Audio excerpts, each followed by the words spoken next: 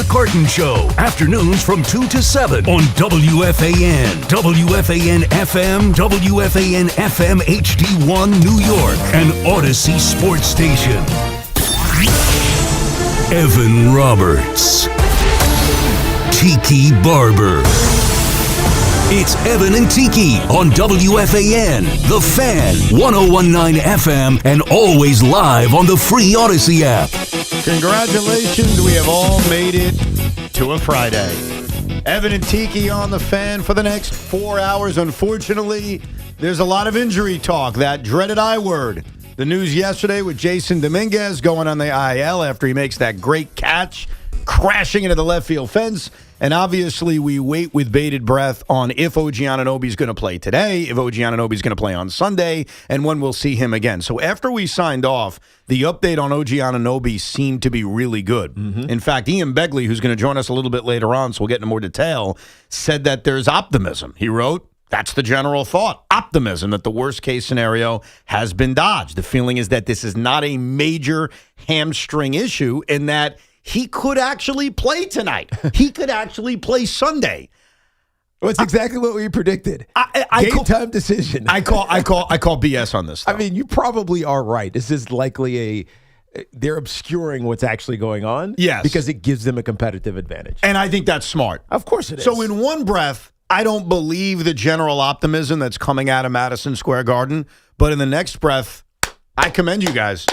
I mean, this is playoff freaking basketball. Right. There's no reason to announce to the world what kind of strain it is and how much time he's going to miss. You know, I look over at the Western Conference. The Oklahoma City Thunder have not lost a playoff game yet. And maybe there's a confidence and an arrogance of, we can just tell you the truth, and that's the fact that Jalen Williams is out with a grade 1 hamstring issue. We're better even if we don't have him. Yeah, it doesn't matter. Right. Yeah, we're going to start A.D. Mitchell, and it's all going to be good. Like, no big deal. A.J. Mitchell. Yeah. I'm thinking of A.D. Mitchell. We're going to start A.J. Mitchell, and it's going to be fine. And I think the Thunder are just telling you the truth. He's week to week. When is Jalen Williams going to play again? I don't know. Does it matter? I don't know. I get this sense. And look, we're going to find out if I'm right or wrong real soon, because if he plays tonight, I'll take my L. I think the New York Knicks are just saying, we're not going to tell you anything. Yeah, and I don't think there's nothing wrong with that. I think the Knicks will develop a dynamic, a scheme, a plan to attack the 76ers even without OG. But if you have a way to get an advantage, to make Philly have to think about what you're going to do with OG or what you're going to do without OG, it gives you an advantage. It's just as simple as that. Same thing happens in every sport. But, you know, unfortunately for the Knicks, if they don't have OG Anunoby, things are just going to be harder for them. No question. Doesn't mean they can't win without him, but things are going to be harder. No doubt about it. Seeing hamstring issues in the NBA, whether it's the OG injury from 2 years ago or the Jalen Williams situation in OKC or the Lucas situation with the Lakers, they're very, very tricky injuries. Yeah. And they tend to not be a day or two. And so when I heard the optimism that came out, including the possibility that he's going to play Game 3 tonight, I just kind of rolled my eyes like, I don't buy that. Yeah. But I also simultaneously love, if I'm right, what the Knicks are doing. Right. Because I said the same thing about Joel Embiid a few days ago when the Sixers ruled him out early in the day. It's like, why would you even do that? Same with Mitchell Robinson. In fact, I would dress these guys and keep the question open on if he's going to play. In fact, I'll take it a step further. I'd dress OG Anunoby tonight. Yeah. I'd dress him. Why not? And then I'd say, you know what? We're not going to use him. Yeah, I think it's different with Mitch, only because if Mitch is like puking his brains out, you don't want him around the team, and there's no way he's just going to fake like he's playing and he's over there looking green on the sideline in his warm-up outfit. So I think it's different when you have an illness, which is undefined really, but it's an illness. But when you're physically compromised, but you can't really tell, right? Why not? Yeah. Play the game. And if they get fined by the NBA, fine, write the check. Right. This is the playoffs, man. There's no screwing around. Now, I mentioned Ian Begley is going to join us at 12 noon. He is as locked in as anybody. And one of the things he reported yesterday on this OG stuff is that there's a general level of confidence and optimism in the locker room that there's actually a chance OG could play tonight or play Sunday. Right. That means that OG is saying, I feel good. Well, that's my question for you, because sports is this weird thing in which you probably want players not thinking about teammates that are injured So is it possible that there's some BS even going on in the locker room to keep the confidence level high that OG's going to be fine so you don't get guys pressing? I don't know where Ian Begley is getting his information about what's the feeling is in the locker room. But as a player, as an athlete, when you get hurt and you know it's not really bad, your guy, hey, man, you good? You're going to say, yeah, man, I'm fine. I'll be back in a day. Just I need a little bit. I'll be fine. Mm-hmm. So he must be getting it secondhand from some players who are saying, OG tells us it's okay. He's going to be fine. That's likely where he's getting that from, because if a player is hurt and he knows he's like, dude, I'm on the shelf for a minute, the guys are going to know it. Right. You're going to feel it, because there's no way to hide that, even if that's the case. There's no way to hide that if you have the intel, meaning you're having conversations with his teammates. You can't hide that. Right. They're not going to be like, oh yeah, well, wink, wink, he's fine. Like you're going to feel it if he's really banged up. I think OG is saying I'm good, which means his teammates are saying, well, he'll be back soon. Yeah. The other aspect of if OG is confident and feels good that he can be back in a day or two is it smart to bring him back in a day or two? Because one thing about hamstring issues is they're tricky. Of course. And if you're running and gunning and you're run up and down the floor a lot, especially if the Sixers are trying to push it when Joel is not on the floor, there's really a decent chance of a re-injury. I mean, I go back to Jalen Williams in Oklahoma City. He had another hamstring issue earlier this season. Yep. There's a chance that it's related. Right. It's a chance that it's a re-injury. And one of the risks when you come back too soon off a hamstring issue is the risk of re-injury. As long as the Knicks are in a position of strength, and going into tonight, they are. May not last forever. They could certainly lose the next two games, and then all of a sudden it's a very different discussion next week. But as long as you're in a position of strength, I think you want to be conservative with him, not because you're cocky, right, not because you think the series is over, but because why would you put such an important player at risk for re-injury when we all know for this team to get 10 more wins and win an NBA championship, that job is a hell of a lot easier if OG Anunoby is on the floor. Oh, there's no doubt. The last thing you want to do is just force him out there if he's not ready, because then, to your point, if you're the 76ers, you run up and down the court all game. No doubt. Just stress him as much as possible to get him out of the game. Now, with that being said, he doesn't have to play 40 minutes. He can play 20 minutes. Right. And maybe even be effective in that regard and still help this team win and get a 1 or 3-0 lead in this series. So I think that OG is key, but I do think that the Knicks have the wherewithal to withstand him, even if it's just for a short period of time. Yes. I think there's a big difference between getting 2 more wins before you lose 4 times to Philadelphia versus getting through the Pistons, who will probably be their opponent because James Harden is allergic to postseason basketball and seems to suck in every big moment that's in front of him. And it also feels like the Detroit Pistons, I was critical of them all year, that they have to they got to work that playoff muscle. Right. They need to have success. They need to win a round. They need to be tested. Last year, they were tested against the Knicks. They had no success. It feels like coming back from 3-1 down on the Magic is that thing that work the playoff muscle. Right. And the Pistons seem to be on their way, and so maybe people are right that we'll get that inevitable Eastern Conference Finals matchup between the New York Knicks and the Detroit Pistons. So to get past them and, dare I say, Oklahoma City, of course, it's far different than just getting 2 more wins. But I do think over the next 2 days, as much as you want to take the Sixers' soul and end this series as fast as possible, it is not worth the risk of OG Anunoby's hamstring. So we'll see how the Knicks approach this. He is listed as questionable. Josh Hart is listed as questionable, but I think we all assume that they'd have to cut Josh Hart's finger off for him not to play tonight in Game 3 against Philadelphia. The real question is on the other side. Is Joel Embiid actually going to play tonight? Is it possible? There's no way he's not. What do you mean there's no way that he's not? No way he's not playing. How could you say that? Now, this has nothing to do with his appendectomy that garnered so much attention over the last half a week. Is his likely stiffness in his knee or ankle or whatever joint body part that has been aching him for the last decade. You can't even define it. He's gotten to be a beat up player. And so there's that chance at any moment he's just going to be out of a game. And by the way, we saw this with Kevin Durant this postseason as well. Mm-hmm. Right? He didn't play for Houston, right? That's why the Lakers won that series. So I'm not saying it doesn't happen. Sometimes it just happens. But after watching him in Boston and then looking at him in Game 1, he can't go out like this. Oh, yes, he can. I mean, he Dude, it's cannot. 50-50 at best he plays tonight. 50-50 at best. And you know how I know that? Why? Because that's his NBA postseason career. He's missed a lot of games, and it's not just recently. And if you want to deem it as he's an unlucky player, it's unfortunate. It's Bill Walton. I just couldn't stay healthy. Whose decision is it? Well, I think ultimately, isn't it up to him? it's a good question. Is it the Philadelphia 76ers medical team? Yeah. Or is it ultimately Joel Embiid? I don't know. He's missed a ton of postseason games. When he's missed those games, who's making the call? Is it Joel Embiid or is it somebody else? I don't know the answer to that. I don't know. I can't answer it for basketball. I can answer it for football. If you have an achy knee, it's just swelling because you have a damaged whatever, and you think you can play, take a shot, let's go. It feels like it's more of a mutual decision based on how he feels and how he looks. But the idea that you would assume he's going to play tonight, what would that be based on? Based on the fact Based on what? That they're down 2-0? Well, okay, they were down 1-0 when he didn't play 2 days ago. Yeah, but that's on the road. Yeah. In a series after you just got your butt kicked and you came off a fatiguing Boston series where you had to grind out a 7-game victory after being down 3-1 in that series. So I get it.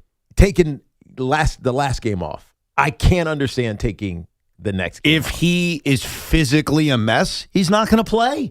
And 2 days ago, during the pregame kind of run and warm-up, he didn't look good enough to where they ruled him out at 1 o'clock in the afternoon. The thing about Joel Embiid, and this is not new information, this is old information. This is something we talked about even before the Sixers knocked off Boston in Game 7. He is a playoff enigma in terms of if he's going to play or not. It's the way it's always been. Now, this could work out for Nick Nurse and make it a little bit difficult for the Knicks, because what I suggested yesterday is that if I'm Nick Nurse, I would play Joel Embiid in bunches. I would not ask him to play 35 minutes a night. I would ask him to play in those doses. So there's moments of the game where I can run and gun, where I'm not stuck with him as a defensive liability, where I can play small, and maybe I can foul bait Karl Anthony Towns when I am on the floor. I can dump it down low to Joel when he's on the floor. I can get those easy points because I'm drawing fouls and getting to the line with Joel.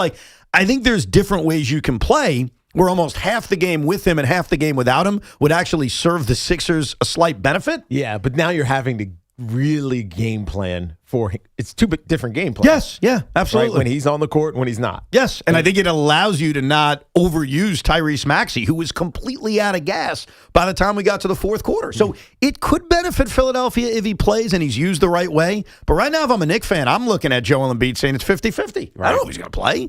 This is his track record in the postseason. Now, does it make him look even worse after calling out his own fan base to then not show up for Game 3 when he has Sixer fans to show up? Of course it would. Right. But is that anything new? I don't know. What did the Sixer fans do? Are the Knicks fans going to take over? Yes. Yes. Yeah, I wouldn't have said that 4 days ago because I picked the Knicks in 5, but I thought that Sixers would steal one of the games at Madison Square Garden. So obviously I'm wrong about that. And I thought in a 1-1 series, we would get the Sixer fan pumped up, appreciative of what happened against Boston, and showing up. I think down 0-2 with the injury questions around Embiid and with the aggressiveness that you Knick fans have in seeing your team play basketball. Yeah, of course. I am now under the full impression that on a Friday night in the city of Philadelphia, it is going to be 50-50. And I think if, God forbid, the Knicks win tonight, oh, my God, Sunday is going to be a bloodbath. Right, 80-20. It could be. I mean, seriously. Yes. Forget 80-20. There'll be literal empty seats on Mother's Day in Philadelphia. No, they'll be filled by Knicks fans. I don't even think every seat is filled on Sunday, Evan. Nah, down 3-0? You're going too far. If they're down 3, I mean, because the Knicks fan on Mother's Day, not all of them are going to travel. Knicks fans do not care about their moms. It's the NBA playoffs, bro. I mean, what kind of fan are you? You don't understand Knicks fans. Why are you knocking a Knicks fan? I'm not. I'm complimenting them. They put more. They put more you better stock. Care about your moms. Hold on. On Mother's Day, how many Sixer fans you think are in that building? I just said none. Okay, so you think 18,000 Knicks fans are in that building? Yes! 3:30 Mother's Day? I'll give you 14. There will be empty seats on Sunday if this is 3-0. Yeah, that bridge that you guys sat on, that'll be empty. If all the suites, all the rich people in Philly, that'll be empty. If the Knicks fan and is be up, like, I'm going to watch the Oh, wait, the Flyers are going to be eliminated by then. Yep, true. Because they're getting belted right now. Yeah, a couple of belts out right now. If the New York Knicks have a chance to sweep the Philadelphia 76ers in the city of Philadelphia. No, you're right, Evan. Dude, You can give me Mother's Day all you want. Here's the thing you're forgetting. What time is that game? 3:30. Oh, yeah. There's a lot of mobs who love the Knicks. That's fair. No, I think it'll be a ton of Knicks fans. I just don't think every seat is being filled now. Hey, Mom, you want to come to Philly with us? Yes. Let's go, Moms. Yes. We're going to celebrate. But I think for tonight, it's going to be a 50-50 mix because I just know it. I know there are Knicks fans listening right now who maybe they haven't left yet because you got a little bit of time and you want to avoid spending too much time in Philadelphia because obviously, it's what are you doing? Yeah, what are you going to Wawa? I mean, what are you doing all day? So I think that maybe you leave at about 3, 4 o'clock, maybe a little bit earlier, depending if you're coming from Long Island or if you're coming from New Jersey or if it's the city or if it's Connecticut. But I think there's going to be a great showing tonight. And it would be the ultimate slap in the face to those fine people of Philadelphia if after Joel Embiid called them out, he doesn't show up. Right. So I think it's 50-50 if Embiid plays or not. And I go back and forth on if that's good or bad for the Knicks fan because the Sixers have to play such a different brand of basketball with him out. Is there an update on him physically? No. So game time decision, If just you like OG. So if you had to guess right now, you say Embiid plays? I'm saying he plays. I'll go with no. I mean, he's that kind of character. Shaun, does he play, yes or no? Yes, he does. You think he does? We'll see. Limited minutes. He has to, man. Yeah, he has to. He's been the subject of attention for the last week. Why has he gotten a lot of attention, Tiki? I mean, it might have been my fault, but they tried to defend him down there. Tommy Lugauer made a great point last night because I was listening to him. My son had a Little League game, and I'm driving around. We're going to Chipotle. I'm listening to my boy Tommy. And Tommy was saying about Tiki Barber that he's gone after Saquon, you're dead to me. He went after Joel Embiid, that the trifecta is at some point, and it can't be forced, at some point, you have to lay the verbal smackdown on Bryce Harper. And I think Tommy's right. I think he's 100% right. At some point. But I don't have a reason to. By the way, I didn't have a reason to on Embiid until he gave me the reason. No, I know. There's got to be a reason. That was Embiid's fault. That wasn't me. I agree. I didn't come out of thin air. And I think Tommy understands that it's not going to happen today. We got a long way to go in the baseball season. It's a long-ass season. At some point, Bryce Harper, I assume it's Bryce Harper. I guess it could be Kyle Schwarber. Maybe it's that manager of theirs, Don Mattingly. Maybe he does something. Oh. No, you don't want to do that. No, I can't do that. That'll cause a civil war in this town. Right. But at some point, Tiki Barber needs to complete the Philadelphia disrespect trifecta by saying something truthful and tough about Bryce Harper. Now, let's call Shaun out when we talk about injuries. So we're dealing with the OG Anunoby stuff. We'll see about Josh Hart, though I think we all expect him to play. The other big eye in this town was Jason Dominguez yesterday afternoon at Yankee Stadium. If you heard our show, at the very end of the show, Shaun Morash said about Jason Dominguez, he needs to play a clean game defensively. This needs to be a big day for Dominguez defensively. First batter of the game, Brandon Nimmo. I remember him. Hits a fly ball to deep left field. And Jason Dominguez makes maybe the best catch he's made as a New York Yankee. Shaun, you got what you wanted. Did I, though? And Jason Dominguez, I heard, was listening to this show, heard what you said, and said, I'm making a play for Shaun. And by doing so, he's in concussion protocol, and he's got a sprained AC joint, and he's on the IL. So how the hell do you feel now? I don't think there's anybody that feels worse besides Jason Dominguez than me right now. I cannot believe I said that yesterday. But also it tells you I had the right finger on the pulse. He knew. Yeah. Because let's be honest. I'm surprised your response wasn't, I feel fantastic. No, I don't. I don't feel fantastic because I'm a big Jason Dominguez guy. I feel understand terrible. that you're a big Jason Dominguez guy, but because he's on the IL. I know. We get Spencer Jones. Spencer Jones is here. But I don't want that trade-off. I want to see Spencer Jones. I'm excited for. But that's at the cost of what? Look, injuries happen. I know. It's flukish. It is what it is. But look, he eyed the ball all the way into the wall. But that's why he got hurt. And if he pulled up, we all would have crushed him and said, course see, he- this of course. And that's why I feel Of course. terrible about it. And seeing him get on the cart all upset like that.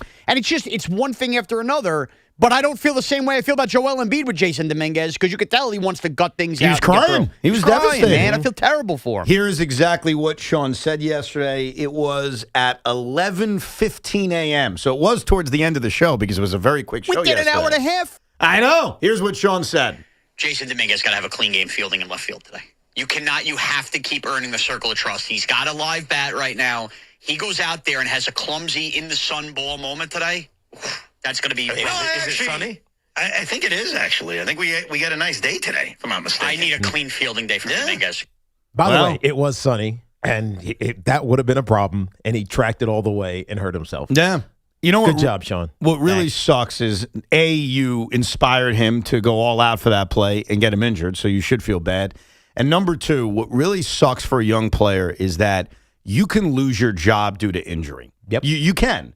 Anyone who says, oh, no, you can't lose your job to injury, of course you can. First of all, his opportunity was in front of him partially because of an injury to Giancarlo Stanton. Mm-hmm. If Spencer Jones, who got the call, and that is very exciting if you're a Yankee fan, if Spencer Jones performs, Jason Dominguez may not get another opportunity with this team. Right. If he hits 3 home runs in the first 6 days that he's up here, and all of them are 425 feet, hitting upper decks and stuff, Spencer Jones is staying here. Yes. Yeah. Yes. I mean, this team this year, Grisham won't be here next year, so we'll see. Yeah, but that's next year. We're talking about right now in this moment.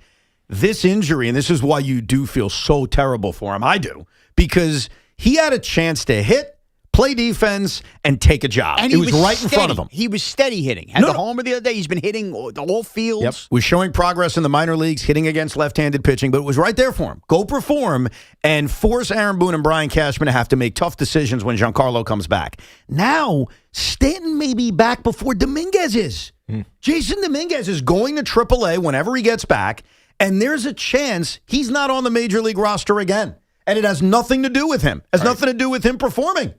You can lose a job due to injury. So I know the best case scenario is Spencer Jones comes up here and he's impressive and he blossoms into a star and he takes a job. And that's great. And you should be rooting for that. But the negative that comes along with it is what happens to Jason Dominguez. And that's why when he made that play and ended up on the ground and then bringing the ambulance out there, the gurney out there, it sucks. And that's what I don't think the tears were just about pain. I think he understood the moment, too, that he was out there fighting for his career. Now, why don't you apologize to Brian Cashman?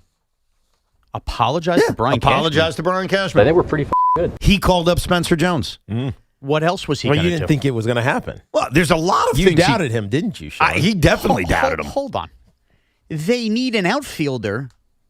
Who else? They already DFA'd Grichuk. Who else were they calling out? Haven't you seen the waiver wire? Like, the Mets picked up... Oh, my God. I'm starting to forget who was in the lineup yesterday. They've picked up Austin Slater. Exactly. They picked up the other guy. Exactly. Andy Ibanez. I'm happy that he's doing the right thing. Thank you, Brian Cashman, for Anthony Volpe. By the way, big error yesterday. Keep him down there. No, but he had to do this, and I'm excited for Spencer Jones. And look, this has been something we've anticipated for years now, it feels like. Yeah, you're making a mistake. And I'll make you do it when we come back. But the Yankees are doing things differently in 2026. The answer can't be he had no other choice. More on that. Your thoughts on the OG injury. Do you agree with me that it's probably more severe than they're letting on, but the Knicks are playing this the right way because they're keeping it mysterious? Why tell you how serious this is? We'll get to your calls. Knicks, Yankees. We'll get a status update on the New York Mets, who won a series, yet Met fans are devastated. And Pete Alonso took a shot at David Stearns that every single Met fan also wants to take. So we got a lot to get to. And, of course, that phone number is 888-808-1019. You hear that sound? It means it's the Yankee Turning Point of the Game contest time. The first call to correctly identify yesterday's turning point at 866-540-WFAN. You receive a $100 Wendy's gift card. It's from our friends at Wendy's. Eat great even late at Wendy's. And your flagship station for Yankee baseball, The Fan. I'm always incredibly busy juggling life, kids, travel, etc. But feeling safe and knowing my family is safe has always been a number one priority. That's why I turn to our partners at Slomin's, who recently installed the Slomin Shield Link system into our home. It is a beautifully designed smart home security solution combining safety, convenience, and peace of mind that I can manage right from my phone. It has everything you need, from cameras around and inside the house, a garage door opening control. One of my favorite features is the fact that I can turn on some music before I come in the house and just jam when I get in. Doorbell cameras, smoke detectors, everything. Their technicians will design it exactly how you want it and give you the peace of mind that you deserve. Experience the future of home security and automation with the Slomin Shield Link system. Call 1-800-ALARM-ME. That's 1-800-ALARM-ME or visit slomins.com. Our friends at Town Fair Tire remind you that at Town Fair Tire, you always get the guaranteed lowest price on name brand tires From Connecticut to Maine, nobody beats Town Fair Tire. Nobody. WFAN and Corona are throwing a watch party tonight as New York takes on Philadelphia for Game 3 of the conference semifinals. Join former player and gold medalist Charles Smith along with WFAN's own positive Tommy Lugauer at Buddy's on 3rd Avenue in New York City. Corona will be flowing all game long with specials and swag for fans. Just like the team is on the hardwood, Corona's always smooth, always refreshing, and goes perfectly watching a game. That's Game 3 tonight at Buddy's on 3rd Avenue. Enjoy Corona buckets and watch New York drop buckets with Corona and WFAN. Please drink responsibly.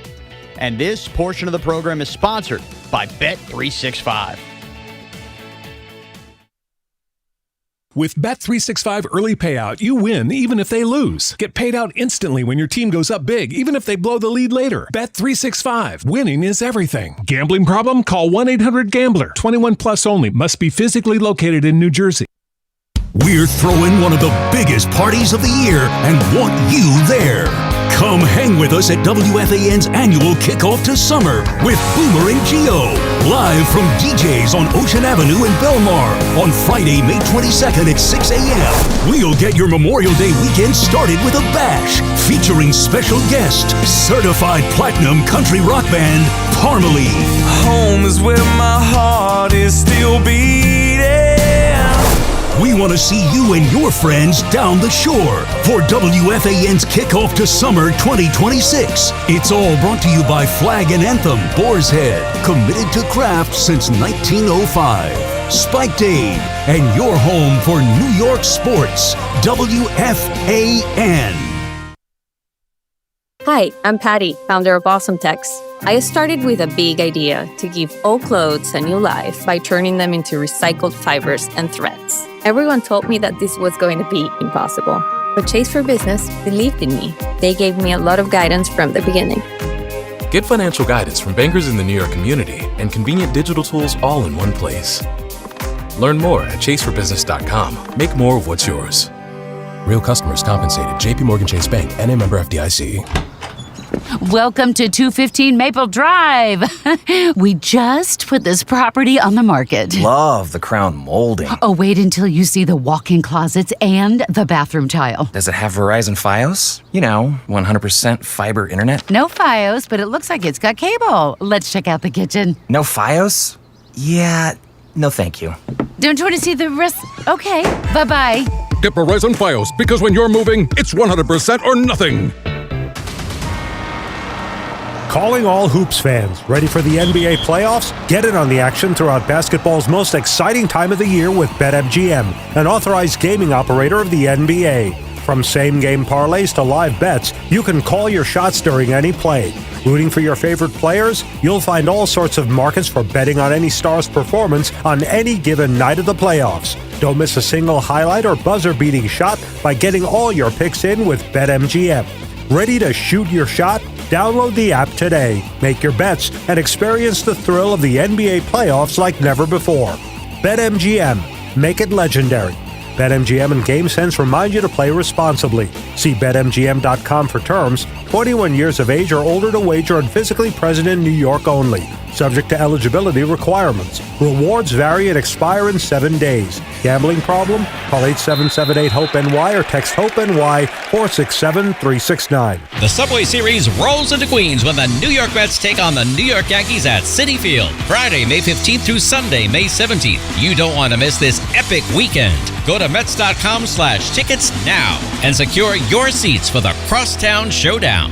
Chuck McDowell here with Red Pocket Mobile. How long have you been stuck with the same phone plan? 2 years? 5? 10? Are you tired of surprise fees and confusing bills? Switch to Red Pocket Mobile. With Red Pocket Mobile, premium 5G plans start at just $10 a month. Pick a plan, lock in your rate, and that's the number you'll see on your bill every month. No hidden fees and no long-term contracts. And here's the kicker. Red Pocket lets you choose from 3 major 5G networks, not just one. Pick the network that actually works where you live and where you work. Try one, and if you like it, keep it. If not, switch to another. Never be stuck with a single network again. Plus, keep your phone, keep your number. Red Pocket Mobile, your new ultimate cell carrier. New customers can switch and save 50%. Choose from all 3 major 5G networks with one locked-in low price and no contracts at redpocket.com. Redpocket.com. For all station contest rules, go to WFAN.com/rules. Long Island is more exciting than ever at Jake's 58 Casino Hotel. This month, it's time to saddle up for some big wins with our $65,000 Winner's Circle drawing. Be here every Friday in May between 4 and 6 p.m. when 4 winners will be drawn every hour to win $250 free play.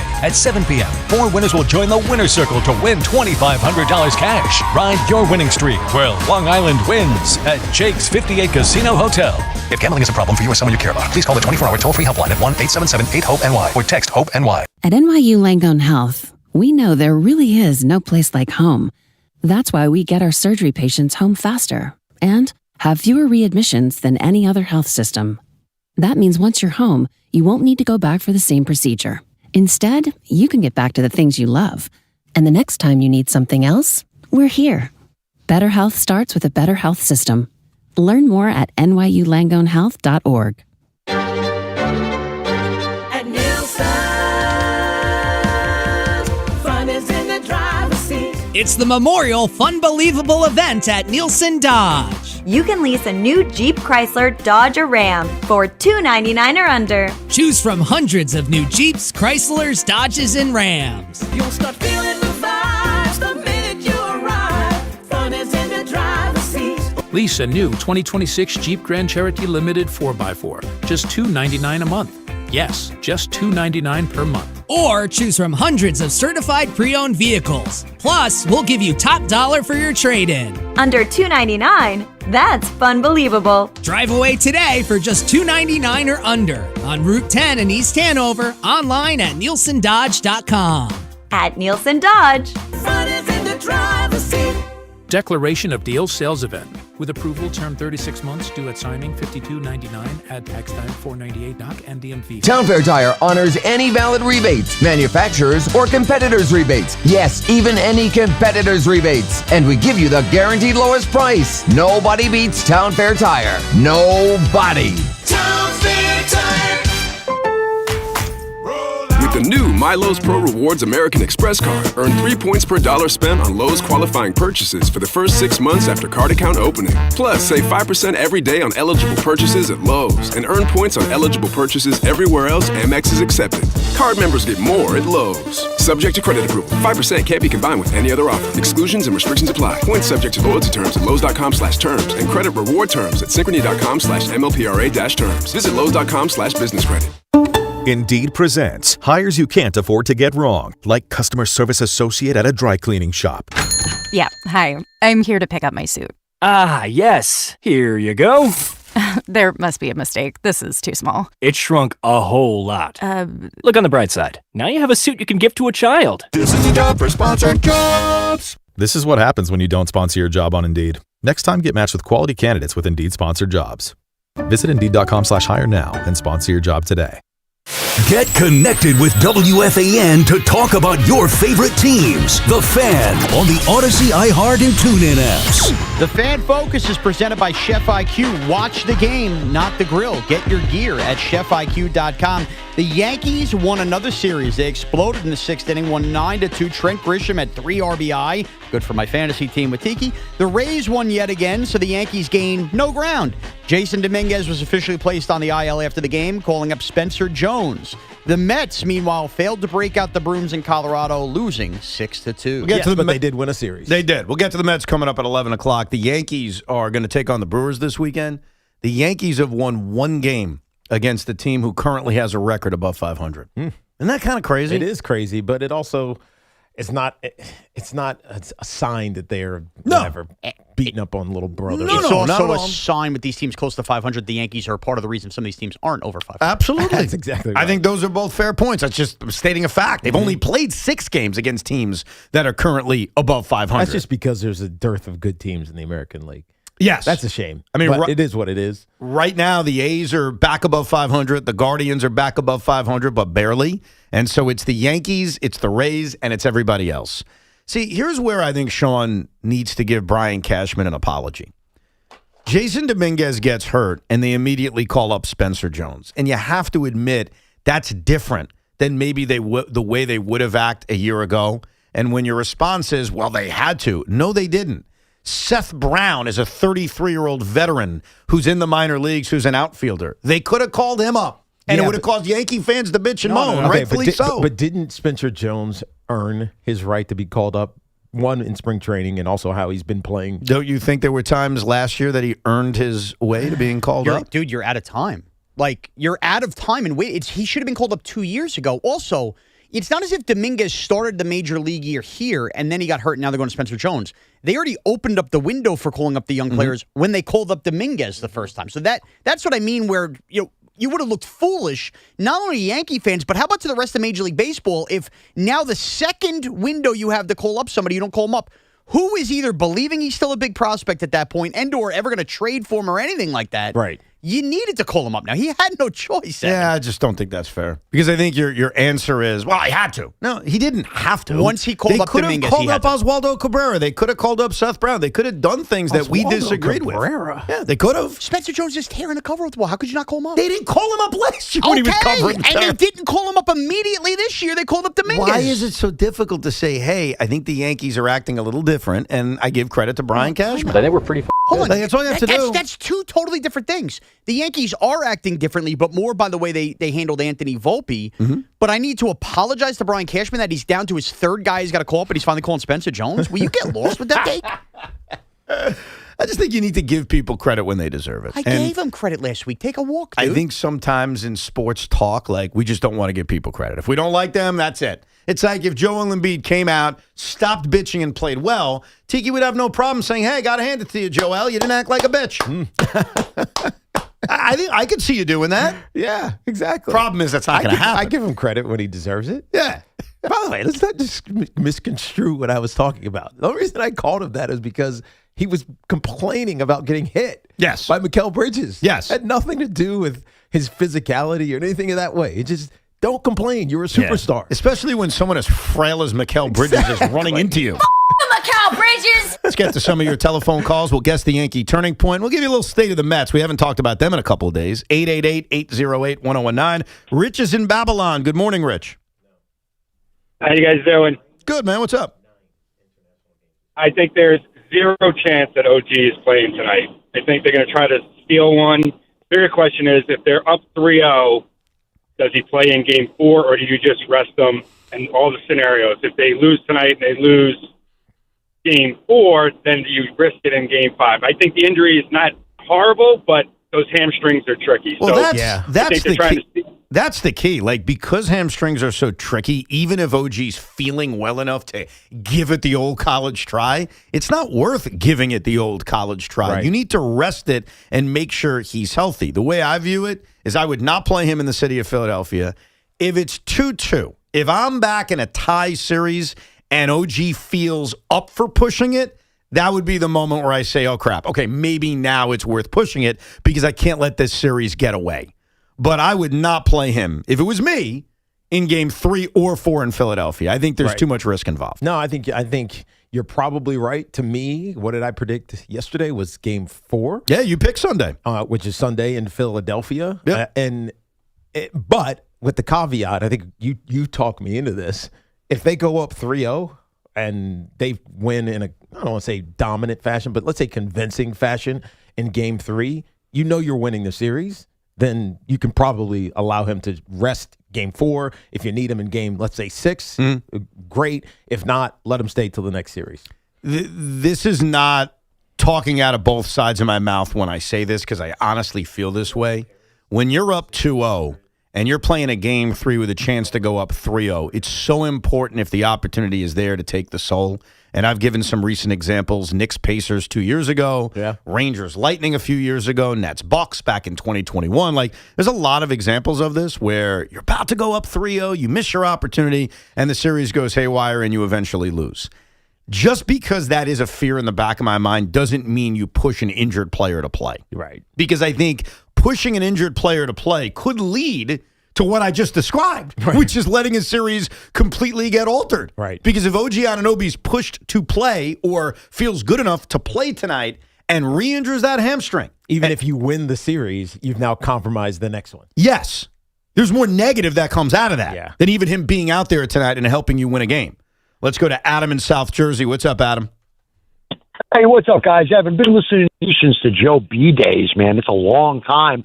Tiki, I haven't spoken to you in a hot minute. Last time I spoke to you was when you were Brandon, and I called the day after Rob Saleh got hired. Right. And I said that he was a phony, and I didn't like it, and you guys kind of blew me off the air. Well, I mean, we wanted to give him a chance. We wanted to give him a chance. Well, yeah, but come on. He was faking it the whole time. All gas, Come on. no break. You know what the problem was? There was a lot of gas, all right. There was a lot of gas. He didn't coach like he did in San Francisco when he became the head coach of the Jets. It was just the energy. Well, you know there. this, Tiki. You know this, Tiki. Not every coordinator is meant to be a head coach. That's it's true. just that simple. That's you true. know? Well, at least he got a second chance at it. We'll see what happens in Tennessee. He's a phony. He'll fail, but that's beside the point. So anyway, getting to the Knicks stuff, right? First, I want to start with I agree with that last caller, and I agree with you, Tiki. If the Knicks lose tonight, I could see them running him out there Sunday if he feels well enough to do it. Right. They're not going to want to let the series get away. You know, He's kind of a day-to-day thing. If they go up 3-0, you're not seeing him again until the next series. Right. It's going to be that simple. Right. Now this is for all my Knicks fans. I'm going Sunday. Nice. And Joel Embiid opening his pie hole has made us all very motivated to turn that into Madison Square Xfinity Center South. And that's what we're going to do. I love it. So I implore all my Knicks fans, there are tickets available, and it's reasonable. As of yesterday, the get-in price was $170. It is not that bad. You can get in that building. Go New York, go New York, go. Love you guys. I'll talk to you soon. Have a good Appreciate you, one. Adam. Have a good trip down there. That's an easy trip for him. He's in South Jersey. Yeah, of That's course. a nice, easy trip. Yeah, that would be the height of embarrassment for Joel Embiid after he calls out his own fans to then have that building, now known as the Xfinity Mobile Center, get completely run over by Knicks fans. So here are the prices. And I don't want to say $180 is cheap because $180 is not cheap. It's better than $350 at Madison Square Garden. It's significantly more affordable than Madison Square Garden. Yeah. And there are tickets available courtesy of the 76ers, and exactly what I described a few days ago has happened. So there were tickets available about 4 days ago, and I think Craig went on the air and said, see, look, the Sixers can't even sell out their home games. And he was right, but the Knicks also hadn't sold out their home game. And then as you get closer to tip, they lower the prices. It's called dynamic pricing. So obviously, the Garden eventually got sold out. And by the Garden lowering prices, what I mean is they lowered their upper level prices from $550 a ticket to $430 a ticket. So still incredibly high priced, but at least cheaper. People bought them, places sold out. In Philadelphia, because I keep track of this, the tickets that are currently available that are $249, 5 days ago was about $450. So they're being lowered courtesy of dynamic pricing. A lot. That's a lot. That's significant. But because the Sixers didn't win, nobody is scooping them up. So they might go lower. They may go lower. Yeah, by Sunday, especially if the Knicks win tonight, you could be looking at under $100. That's exactly what happened 2 years ago when we went. You know, part of what led us to invading was that I saw tickets for like $95 on that Revolutionary Row, which is their bridge level equivalent. And so I said, screw it. This is totally worth it. And I think that's what the Knicks fan may do. If you don't go to a playoff game at the Garden because it's too expensive, this is not nearly as expensive. Right. And depending on where you live, it may actually be an easier trip. No, you're right. I mean, if you're in Jersey, mid or South Jersey, it is definitely an easier trip than getting into the city, finding parking, dealing with all the chaos around Madison Square Garden. Absolutely it is. And Joel is in a tough spot because if he plays and this is invaded by Knicks fans, you're going to get the obscene FMB chant. And that's bad enough, but it's worse when it's in your own building. Can you imagine that? He's at the free throw line and you hear FMB. And I'm not a big fan of the profanity chants. I'm just saying that that's what Knicks fans were doing and it would be louder. But let's just say Joel gets the idea, you know what? I'm not going to play. I'm banged up. That FMB chant could change ever so slightly to an even stingier chant. Where's Embiid? Where's Embiid? Where's Embiid? And then the other he'll question be there, obviously. Yeah, he'll be wearing his street clothes. He'll be in the beautiful clothing that one wears. That's the Anthony Davis's nickname, right? Street clothes? Street clothes. That's what Shaq called him? Yeah. Evan, by the way, if you're blowing off your mom on Sunday, might as well make a day of it. Phillies Rockies at home at 1:30. Get a couple innings in, walk across the parking lot. Oh, they're home? They're For a home. 1 I was looking o'clock at the game? parking lot, yeah. Wow. 1:30. You think that some people are going to pull that one off? That's 2 hours until tip. What else you doing before the game? Go catch a little baseball, walk across the street. That actually is not a bad idea. It's not a terrible idea. And I love Citizens Bank What's the Park. weather? Sunday I think was supposed to be nice. Right. Yeah, it's supposed to be like Saturday's supposed to rain a little bit, but Sunday's going to be nice. Sunday's going to be nice. Hey, if Saturday rains out, they may have a doubleheader on Sunday. You want to be in that parking lot or at the other place having these loser Sixer fans pick on you, go have a party, watch a little baseball, laugh at the Phillies, and walk into the arena. That sounds like a Sunday. I got to tell you, that sounds like a very appealing Sunday. Right. Let's go to Shaun in Old Bridge. What's up, Shaun? What's up, guys? Good morning to you. Happy Friday. Likewise. Happy Friday, sir. What's on your mind? Yeah. All right. So So I've heard a lot of agreement for the Knicks. Like, don't want to push Anunoby because, like, I know, like, pushing a hamstring is like it's going to do more harm than fair share. Right. On in itself, because we know like how like very serious that can be, and it can really impact the game, and it just like impact like how you play as well. Yep. No doubt. And for the Yankees, now for the Yankees, seeing that they're going to go in Milwaukee, I'm very curious to see how they do because I'm not sure who their like honestly the main guy is for the Brewers. So, and for Dominguez, he's going to take some time off. When I saw that the highlights and injuries here. That was like I heard he was very emotional, and I do feel bad for him seeing that because he made a beautiful play. But not only that, he also took that risk for his body. So at least he made the play. Yeah, but you know what? You know what it reminds me of when he makes a play like that? Two things. There are two other elements on a catch like that. Number one, is it worth, over the course of 162 games, leaping, diving, crashing into the fence for a play which, while it's important, it's the first batter of the game, right? It could be a leadoff double, a leadoff triple. Yep. It's one play in a long-ass season.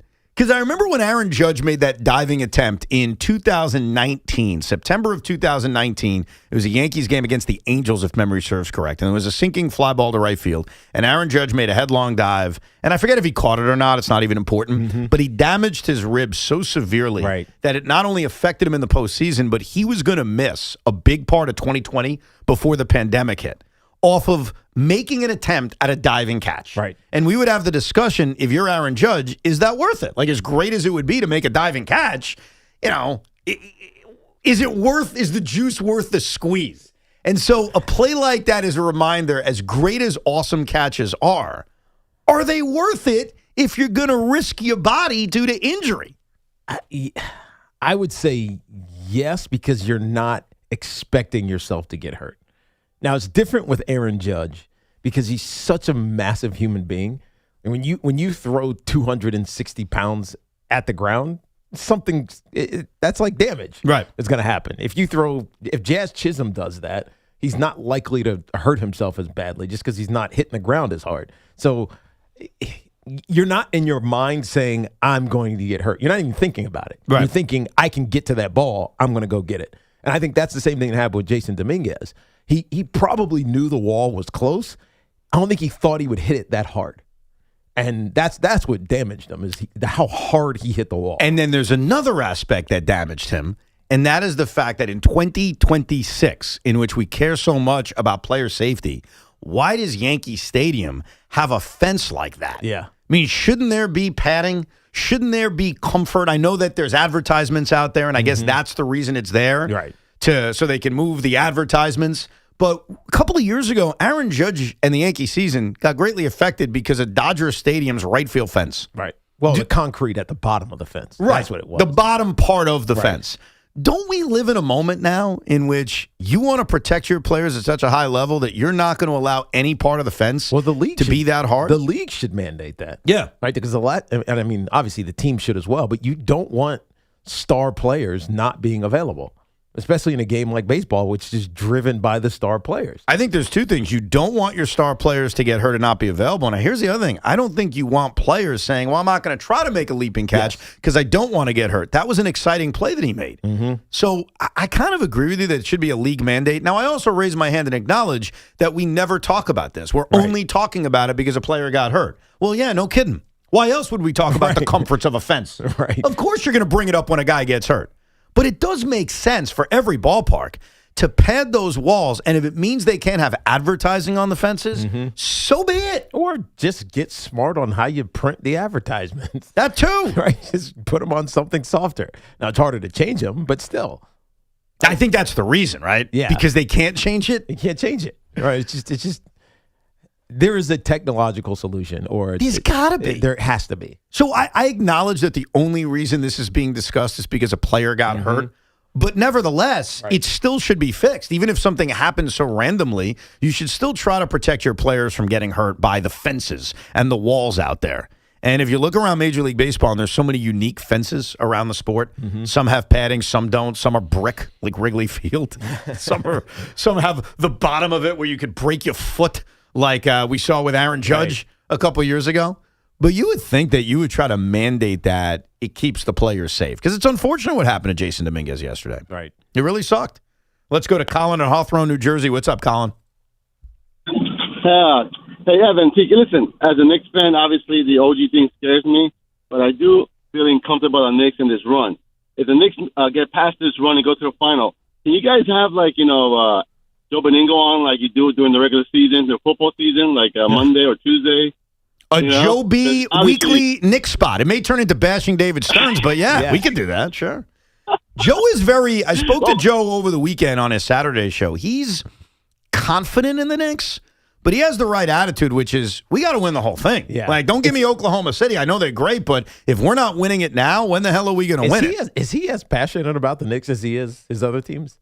Yeah, I think put it this way. I'll answer that with this. During the pandemic, I came up with the Joe Beningo bracket of pain, where I found all of his painful sports moments, put it in a bracket, and then would ask him. He'd be the decider, obviously. Yeah. All right, what was more painful, this or that? And in the Final Four, if I'm not mistaken, 2 of the Final Four events were Knicks moments. And the moment that won out was what, as he calls it, the Charles Smith Memorial. So I'm sure that passion has dwindled over the years based on how bad they've been and other aspects. But the Knicks, to his soul, it's towards the top, man. So I don't think I realized that, or I haven't experienced it, so I don't know it. You didn't realize it. Wake up and stop being an ass. Like he is with the Jets and with the Mets, obviously. By the way, that bleep was very close. That is. You can hang with Charles Smith tonight and Tommy Lugar. They're going to be together. Did you know that? Yeah, I do know that. I find that whole thing very odd. Why do you find it odd? Because Charles Smith is a very nice guy. I want to make that clear. He's a wonderful guy. His name is infamous with pain. And so I don't know what Knicks fans say to him when they see him. I mean, you know what I mean? And I feel bad. He is a very nice guy. In fact, Tiki, and Joe would tell you this, one of the biggest issues with Charles is that he was too nice of a guy, that he maybe lacked that kind of toughness. He'd have the killer instinct. Yeah. I mean, John Stark's biggest Knicks moment is linked with pain, and everybody loves him. Nah, bro. That's not a good comp, and you know that. Okay, think about one moment from each of those guys. Yeah. Can you name another Charles Smith moment, Sean? Because I can name other John Starks moments. He dunked over Jordan. That's not a big moment. But that's the first thing you think of with John Starks is that moment. Yeah, but exactly. But that's how he's remembered by Knicks fans. No, it's the negative. No. When I think of John Starks, I think of him dunking over Jordan. Do you really? Yeah, no, 100%. He's a beloved New York Knick that has a negative moment that people think of. Again, I'll ask you because I want to be nice and I feel bad about this. Charles Smith moment? No. Give me the positive Charles Smith moments. I mean, again, I'm very young for that. Okay, so then don't compare them. It's not a good comparison. It was actually a terrible comparison. All right. All I know is the moment Starks was on with Craig, all I got was 6 texts talking about, I can't believe Starks on. All I think of is negative stuff with him. That's not fair. I mean, I'm sure a lot of Knicks fans my age think of. Sean, there are negative things, but he's still a beloved Knick who had other great moments. Charles Smith is literally known for one moment. And again, I feel horrible about it because everything I've heard about Charles is that he's the nicest guy in the world. All right. So if you're going to Buddies tonight, Evan wants you to basically give the guy a note. No. I wouldn't. Honestly, I don't know what I would say. It's an interesting question when you start thinking about our sports icons and whether or not they're beloved, whether they're just loved, whether they're kind of loathed a little bit, and what you remember about them. Like Odell had some really bad moments with the Giants, right? Odell Beckham. Yeah. But what you remember is the catch. Right? I guess this is where I'm cynical. All I remember is, well, not all, but the first thing that comes to my mind is him dropping all the passes in the playoff game. I mean, yeah, but I hear you. I know it's crazy, and maybe that's just I hear me. you. Maybe I'm the negative But one. I think of the catch when I think of Odell. But what you most guys, people do. but your guys, Think of Hakeem Nicks, for instance. What do you think of? Oh, running past the Falcons. Over the shoulder, great catch. That's what you think of. But I think with John Starks, you think of everything. There's a lot of moments with John Starks, and there's no doubt that some of it's bad. Like, I'm not trying to ignore what happened in the NBA Finals, but to act like that's it, that's the list, is disingenuous. Unfortunately, with Charles Smith, he's literally known for one thing. I mean, and that sucks. It's unfortunate. But that's Amari all gets he's known cheered for. at the Garden. He punched a fire hydrant out. That's what he's remembered for. Stephon Marbury gets remembered at the Garden. He sucked with the Knicks. Steph, I'm not getting into because that one confuses the hell out of me. Yeah. So I'm going to put Steph to the side. But with all those other players, there are some good moments. With Charles Smith, it's the Charles Smith Memorial. And again, Joe Beningo, this is where this conversation started from. He said point blank when we did this whole exercise, the most painful moment of his sports fandom wasn't A.J. Dewey, and he's still running. It wasn't Victor Cruz. It wasn't Game 7 against the Cardinals. It wasn't even Mike Scioscia. It was Charles Smith. And that's my point. Yeah. Like, that's number one for him. Wake up and stop being an ass. Well, you can go to Buddy's on 3rd Avenue tonight and hang Oh, but look, you should. Because, again, Charles is a great guy. I'm just telling you. That moment is just, it's stuck with you. I think the Yankee turning point game is an easy one today. I can't imagine that it's not Trent Grisham emptying the bases with his bases clearing double when the Yankees were down 2-1 and he turned it into a 4-2 lead. And obviously it became a romp. Yeah. So we're in agreement? Trent Grisham, 6th inning. Ladies and gentlemen, I'm gonna do it cockily. I'm gonna be arrogant. Trent Grisham's turning point hit. And then C, well, that's not it. What am I? Riders take their leads. The 1-1 to Grish. Pitch. Swing on there. It is. Slicing drive. Left center field. Slicing It drive. will. Get down. Everybody's going to run. Bellinger scores. Right behind him, Rosario. Getting a wave on McMahon. Here he comes. He scores. A bases clearing double by Trent Grisham. And the Yankees have taken the lead. Took the lead, never looked back as they win the series against the Texas Rangers. We haven't mentioned the Mets much over the last couple of days. Should Met fans be happy that they've won back-to-back series, or is there major causes for concern? We'll give you a few minutes on the Mets, including what leaked out about what Pete Alonso said to David Stearns, plus more of your calls on the Yankees and the New York Knicks as they get set for a Game 3. 888-808-1019.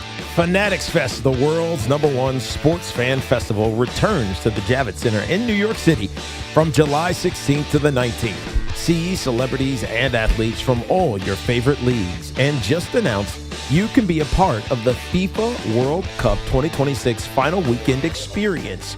Catch the official pre-match press conference live on July 17th. Watch the final surrounded by thousands of fans on July 19th and feel the global energy under one roof. July 16th through the 19th at the Jacob Javits Convention Center. Don't miss it. Grab your tickets now at fanaticsfest.com. Spring is the perfect time to refresh your home, and Windorama is making it easier than ever during the spring refresh sale. Save up to 30% on your window and door project, plus take advantage of low to no interest payment plans when you purchase and install with Windorama. It's simple. Book your free and home consultation. Shop from home and let their local certified experts handle measurement and installation. Visit Windorama.com to book your free and home consultation today. Get the latest on the Giants and Jets on WFAN, WFAN FM, WFAN FM HD1 New York, and Odyssey Sports Station. This is an Odyssey Sports Minute. This Odyssey Sports Minute is sponsored by AutoZone. Get in the zone. AutoZone. The New York Knicks beat the Philadelphia 76ers last night to go up 2-0 in that series, but Knicks fans can't be happy. Knicks fans all waiting to find out if star forward OG Anunoby is healthy, hurt his hamstring towards the end of the game last night. The Knicks cannot win the championship without OG Anunoby. I'm Nick Costos.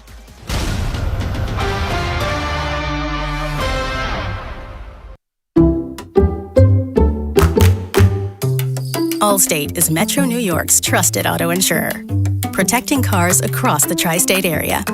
We're by your side when you need us most, providing you with affordable auto coverage you can rely on. So switch to Allstate today, and you could save an average of $713 on auto insurance. You're in good hands with Allstate. Based on the national average annual savings for new customers surveyed in 2024, savings vary, subject to terms and availability. This is the story of the one.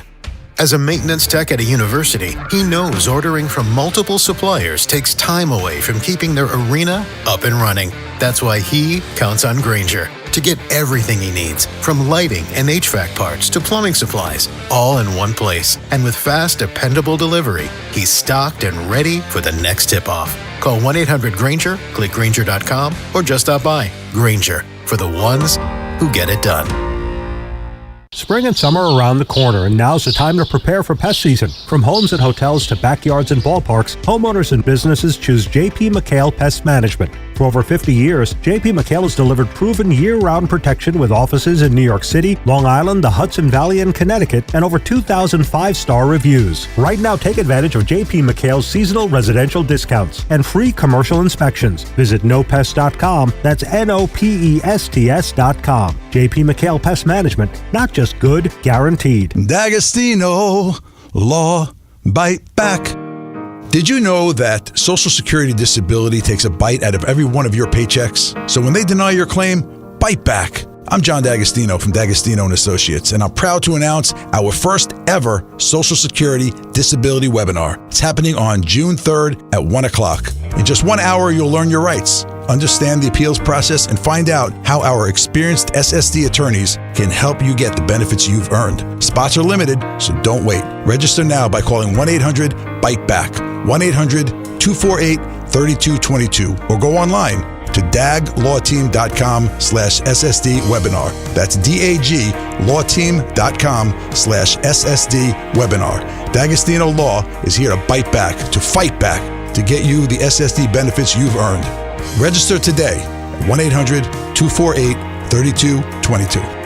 Operating engineers Local 825 are the men and women who make our region move. So whether it's roads, bridges, or our favorite team stadium, they build and maintain the critical transportation, water, and energy infrastructure we rely on. That's why their advocacy organization, ELEC, the Engineers Labor Employer Cooperative, fights for those priorities every day. That's ELEC, representing the signatory contractors and the hardworking men and women who build both New York and New Jersey. We asked parents to share their journey of adopting teens. They changed who I am because I can't see life without them in it. Visit adoptuskids.org to learn more. Brought to you by Adopt US Kids, the U.S. Department of Health and Human Services, and the Ad Council. Snakes, zombies, public speaking. The list of fears is endless. But the real danger is in your hand when you're behind the wheel. Distracted driving is what's really scary and even deadly. Eyes forward, don't drive distracted. Brought to you by NHTSA and the Ad Council. I'm Piera Palazzolo, VP of Digital Marketing for the American Management Association, a company focused on the management training skills needed to enhance the careers of business professionals. We did our research when it came to the best companies for website development and chose AmericanEagle.com. And we couldn't be happier. AmericanEagle.com worked closely with us to understand the front and back end requirements needed to launch an e-commerce website that could handle the complexities of running thousands of seminars nationwide. Our robust new website and improved SEO saw immediate increases in site traffic and web revenue. If you're in need of managerial effectiveness and success, visit our website at amanet.org. If you're in need of a website that provides an unparalleled consumer experience, I highly recommend AmericanEagle.com. Transform your business today. Dial 877-WEBNOW1 for a free digital consultation with AmericanEagle.com. Attention drivers, the Mega Millions jackpot is up to $215 million. Take a break from the Jersey traffic and stop at any New Jersey Lottery retailer to grab a ticket.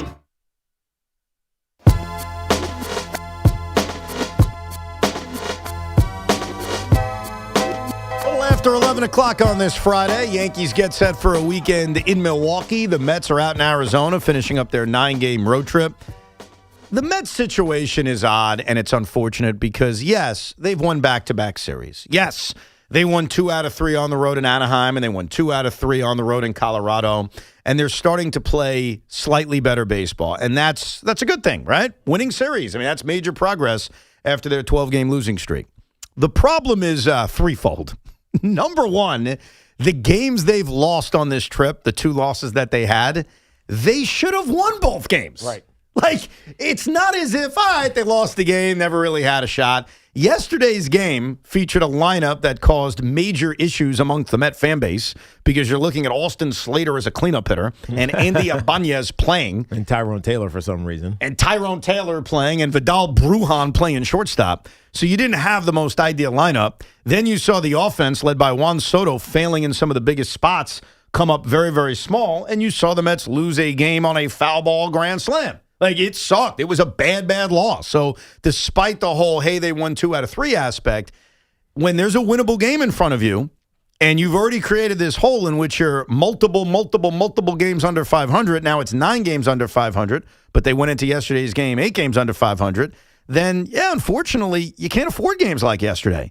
So I found myself very frustrated with yesterday's loss, despite the fact that, yes, they've won back-to-back series for the first time all year. Yeah, they won back-to-back series, but you're still double-digit games out of first place in the NL East. And it just feels like, as we talked about before, when they went on a little bit of a run, you still have to make up for losing 12 games in a row. Yes. And you haven't done that yet. And you can win series all you want, but until you rip off 6 to 8 wins in a row, it's not going to feel like you've made progress to get back to 500. Well, I was doing some math, Tiki. If the Mets just continue to win series, and it's slow, chopping wood progress. Yes. 2 out of 3 against Arizona, 2 out of 3 against the Tigers, 2 out of 3 against the Yankees, split 4 games against the Nationals, 2 out of 3 against the Marlins. If they do that, they'll get to 500 by the middle of June. Now, when you think about it that way, you'd be like, oh, that's not bad. Yeah, you take that. Yeah, you would. Okay, but then Right. you're in the middle of June and you're 500. Right. Now, then you got to make your move. Right. Yeah. You're not, you're not competing for the NL East. Well, the Braves are running still away from you. I am not even thinking about the NL East. I am thinking about getting to 500, and then once you're at 500, trying to be in a playoff race. What gets you in the playoffs this year in the National League? It's still too early to tell, but I think you got to at least at minimum be at 85 wins. That would be the number I think you have to get at. That number was smaller last year. That number was higher 2 years ago. So point is, that's 8 games above 500. Right. So the Mets have to get to 500 and eventually make their run. So, yes, if you told me, don't worry, Ev, they're just going to win 2 out of 3 for the next month, and I just told you some of those series, I don't think they're going to win 2. I don't think they're winning 2 out of 3 against the Yankees next weekend. Yankees are a far better team. Cam Schlittler is online to pitch the Friday night game. Nolan McLean is online to not pitch in any of those games. But yes, if you told me they're just going to win 2 out of 3, 2 out of 3, 2 out of 3, I would certainly sign for getting to 500 by the middle of June. But it doesn't feel like it's quick enough. Well, it's not even that. I just don't think they're actually going to do that. And a part of why I don't think they're going to do that is their lineup yesterday was not a punt lineup. That offends me. A punt lineup is when, all right. Well, you can't afford to do that. Yeah, but it wasn't a punt lineup. What's a punt lineup before I go into a? It's where you say, all right, we're on a run. Yeah. Let's give these guys some days off so that they can chill or relax before we get into our next stretch. I agree with you. You're thinking more about the 162, right? Right. You're not worried about winning this game specifically because you've already won the series. Yeah. So I agree with you. That is not at all what Carlos Mendoza did yesterday. What did he do? He played the matchups. Now, was it him or was it the analytics? Doesn't even matter. Of the front office. What do you mean? The man from Milwaukee. Yeah, that guy. It doesn't matter. Let's say I don't care. David flipping whatever. What did Pete call it? Flipping. You're flipping numbers? Flipping something. Yeah, we'll get to that in a minute. It doesn't matter to me if it's Mendoza or David Stearns. That's a debate for another day. Right. My point is, they didn't punt yesterday's game. This is us. This is who the Mets are. No, you're right. This is their team. They viewed Austin Slater as a better option against left-handed pitching than playing, say, MJ Melendez. And maybe they were right. Austin Slater actually had 2 hits in this game. It wasn't their fault, or wasn't his fault the Mets didn't score runs. They deemed Andy Ibanez as a better option than Carson Bench. And by the way, Andy Ibanez had a sacrifice fly in this game, so it wasn't exactly all his fault. And they viewed Vidal Brujan playing shortstop as a better option than Brett Beatty. That's not punting. That's the Mets saying, we don't have a lot of good right-hand options, but we still trust those guys more than playing left-hand hitters like Brett Beatty and Carson Bench and MJ Melendez. That's not punting. That is not even close to punting. Yeah, that's playing the matchup. Right. So stop calling it a punt lineup. I don't think that's who they are. I think Which is why I don't have confidence, Tiki, because those guys aren't good enough. But I also think that the Met fan is saying, I get why you're playing the matchup, the lefty-righty matchup. But you're also taking, for instance, Brett Beatty, who was playing pretty good third base, you're taking him out of the lineup. Yeah. Right? You're taking Carson Bench, who's young and needs to learn, even though his splits aren't great against lefties. That's not fair. How many at-bats has he had against a lefty this season? I'm talking minor league splits, but it doesn't even matter. Right. It's not even the point. His splits don't who cares? It's just he's a young player. Let him learn how to hit lefties. I agree with you. And so I think the issue is not necessarily the way that they're trying to match it up based on the pitching matchup. It's more you got young players that need to play baseball. Yeah. Let them play baseball. I agree with you. I would have played Carson Bench and Brett Beatty yesterday, but that wasn't the Mets punting. That was Carlos Mendoza or the man from Milwaukee. The man from Milwaukee. Take your pick. It doesn't matter. Whoever you want to say made the lineup, I don't even care at this point. That's them deeming those options better. And right now, when you look at the New York Mets, my lack of confidence isn't that 4-2 isn't good enough. Right. It's that I don't think the team is good enough. I just don't think this is a very good baseball team. And I hope I'm wrong. I've said that since their losing streak occurred. I hope that we laugh about this conversation many weeks and months from now. Right. But the more you watch them, the more you say, they're not that good.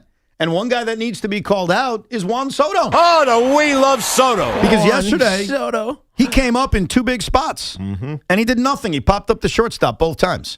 And they need Juan Soto to be Juan Soto. You know, when you have a lineup that features Austin Slater batting cleanup and Marcus Semien batting fifth and Andy Ibanez batting sixth, hey, fair or not, they need Juan Soto to carry the offense. And those two at-bats in the fifth and seventh inning wasn't good enough. Right. And if the Mets are going to beat Arizona and they're going to beat Detroit and they're going to beat the Yankees next week, they need a heater from Juan Soto. If they don't get that, they're going to struggle to score runs. And if they struggle to score runs, their only chance to win games is to be perfect. Yesterday, pitching-wise, they weren't perfect, but they were pretty close. Right. I mean, they pitched pretty well. Oscar Brazaban gave up a blue pit, and then Craig Kimbrell let the whole game go on fire when he loaded up the bases and gave up a foul ball grand slam. But there's no margin for error when you can't score runs. And the Mets can't score any runs. But there's someone else that we're mad at. Who? First time I'm ever going to do this because I love Pat McCarthy and Keith Ratt. I think they do a great job. But yesterday, they pushed the wrong button. Which one was that? What button did they press? Yes. Well, I'm going to play it for you. Why don't I press the button? Yeah, you're going to press the button. This is from Mets Odyssey Radio. And I love these guys. But yesterday, they said the wrong thing about the final game of the 3-game series against the Colorado Rockies. Take a listen. And so the Mets now 4-2 on the trip. That'll continue to Arizona. Rockies snapped their 6-game losing streak, and the Mets snapped that little 3-game winning streak, but took the series, and we're trying to play a little house money there up until Jake McCarthy. House money? It got Tiki to laugh that the term house. The powerhouse New York Mets. House money? I think he was searching for something to say, and he just found the wrong one. When you're 11 and a half games out in the NL East, you're broke. You are dead ass broke. You ain't got crap to waste on nothing. House money? House money? Are they tied for the worst record in baseball? Yes. There is no such thing. House? Mets suck. House money. House money? The house has been foreclosed. Yes. No. And again, love those guys. They do a great job. I think he was searching. I think you could hear him because he was talking, like trying to find what he wanted to say, and I don't know. Well, that is the last thing that you can say. You cannot call a game against the Rockies house money. You can't do that. You can't. I'm even wondering, all right, if they won the first 2 games against the Yankees, would I call Sunday house money? Even then, I probably wouldn't because I'd say, hey, every game's important. You got to win what's in front of you. I mean, we are not at house money. Yeah. You win 9 in a row, maybe that 10th game is house money. When's their next 4-game series? Against the Nationals in a couple of weeks. Yeah, okay. So you win. You take. I can't even say that because the Nationals. I can't even do that. I don't think there's a such thing as house money with the Mets. The Mets. All right, you got. If hypothetically, yeah, you have 4 games against the Atlanta Braves. You take the first 3. The fourth one is house money. Okay, that's about it. Here's where I will argue with the phrase depending on the way the game goes. And that's where, so like 2 days ago, I think I said on the Rico Bronya that just win 2 out of 3. The Rico Borgagna podcast. And they did win 2 out of 3. Yes. But when you have a lead, because they were up 2-0 in this game, and you leading 2-1 in the 6th inning, and you've got scoring opportunities, I think that changes the whole, we did our job, we won 2 out of 3. Right. I think the way a game goes can sometimes change house money versus, hey, now you got to win this game. Right. They had a lead in the game. I mean, no house money. House money? There's not, no. Like you said, the house has been foreclosed, Keith. He was trying to think of something else, and that's what I don't know what else he could have said.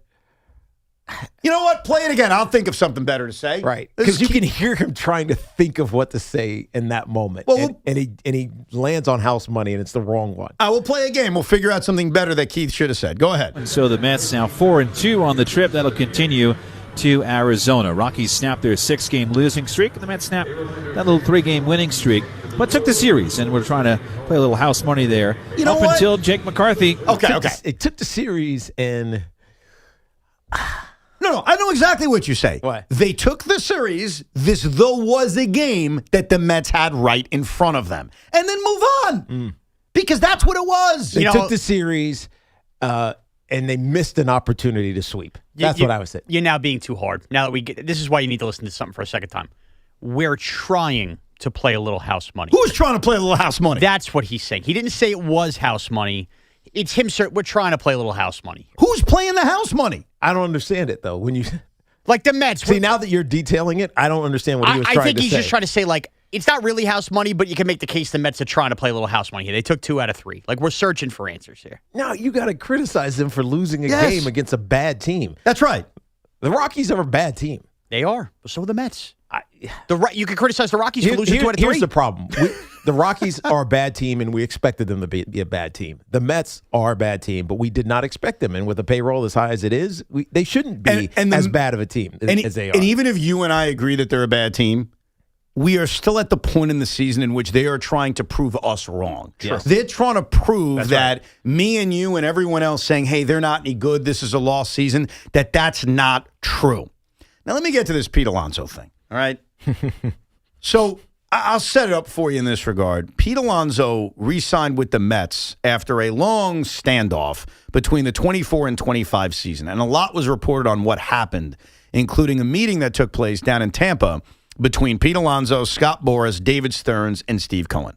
And I think we already knew it was a contentious meeting. Yep. Where it was good to just go face-to-face and talk about the issues that was going on between Alonso and the Mets. And I think it was one of those meetings that needed to happen because both parties knew we're better for each other. Like, Pete didn't have any other suitor, and the Mets really didn't have a replacement for Pete. Right, and they had a qualifying offer on him, so he was likely not going anywhere else. Correct. So we all knew there was a contentious meeting, but we also know that the Mets and Pete Alonso agreed to a new contract. He re-signed. He spent a year here, and then, of course, this offseason played out much differently. There was a market for Alonso. There wasn't a qualifying offer attached to him. The Mets never really made any attempt to keep him, and he went to the Baltimore Orioles. So John Heyman picks yesterday of all days to add a new wrinkle to a meeting that was a year and a half ago. And I stress that. This is old news, even if we didn't know the details of what was said. It's old news. They met prior to Pete Alonso's prior free agency. Right. And the quote that came out that's gained a lot of attention is that Pete Alonso looked straight in the eye of David Stearns. The man from Milwaukee. And said, when my career is being evaluated for the Hall of Fame years from now, you'll still be fiddling with your bleeping formulas. And so that quote is now a rallying cry for Met fans. Like, he told David Stearns, son of a bitch. And it is a good quote. Like, I got to hand it to Pete. I mean, that's Pete Alonso letting out his frustration, saying, what the hell do you know? You're a geek. You're a stat guy. I'm better than the way you're painting me in these negotiations. So I think Pete had every right to say it. I don't know if Pete's ever going to really be debated as a Hall of Famer. For his sake, I hope he is. I don't know if that's the case, but you think you would attest as a professional athlete, you're always going to view yourself as the guy. You should view yourself that way. You have to, and you have to present yourself that way. Otherwise, an executive, GM, or coach, or whoever making this decision, owner, is going to think you lack the confidence to be great, and therefore they're not going to pay you. So you have to express yourself that way. So I got no problem with the quote. I got no problem with Alonso. And he's right. He's right. Everything's right. Yeah, you're going to be flipping formulas. They're going to be debating me as a Hall of Famer. Here's my issue. Here's the issue that I can't get over. I am trying my darndest to move the hell on. Like, we just spoke about the Mets, the current Mets, the crappy current Mets. House money, non-house money, series against the Rockies. We all know that they're worse off without Pete Alonso. Mm-hmm. We don't need to beat that to death every single day. Why, in the middle of May, why are we getting drips of information from a freaking year and a half ago? Yeah, what was the reason that this was Heyman, right? Yes. What was the reason Heyman wrote this story today? Because Scott Boras told him. I don't know. But to what end? You joke around, but I think it's to rub the Mets' noses in it. But to what end? To show and embarrass the Mets that Scott Boras' client should have been with the Mets and they're having a bottoming out year. Honestly, I think this is what it is. Yeah, but I don't think the Met. What is the Met fan going to do? It's not about the Met fan. What is it about this? I feel like this is personal for Scott Boras, that he's looking at the Mets and going, yeah, you wanted to be this offseason, and now here. I'm going to have my guy write this. Really, maybe, because it makes no sense that this comes out on May 8th or May 7th. I agree. But also, if I'm a Met fan, now maybe Evan doesn't feel this way. We all know that this is the way Stearns and baseball GMs look at stuff. This tells me that David Stearns and the Mets presented to Pete Alonso basically the charts and graphs of it all that would prompt Pete Alonso saying that. Is that really the way you should be talking to free agents, kind of presenting what your numbers and your graphs and everything say? That's going to set that's a bad job by David Stearns. That's what he's doing. So I think that's a good point. I think that's the one good point I've heard about this whole issue, because I got to move on. We all have to move on. Pete Alonso's not a Met. We're all pissed at David Stearns. He's going to be judged on the results, and right now the results suck. They're 14-23, okay? That's end of story until things change. Now, you bring up the point, should a team president have better bedside manner when he's talking to guys in free agency? Yeah. The answer is yes, but I think the Alonso situation was unique. I don't think David Stearns is talking to free agents. I think he's talking to agents. I don't think the players are generally involved. I think the Alonso situation a year and a half ago was unique. Yeah. I think it was unique because Alonso called for the face-to-face meeting. And who his agent is. And also just where things were going in that negotiation. I don't think that's common. I don't think David Stearns is going to be a turnoff to other free agents because he's going to present charts and graphs to describe why they're a good fit. Because I don't think that actually happens. Unless it's with the same agent on the same team. I disagree. I think with the agent, it's about the money. And I think most times players are not getting involved in negotiations. I think Pete was a special circumstance. But don't you remember how exasperated not David Stearns, but Steve Cohen was talking about the negotiation? Yeah. And how bad he felt it went because of the agent? Yeah. So it feels personal. Well, but okay. So here's my example on the whole personal thing. I think that in terms of Boras, he is just who he is as an agent. Yeah. And so the Mets will still negotiate with Scott Boras, and sometimes the negotiations will go a lot smoother.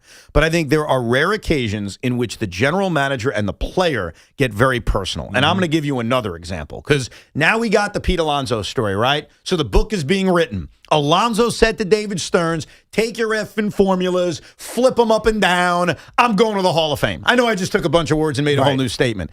I got one other story about a player and a general manager. It's the infamous face-to-face between Brian Cashman and Derek Jeter, where Derek Jeter and Brian Cashman, Casey Close was his agent, they had a rare face-to-face. These are not common, these faces-to-face, because it's usually GM and agent. Right. But there was frustration, very similar. Like, we want you back, but dude, you're asking for too much. Right, and I'm not going to play anywhere else. Right. Cashman knows that. Yes. But Jeter also is like, dude, how could you ever allow me to play anywhere else? Yes. And do you remember what happened in that face-to-face? I don't. I think it was almost dirtier than what Alonso said to Stearns. Because what Alonso said to Stearns was just, calling the geek out for what he is. Right. Derek Jeter said to Brian Cashman, who would you rather have than me play shortstop? This is an iconic Yankee who finally called him out and said, I'm looking you straight in the eye. Who would you rather have play shortstop? You know the story, Shaun. And Brian Cashman, that cold-blooded son of a bitch, looked back at him and said, Troy Tulowitzki. And Derek Jeter, I don't think has ever forgiven him. Right. This happens. They're rare, but they happen. Face-to-faces between general managers and players usually don't go well. Yeah, that's why you don't have it. You don't have it. Now, I think that situation was too big to fall or too big to bust, whatever the phrase is. To fail. Yeah, too big to fail. Yeah. Too late to make today's cut.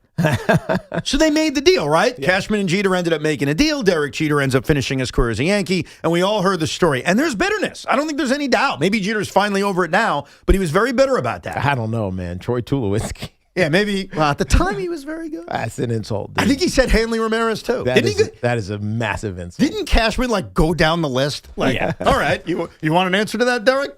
Hanley Ramirez, Troy Tulowitzki, Ray Ordonez, Shaun Morash. Yeah, we take anybody over you, stiff. So this happens. But when we got the Derek Jeter story, it was like, but it all worked out. This story is like putting dirt on top of the grave. Yeah. It didn't work out. He's not a Met. They're not better off.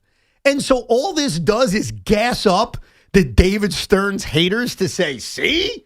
I told you. I felt violated. And so I get why. But what does the Met fan feel about this? They're pissed at Stearns. They should be pissed. Because if I'm a Met fan, again, I'm looking at this going, Pete Alonso's talking to everybody else. Aren't you over it? No, because you know why? This isn't new. This happened a year and a half ago. But when you actually see what was said and that Pete Alonso threw the idea of, I don't care what your numbers say, whatever the exact quote was, but charts and graphs, let's call it. Right. You don't make the leap of faith that Pete Alonso, led by Scott Boras, is going around. Now, Scott Boras cares about the money anyway. To anybody he could see in the major leagues going, you don't want to go play for that idiot. Like, he's just going to throw numbers in your face or anything like that. Now, that may not be the truth, but that's the way it's going to be interpreted. But I think every general manager and team president is basically doing that.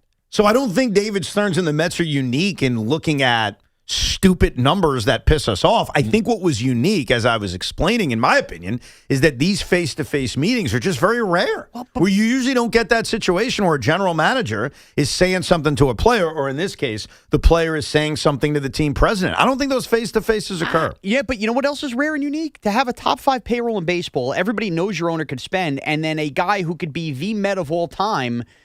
Especially when you're lacking of what he brings. Yeah. This year. Is being told by the team president, basically based on advanced analytics, this is why you're not worth as much. I guess I'm missing your point then, because I'm still pissed about it, and I'll answer Tiki's question. Am I over it? I'll never be over it. Right. But I also don't need it to have it reminded to me every single day. That's what I meant, Evan. Yeah. You're over being reminded about it. Yeah, I don't need this news story. We're addressing it because, yes, it's in the news and people care, and I respect that. I'm over it. I didn't talk about it on the Rico. I was like, I don't need to mention this again. But I don't know if your point, Shaun, is that this conversation and this conversation getting out is going to hurt the Mets at adding free agents in the future. Is that what you're saying? Listen, money talks. Bottom line, money talks. But what it does tell me, at least from this standpoint, is that David Stearns, at least when he's talking to at least this player, if not more, talks like a guy who's still managing a Moneyball type of team when the Mets are no longer a Moneyball type of team. And I just think that's a really bad look for everybody involved that David Stearns is approaching player negotiations that way. Well, let me go to a guy who thinks I'm lost. So maybe it's the same point as yours or it's a different point on why I'm very confused right now. Brian in Manhattan, help me out, sir. What's up? Well, I want to start off by saying I am the ultimate Met hater. I hate them with a passion. I've never hated a franchise more than I hate the New York Mets. Nice. You're a perfect call to take then. All right. Yes. So what I'm saying is, could you imagine coming into Citi Field as a free agent and they break out the Citi crew or the in the 6th inning and they sing for them? The Mets are an embarrassment to the city of New York. Okay, they don't belong in the same city with the New York Yankees. Okay. That's number one. All right. Thank you for that. Number two, Yeah. right? Number two. Yeah, I'm waiting for number two. David Stearns, right? Yeah. What he has done to the Mets makes him my hero. He has destroyed the New York Mets. Right. And he has no protection and a lineup full of trash. A lineup full of trash with Soto. So every time when Soto's walking up to the plate and he's saying to himself, what am I doing here?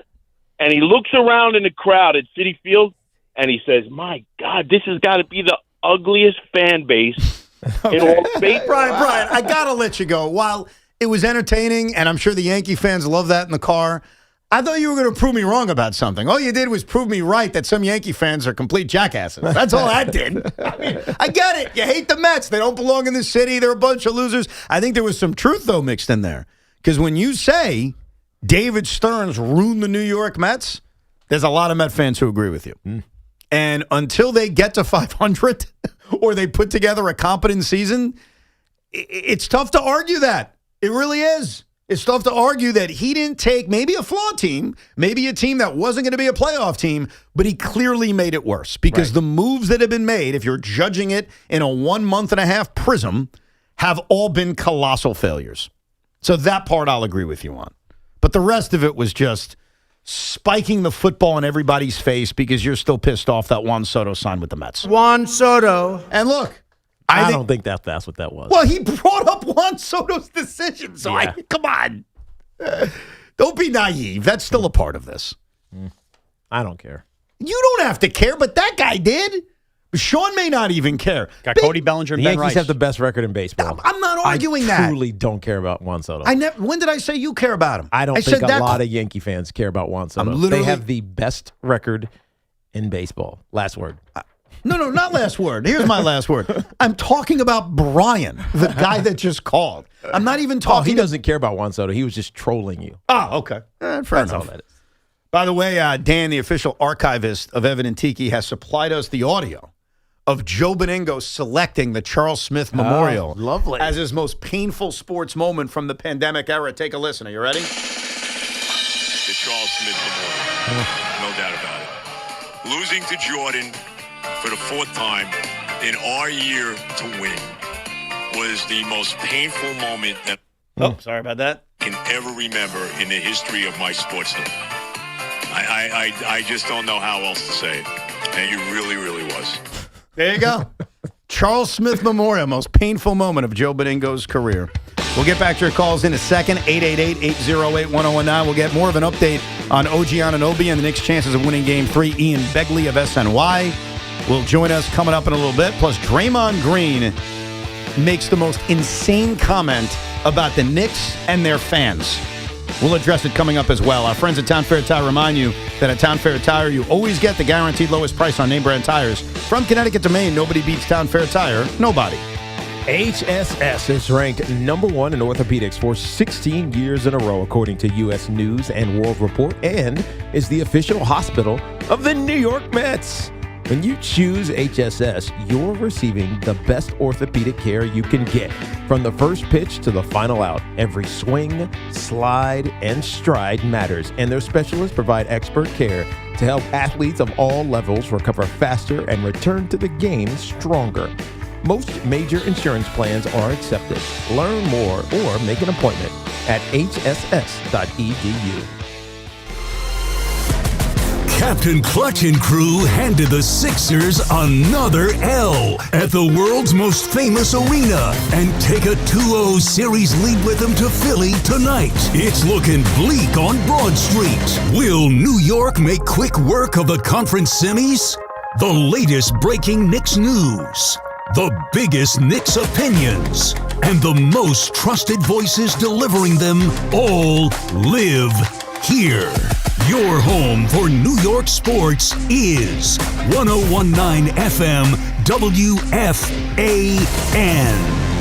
And this portion of the program was sponsored by Total Orthopedics, the experts at getting you back to being you. Total Orthopedics is expanding across Long Island and New Jersey with offices coming to Babylon, West Babylon, Comac, and West Orange. From sprains and broken bones to complex sports injuries, they're the experts at getting you back to being you.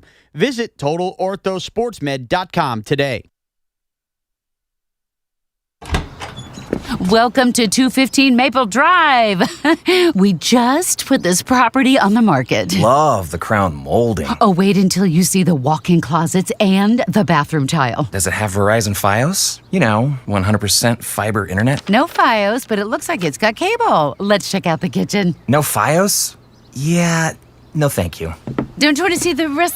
Okay, bye-bye. Get Verizon Fios, because when you're moving, it's 100% or nothing.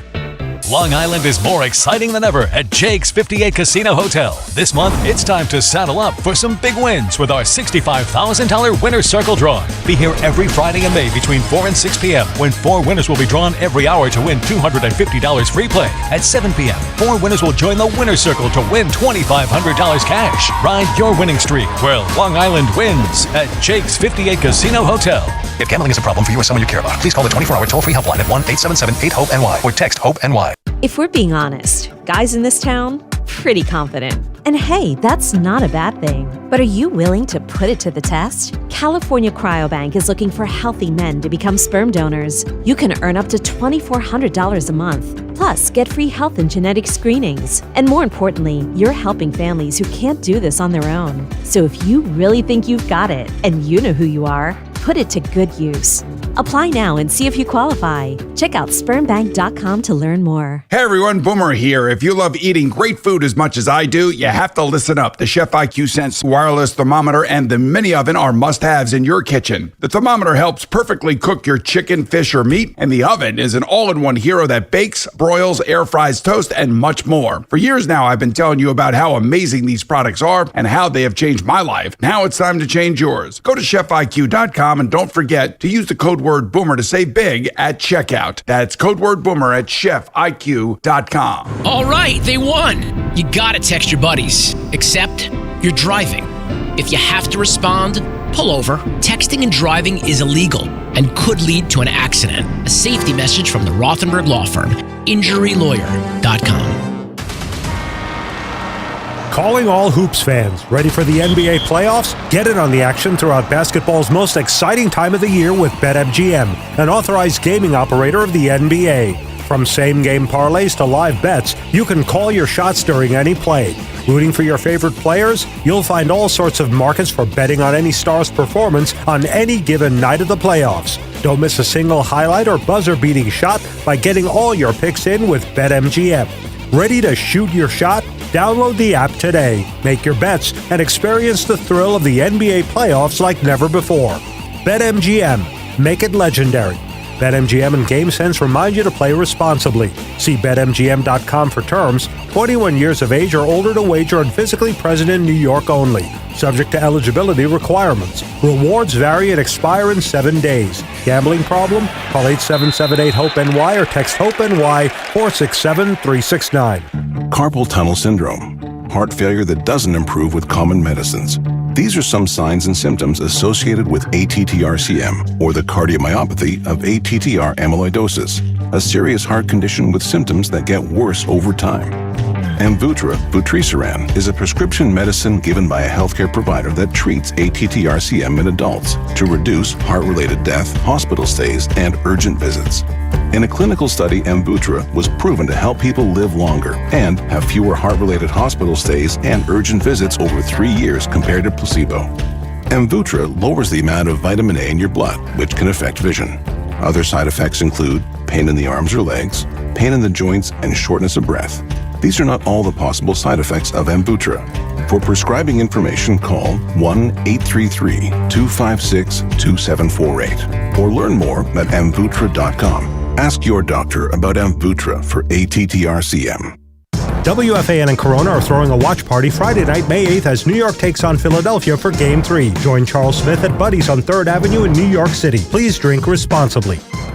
You look like you could use a refresher, a Dunkin' refresher. Try Dunkin's delicious black cherry or berry acai refreshers. One sip and you'll feel refreshed. There are so many delicious flavors like mango pineapple or strawberry dragon fruit. So whether you're powering through your day or just pulling up for a little treat, make it a Dunkin' refresher. Dunkin' refreshers, they're the perfect summer pick-me-up. Dunkin' refreshers are fruit flavored, contain 0 to 1% fruit juice. Terms and exclusions may apply. Whether you root for the Mets, Yankees, or another squad, there's one destination every baseball fan needs to hit. The MLB flagship store in the heart of Midtown, featuring gear from your favorite team. Now, whether you're customizing a jersey or finding the perfect fit, at their unrivaled wall of caps, they're your ultimate baseball headquarters. And while you're there, score their latest limited edition drops, browse their bobblehead collection, and shop their massive vault of Topps trading cards. The spirit of the game vibes all year long at the MLB flagship store on 6th Avenue and 51st Street. MLB trademarks Snakes. Use with permission.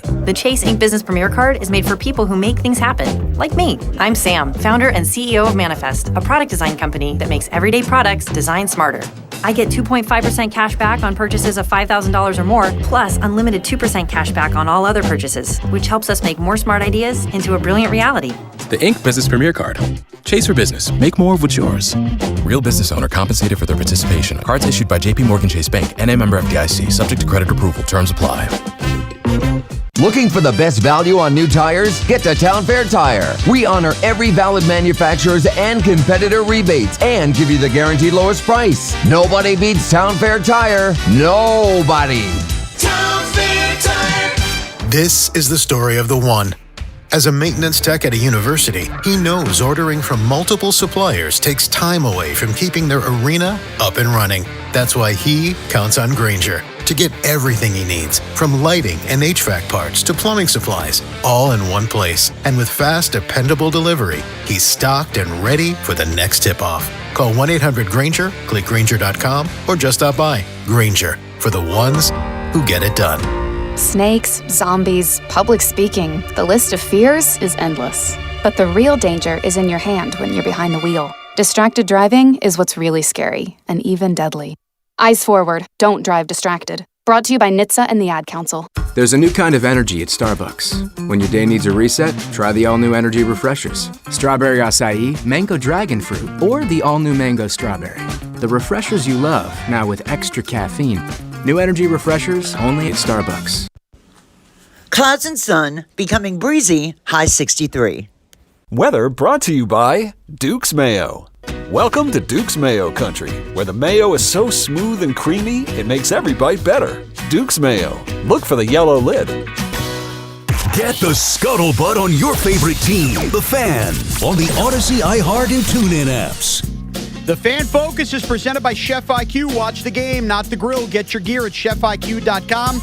Cade Cunningham dropped 25 points to go with 10 assists as the Pistons take a 2-0 lead over the Frauduleurs in their series. Meanwhile, in the West, SGA did score 22. The Thunder took a 2-0 series lead, dismantling the Lakers 125-107 on the ice. Those poor bitches in Philadelphia don't even have the Flyers now for hope as the Sixers crumble. Philly down 3-0 in their series after the Hurricanes blew them away 4-1. Carolina's yet to lose a game in these playoffs. This Fan Focus was sponsored by Town Fair Tire. Nobody beats Town Fair Tire. Nobody. The Laker game was actually close. The Lakers had a 5-point lead in the second half, and then the Thunder blew past them with SGA sitting on the bench. I think he was in foul trouble. I was watching the game very casually. But it was one of those games where even when the Lakers were up by 5, it's like, okay, that's cute. That's not going to last. Yeah. What was adorable was after the game, J.J. Redick said with a straight face about LeBron James that he is one of the superstars that gets the least amount of respect and foul calls from the officials. Oh, here we are again. Foul calls. Yeah.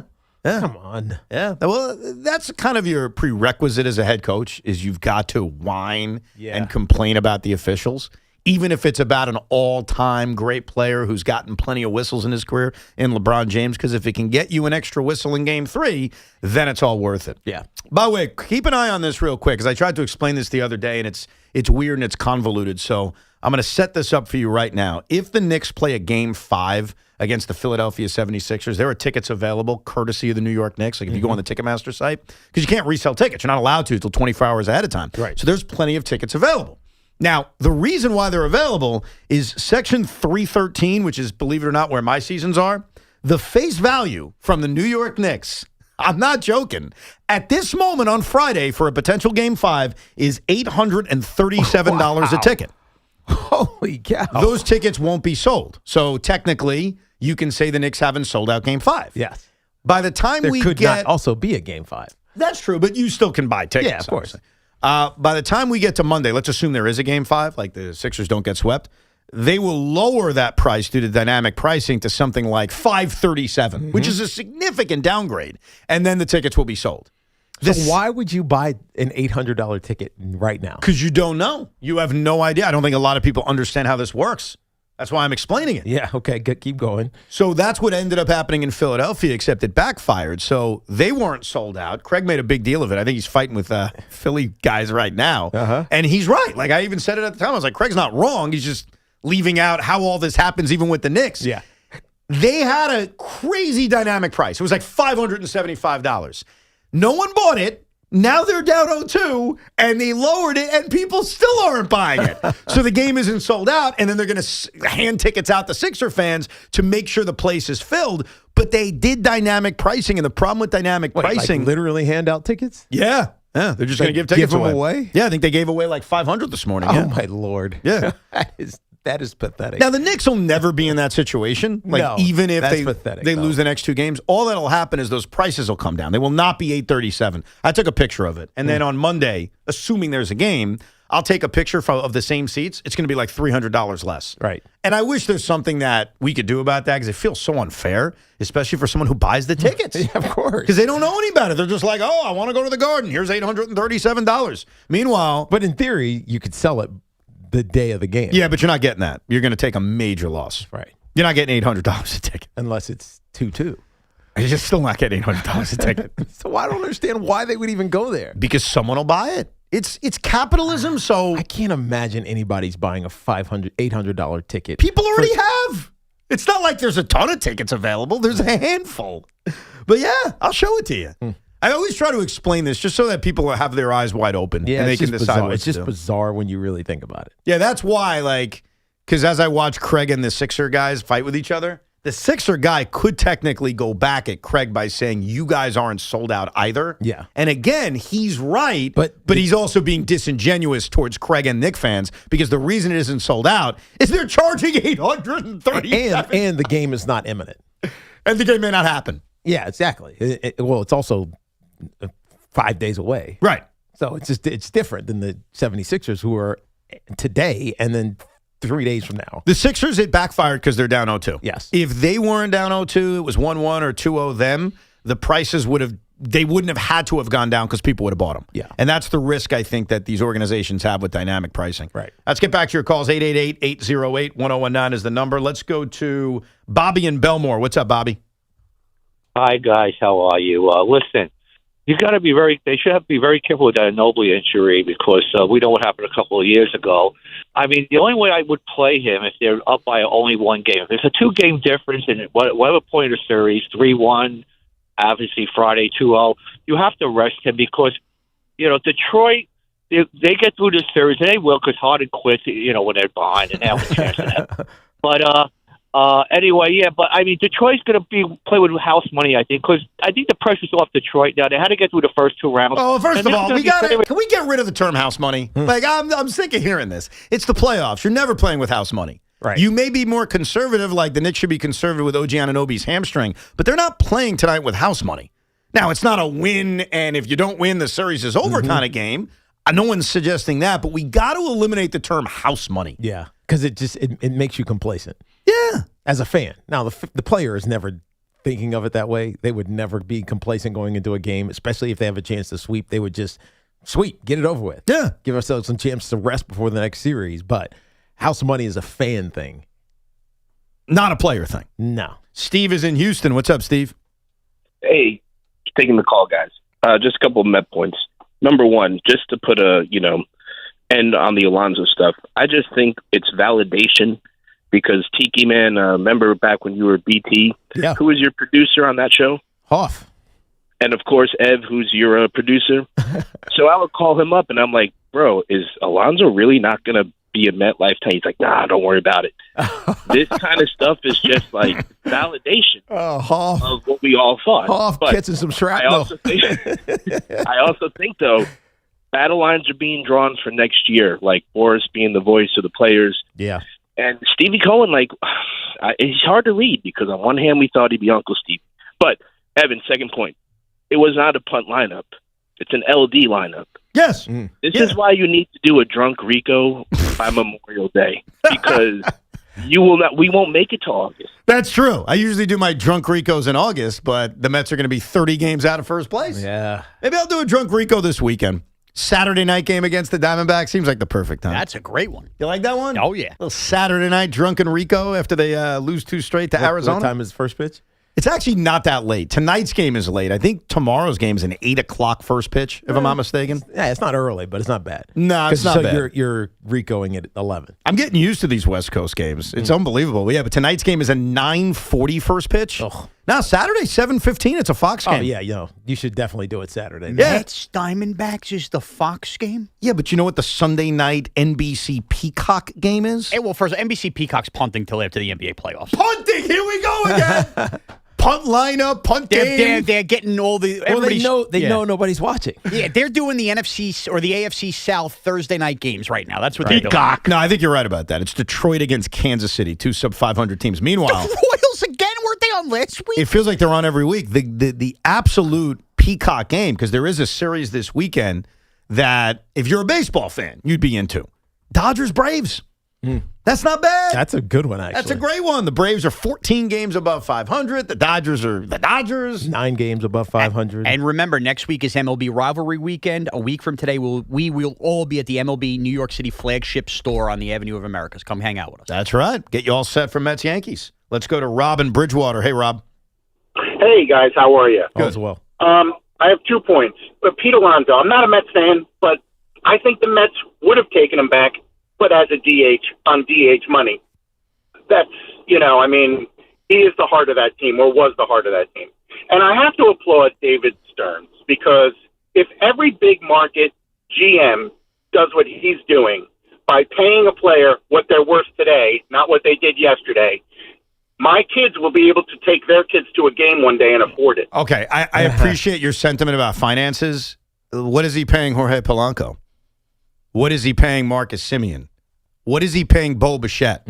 So I understand what you were trying to say, but don't tell me how brilliant he is. He's not paying guys what they aren't worth. He's paying Jorge Jed Lowry Polanco $20 million to sit his ass on the bench. He's paying Bo Bichette. And who knows when he's coming back, by the way. Never, because he's Jed Lowry now. Right. He's paying Bo Bichette more money than God. He's making more money than everybody but Juan Soto. I mean, name the guys in baseball making more money than Bo Bichette. So spare me that the man from Milwaukee, he's only paying guys what they're worth. The man from Milwaukee. That couldn't have been worse that you said that. I know you were trying to make a broader point about prices are too damn high and all that and overpaid baseball players. Right now, David Stearns, as smart as he thinks he is the face of overpaying baseball players. Yeah. Look at the salaries of the guys I just mentioned. True. Now, fortunately, whoa, hey. Fortunately for them, he's not. Bo Bichette it's limited. It's only 1 year. I get it. It's not now. It's going to even get higher because he's likely to opt out and get the $5 million? Yeah, that comes with it. If he opts out, dude, it's just crazy to think about that contract. But it's just for a year. It's not like it's a decade. Okay, he's still paying guys. If you add up Bo Bichette, Jorge Polanco, and Marcus Semien's salary this season, I got to do the math right now. 42 plus 20 is 62.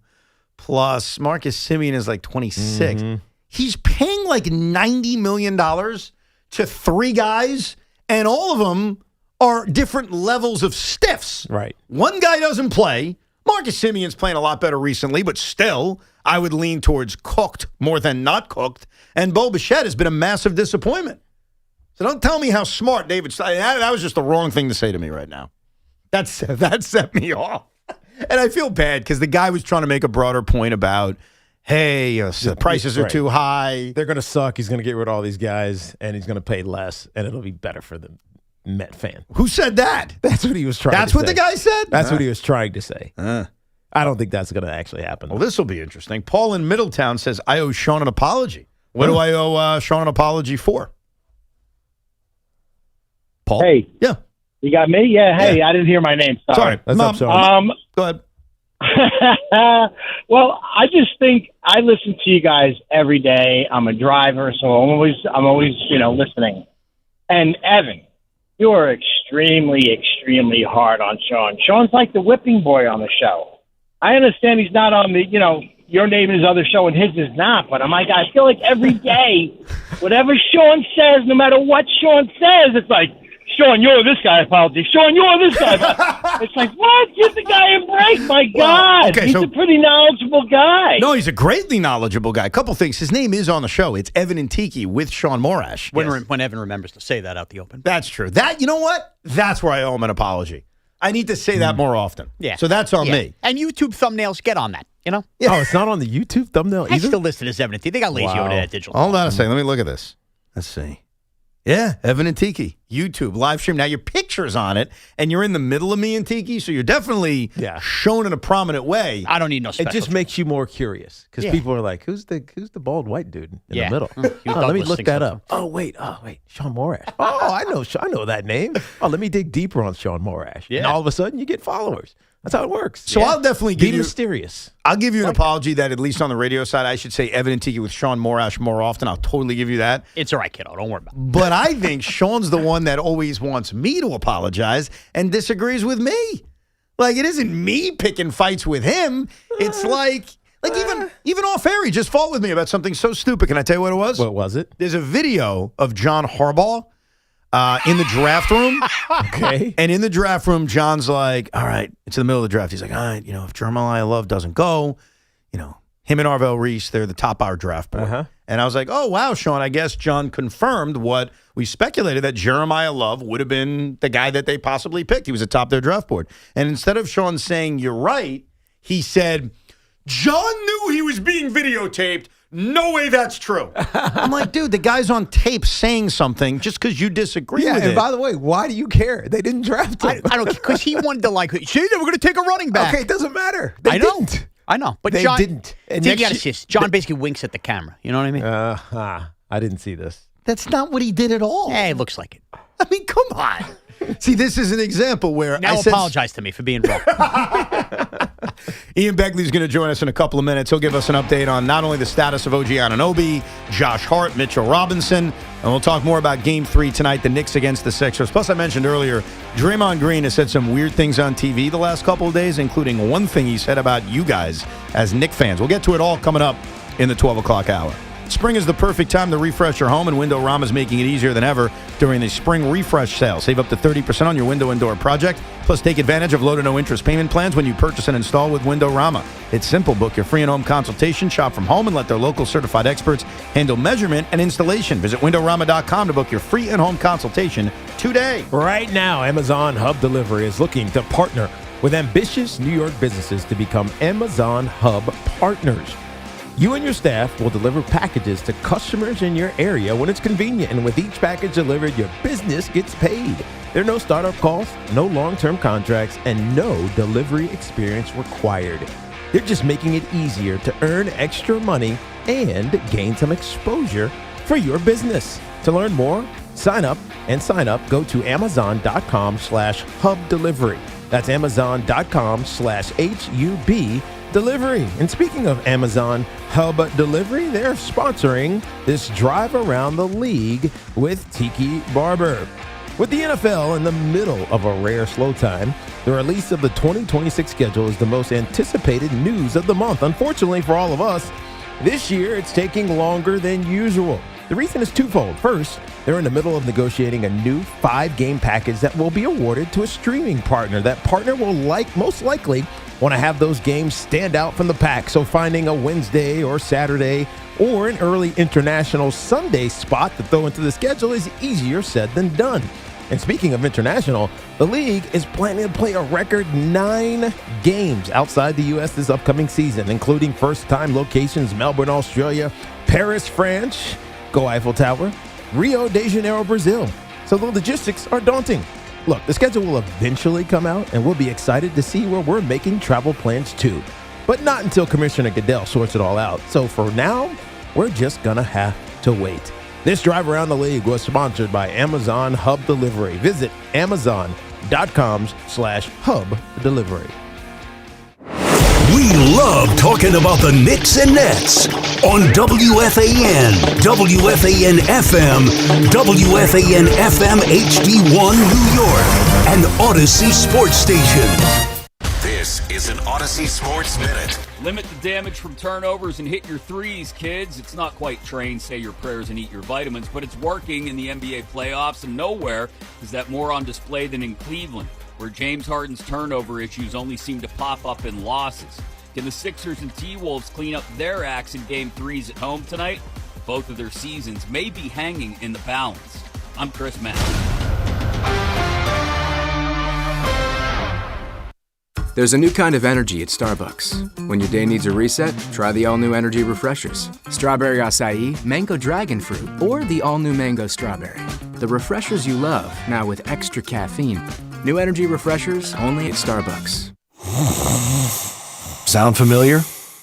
At Mattress Firm, we understand there are many problems that can keep you up at night, like snoring, aches and pains, or sleeping hot. Our sleep experts have the unrivaled know-how to match you with a mattress that can help. And now at Mattress Firm, get any size mattress for one low price starting at $219.99. For the great sleep you deserve, visit Mattress Firm. We make sleep easy. Restrictions apply. See store or website for details. Shriners Hospitals for Children has been creating wonderful opportunities for children in need. This life-changing medical care helps them do the things they've always dreamed of. Go to loveshriners.org. At Nielsen,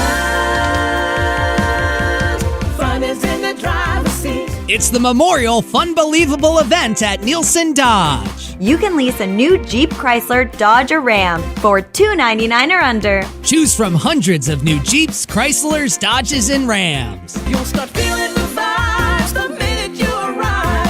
Fun is in the driver's seat. Lease a new 2026 Jeep Grand Cherokee Limited 4x4. Just $299 a month. Yes, just $299 per month. Or choose from hundreds of certified pre-owned vehicles. Plus, we'll give you top dollar for your trade-in. Under $299, that's Funbelievable. Drive away today for just $299 or under on Route 10 in East Hanover, online at nielsendodge.com. At Nielsen Dodge. Fun is in the driver's seat. Declaration of Deal Sales Event.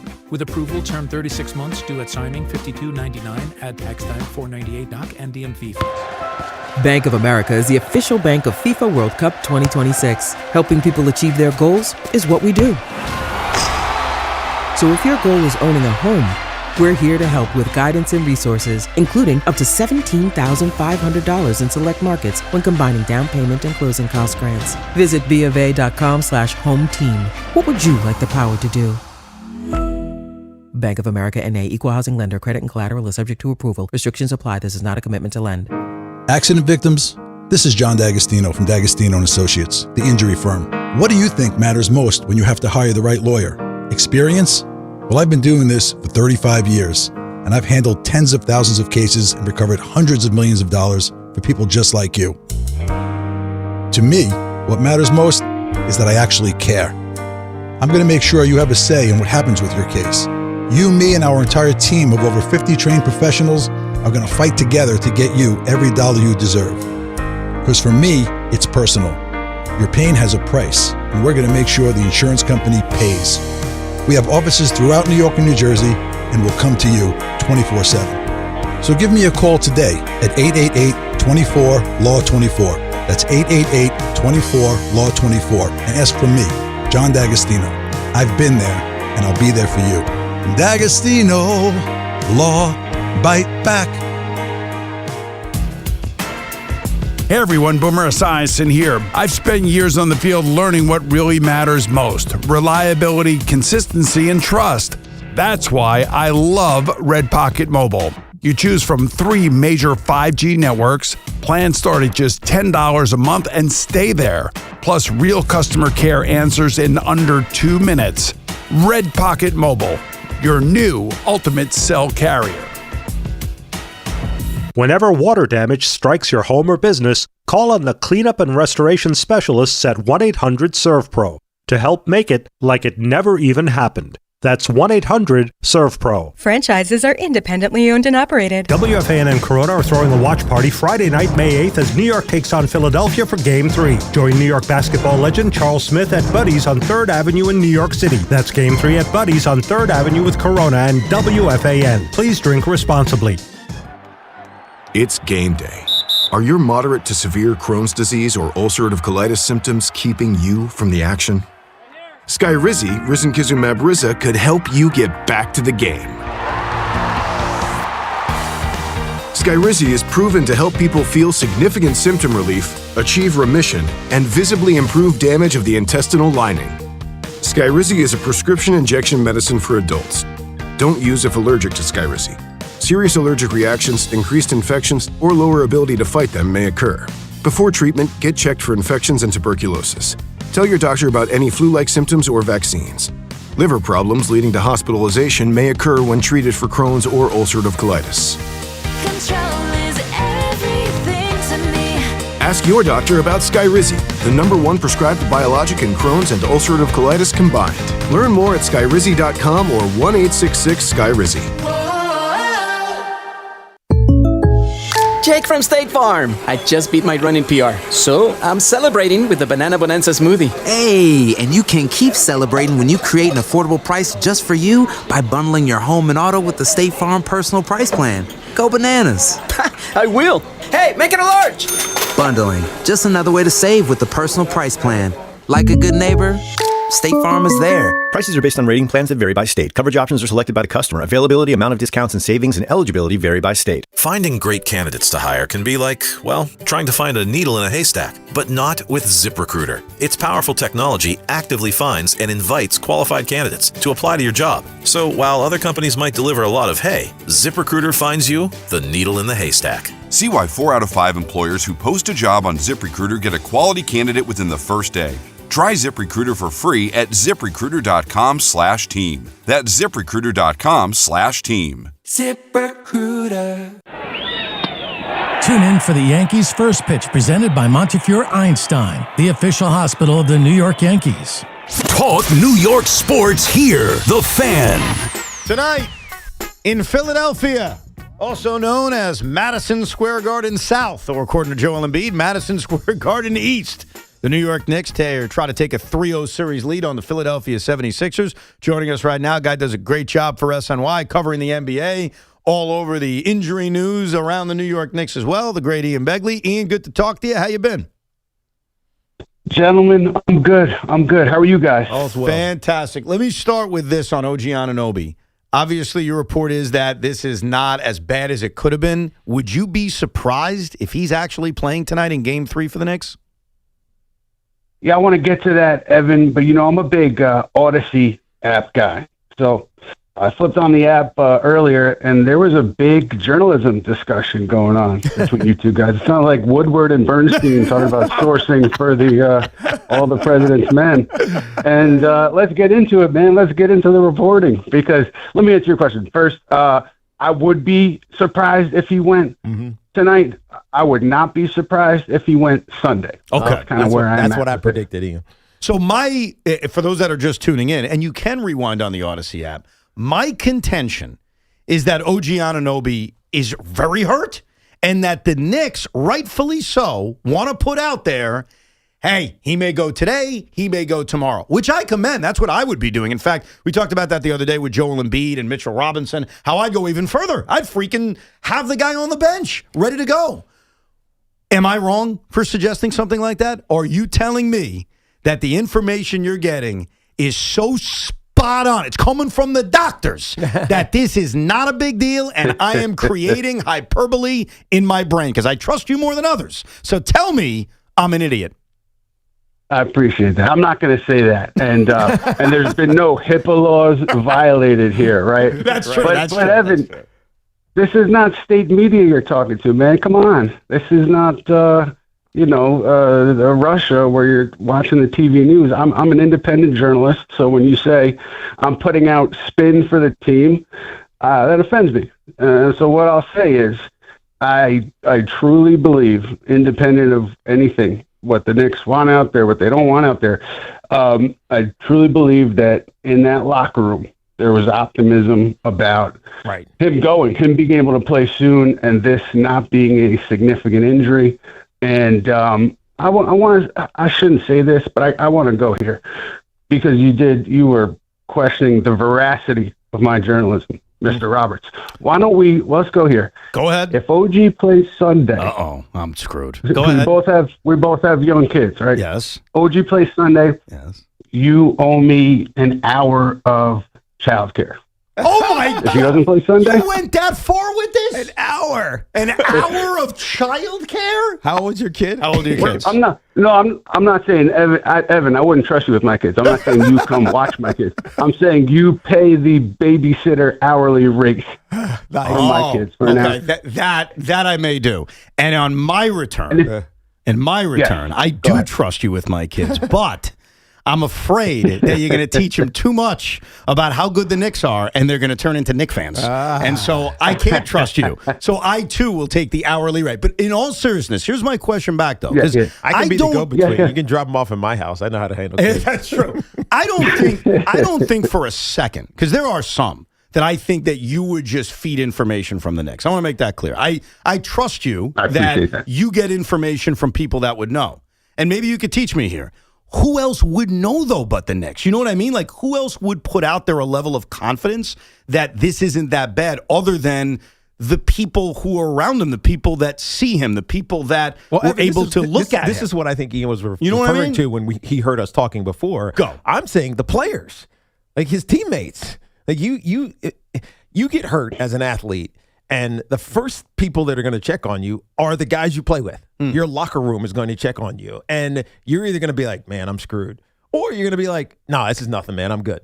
And so I think it's when Ian's talking about the when he's in the locker room, he feels this optimism. I think it's because that's what OG is projecting. And it's coming through everybody else.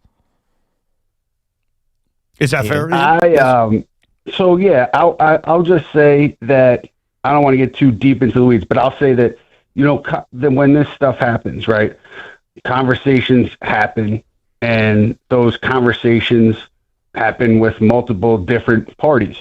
Not just like the executives who want to get out what they want to get out. It happens. The conversations happen with all tentacles of the organization. Right. Those conversations sometimes get relayed, sometimes they don't. And so I would say I would leave it there, and just with the locker room specifically.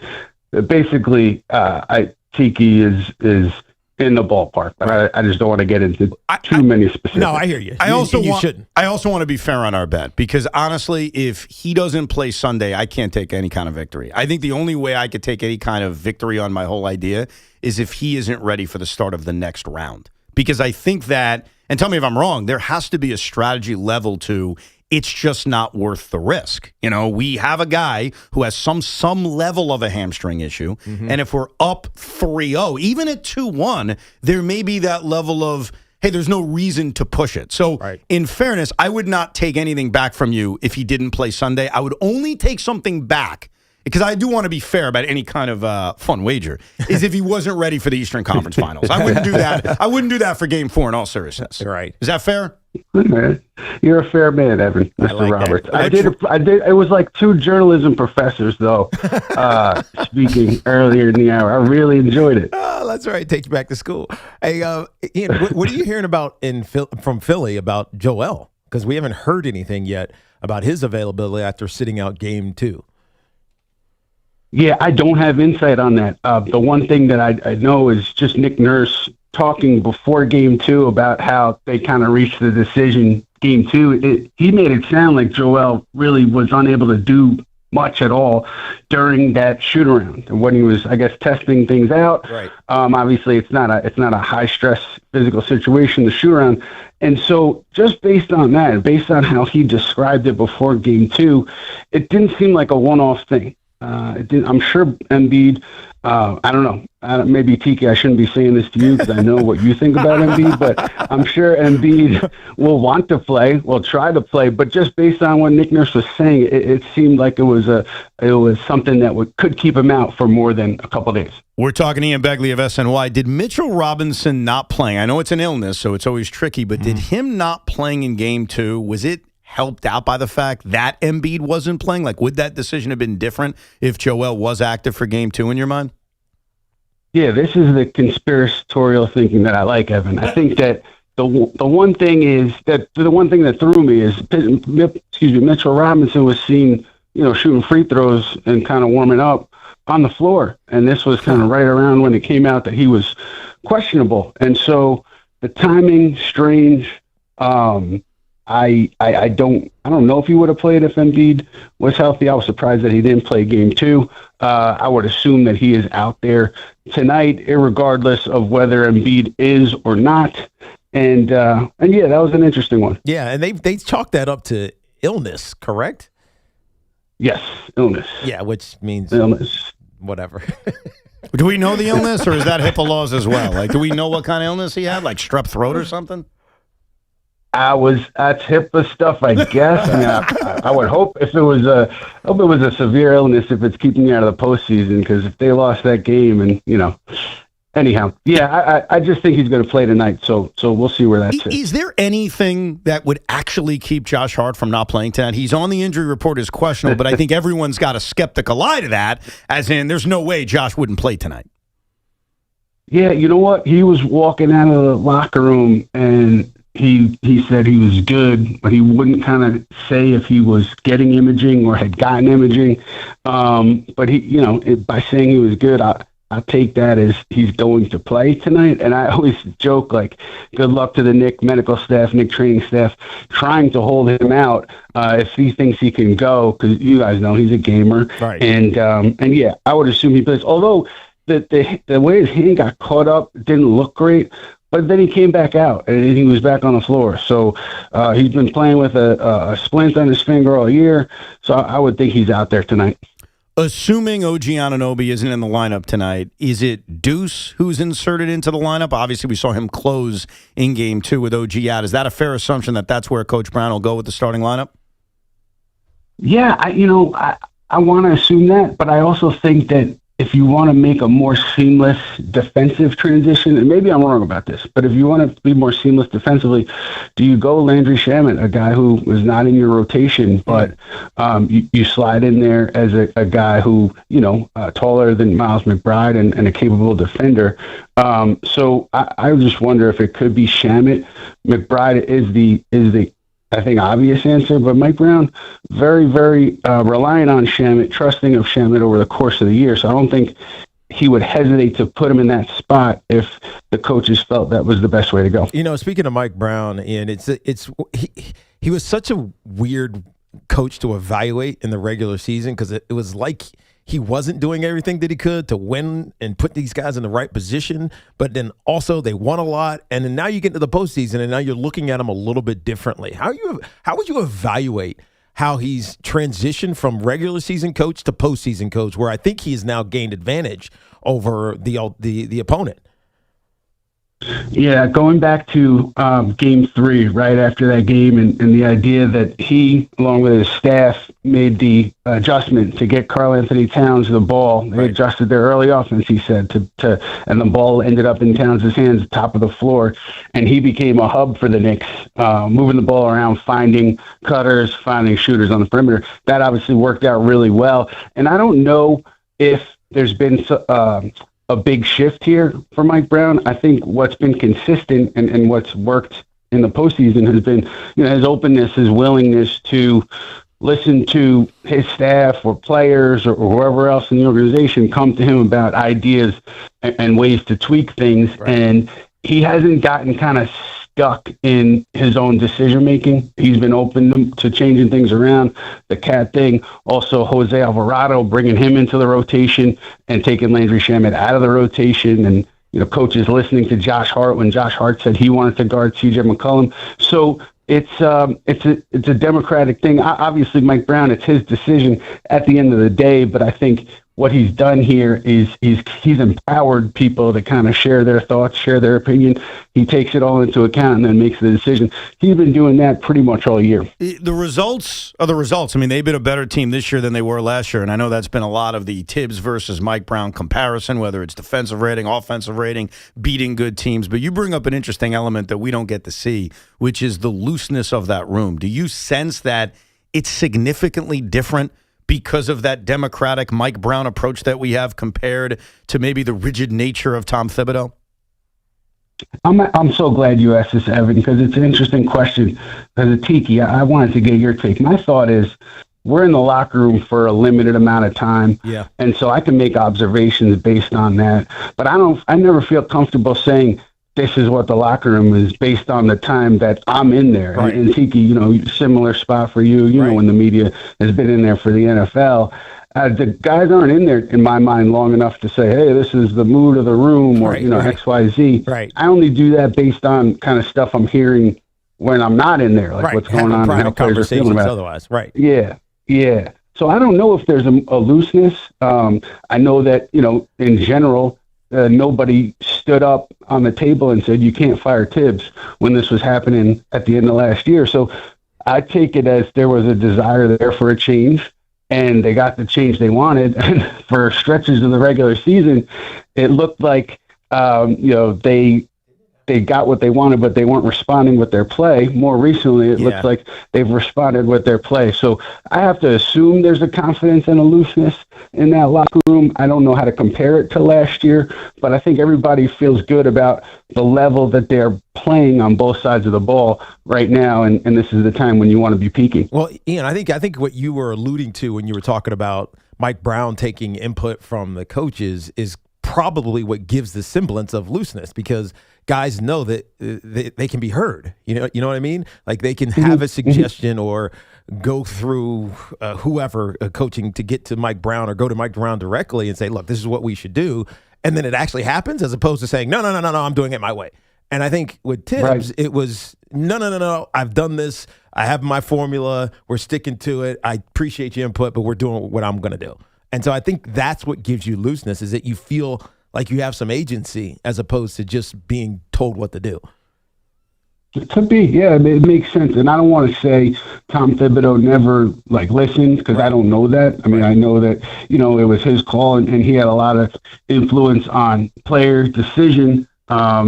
Not all player decision, but a lot of players. So his voice mattered, and his decision. It was his decision at the end of the day on all that stuff. Right. I don't know if he input or not. I'm not sure about that. I'm going to ask you for a prediction, and this is the most important question I've ever asked you. And I don't know why I'm going to be so passionate based on your answer, but I can't sleep at night. I have nightmares every single night about it. How's the lottery going to go for my basketball team on Sunday? Where am I picking? Yes. I'm so excited for you guys, because you guys put yourself in a great position. What? Like you're going to land a top 4 pick. You get top 4 in a great draft. What if we drop to 5? No, I don't see it. All right. I don't see it. I think he took care of business late in the year, and you lost just enough to get yourself in this position. And I want to say this, Evan. I want to know what you think. This team, I think Jordy, if you give him, I don't know, maybe another player, this team would have won more games. I think there was actually a discouragement when they were winning games in December. Like, what the heck is going on? This is not how we wanted it to go. I think Jordy's a great coach. You guys found your coach. And I say that to say that's a big piece of whatever winning ends up looking like. And so to have Fernandez in there, I think is great. What do you think about Jordy? I think Jordy's the best part about the team. I mean, he's the guy I have most confidence in, so I completely agree with you. And it's funny because Michael Porter Jr. made a lot of attention the other day when he said that he started to not play as hard after he didn't make the All-Star game. And I'm thinking to myself, no, you probably stopped playing hard when maybe an arm went around your shoulder and said, hey, MPJ, you want to be a part of the future? Can you stop playing so hard? Right. We need those losses. Instead of taking 20 shots, take like 11. Yeah, or miss most of them. All right, so just for the record, so we have our little bet straight. If OG Anunoby plays Sunday, I owe you childcare for, how much is the total cost? So I know how to Venmo it to you immediately. It's like $12. I'm not giving him $12. I'm giving him more than that. Your child care for an hour is more than that? Yeah, no, the hourly rate for it's crazy. I'll get you a specific number, Evan, but it's 20 or even over 20. What? And I'm telling you, it's times have changed. I'm glad I have a 12-year-old. I just let her watch herself.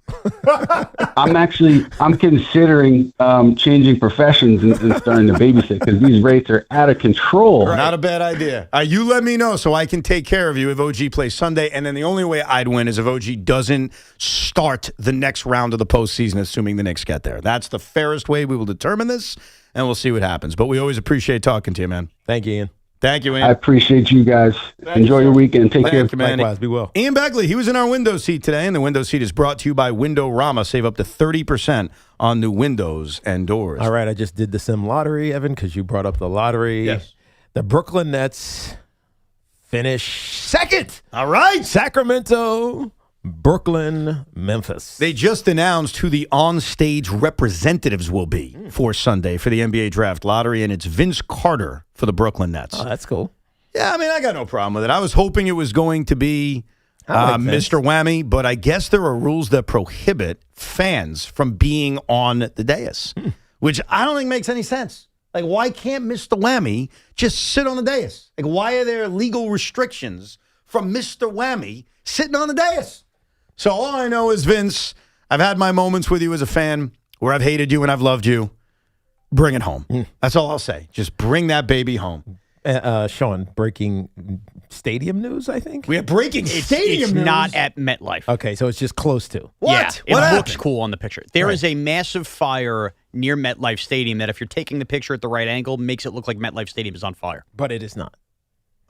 It's in where? Like Carlsbad, right next to it? It's like, right behind it in Right. some realm. Why would you say that's really cool? There's a fire. Well, just the picture looks like it's coming out of the stadium. So that's cool. MetLife Stadium's burning down, and you But think it's that's not. cool? It's not. Okay. Well, something's burning down. Some people kind of hope that it maybe it did.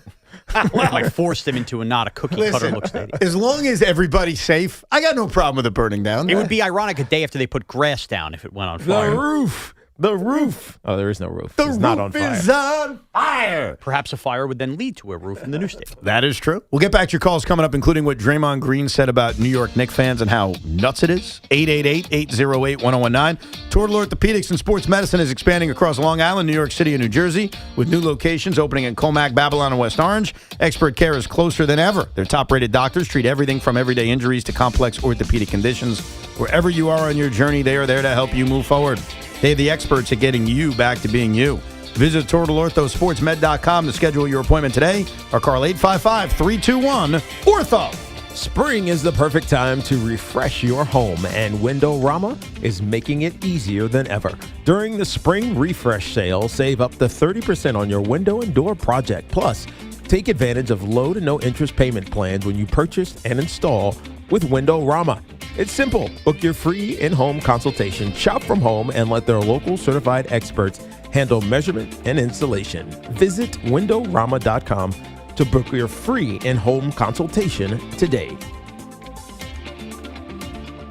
We're throwing one of the biggest parties of the year and want you there. Come hang with us at WFAN's annual kickoff to summer with Boomer and Geo, live from DJ's on Ocean Avenue in Belmar on Friday, May 22nd at 6 a.m. We'll get your Memorial Day weekend started with a bash featuring special guest, certified platinum country rock band, Parmalee. Home is where my heart is still beating. We want to see you and your friends down the shore for WFAN's Kickoff to Summer 2026. It's all brought to you by Flag and Anthem, Nielsen Dodge, Chef IQ, and your home for New York sports, WFAN. At Nielsen, fun is in the driver's seat. It's the Memorial Funbelievable event at Nielsen Dodge. You can lease a new Jeep, Chrysler, Dodge, or Ram for $299 or under. Choose from hundreds of new Jeeps, Chryslers, Dodges, and Rams. You'll start feeling the vibes the minute you arrive. Fun is in the driver's seat.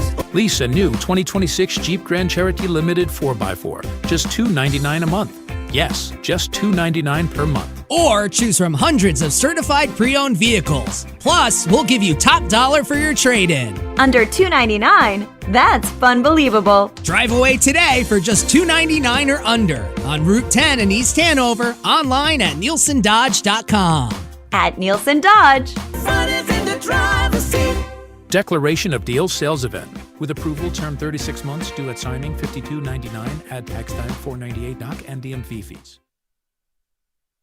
The most important meal of the day just got better at Dunkin'. Now you can get a medium hot or iced coffee, 6 crispy hash browns, and a bacon, egg, and cheese sandwich, all for $6. That's a full breakfast meal for $6. 6 crispy golden hash browns, a warm, delicious bacon, egg, and cheese, and a medium coffee to start your day off right. Do breakfast the Dunkin' way or order Dunkin's $6 meal deal. No substitutions, participation times may vary. Limited time offer cannot be combined with other offers. Exclusions and terms apply. Calling all hoops fans. Ready for the NBA playoffs? Get in on the action throughout basketball's most exciting time of the year with BetMGM, an authorized gaming operator of the NBA. From same-game parlays to live bets, you can call your shots during any play. Rooting for your favorite players? You'll find all sorts of markets for betting on any star's performance on any given night of the playoffs. Don't miss a single highlight or buzzer-beating shot by getting all your picks in with BetMGM. Ready to shoot your shot? Download the app today. Make your bets and experience the thrill of the NBA playoffs like never before. BetMGM. Make it legendary. BetMGM and GameSense remind you to play responsibly. See BetMGM.com for terms. 21 years of age or older to wager and physically present in New York only. Subject to eligibility requirements. Rewards vary and expire in 7 days. Gambling problem? Call 877-8-HOPE-NY or text HOPE-NY 467-369. If you're looking for a great price on Falcon tires, there's only one place to go, Town Fair Tire, where you always get the guaranteed lowest price on Falcon tires. But it doesn't end there, because Town Fair Tire gives you free services for the life of your Falcon tires. More free services than any other tire dealer. That's why we say nobody beats a Town Fair Tire deal, and I mean nobody. Name brands at discount prices. Town Fair Tire. Just hearing the word IRS can make people break out in a cold sweat. No one wants to deal with the IRS, and now you don't have to. The good news is Legal Tax Defense has been successfully negotiating with the IRS for more than 15 years. It doesn't matter how much you owe, whether it's $5,000 or $5 million. You deserve the best in the business on your side, and that is Legal Tax Defense. Even if you're working with someone else and just want a second opinion, there is no cost or obligation to call. They can prevent levies, liens, wage garnishments, even file back tax returns. And the best news about Legal Tax Defense is they won't take your case unless they know they will reduce or eliminate your tax debt. Call Legal Tax Defense right now for a free no-risk consultation. 800-323-8922. 800-323-8922. You have nothing to lose but everything to gain. 800-323-8922. WFAN and Corona are throwing a watch party Friday night, May 8th, as New York takes on Philadelphia for Game 3. Join Charles Smith at Buddy's on 3rd Avenue in New York City. Please drink responsibly. Verizon Small Business Days are going on right now. This is the best time for small businesses to score great deals from Verizon Business and get one-on-one time with a business expert who will help with everything your business needs. These experts partner up with you to make sure you've got the best tech, devices, and plans so your business can get the W. Give Verizon Business a call to schedule a meeting with an expert during Small Business Days going on now through May 10th. Call 1-800-483-4428 or you can go to VerizonBusiness.com. Hi, I'm Patty, founder of Awesome Tex. I started with a big idea to give old clothes a new life by turning them into recycled fibers and threads. Everyone told me that this was going to be impossible, but Chase for Business believed in me. They gave me a lot of guidance from the beginning. Get financial guidance from bankers in the New York community and convenient digital tools all in one place. Learn more at chaseforbusiness.com. Make more of what's yours. Real customers compensated. JP Morgan Chase Bank, N.A. member FDIC. What makes Crystal Geyser Alpine Spring Water different? We always bottle our Alpine Spring Water less than 1.5 miles from the spring source, and all our bottles are made with 50% recycled plastic from our own recycling plants. Crystal Geyser, bottled at the spring source. Texting enrolls you into recurring automated text messages. Consent not required to purchase. Message and data rates may apply. I've got to share this. Nugenix Total T2 has been a game changer in helping boost total testosterone. My energy is up. I feel leaner, stronger, and more like myself again. Nugenix Total T2 uses a brand new formula fueling performance in and out of the gym. Join the thousands of men who are seeing results. Text Maine to 215-215 for your complimentary bottle of Nugenix Total T2. Maine to 215-215. These statements have not been evaluated by the FDA. This product is not intended to diagnose, treat, cure, or prevent any disease. Finding great candidates to hire can be like, well, trying to find a needle in a haystack, but not with ZipRecruiter. Its powerful technology actively finds and invites qualified candidates to apply to your job. So while other companies might deliver a lot of hay, ZipRecruiter finds you the needle in the haystack. See why 4 out of 5 employers who post a job on ZipRecruiter get a quality candidate within the first day. Try ZipRecruiter for free at ZipRecruiter.com/team. That's ZipRecruiter.com/team. ZipRecruiter. This is Modelo Especial, a full-flavored golden lager with a crisp, refreshing taste from start to finish. Brewed with time, effort, and determination to get the balance just right. Because when a beer is made right, you can feel it. Modelo Especial, the model for everyday beer. Drink responsibly. Beer imported by Crown Imports, Chicago, Illinois. Get connected with WFAN to talk about your favorite teams. The Fan on the Odyssey, iHeart, and TuneIn apps.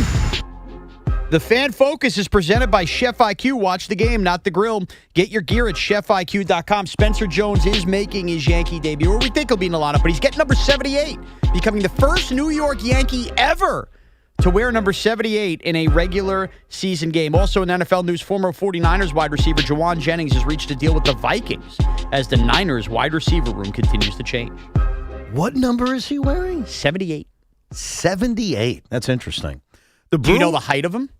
7'8". No, I'm just kidding. 6'7". Yeah. 2'6'7" guys. Am I right? You're right. Huh.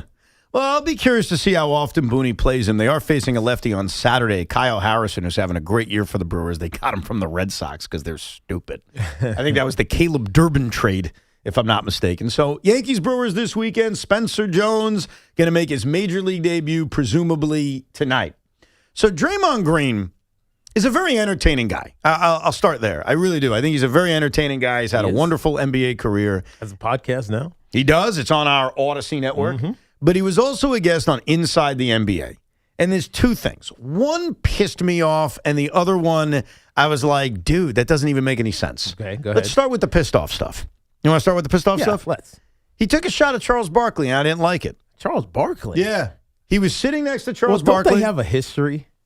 I mean, Charles has a history with everybody. I know he does, but I think they had a particularly contentious one. I think you're right. I forget specifically. I don't remember the specifics either, but I do know that they have had like some whatever back and forth. I'm good with digs back and forth. Like, I think that's great. That's good-natured ball busting. What I don't like is when things are said that are blatantly not true.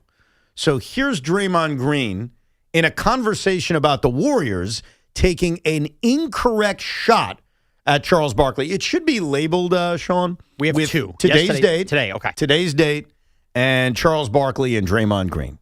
You hope to have a great long career, but sports, nobody wins when they're 37, 38. But you said what you said. I want to hear if he believes what you're talking. Yeah, I mean, I think the goal is just to not look like you in the Houston Rockets uniform. Yeah. Is ultimately the goal for us. Like, we don't want to. What does that look like? Did you see it? I'm just asking. I saw it. Oh, did you? Because what I saw was Charles Barkley as a Rocket in his late 30s is better than you ever were with the Warriors.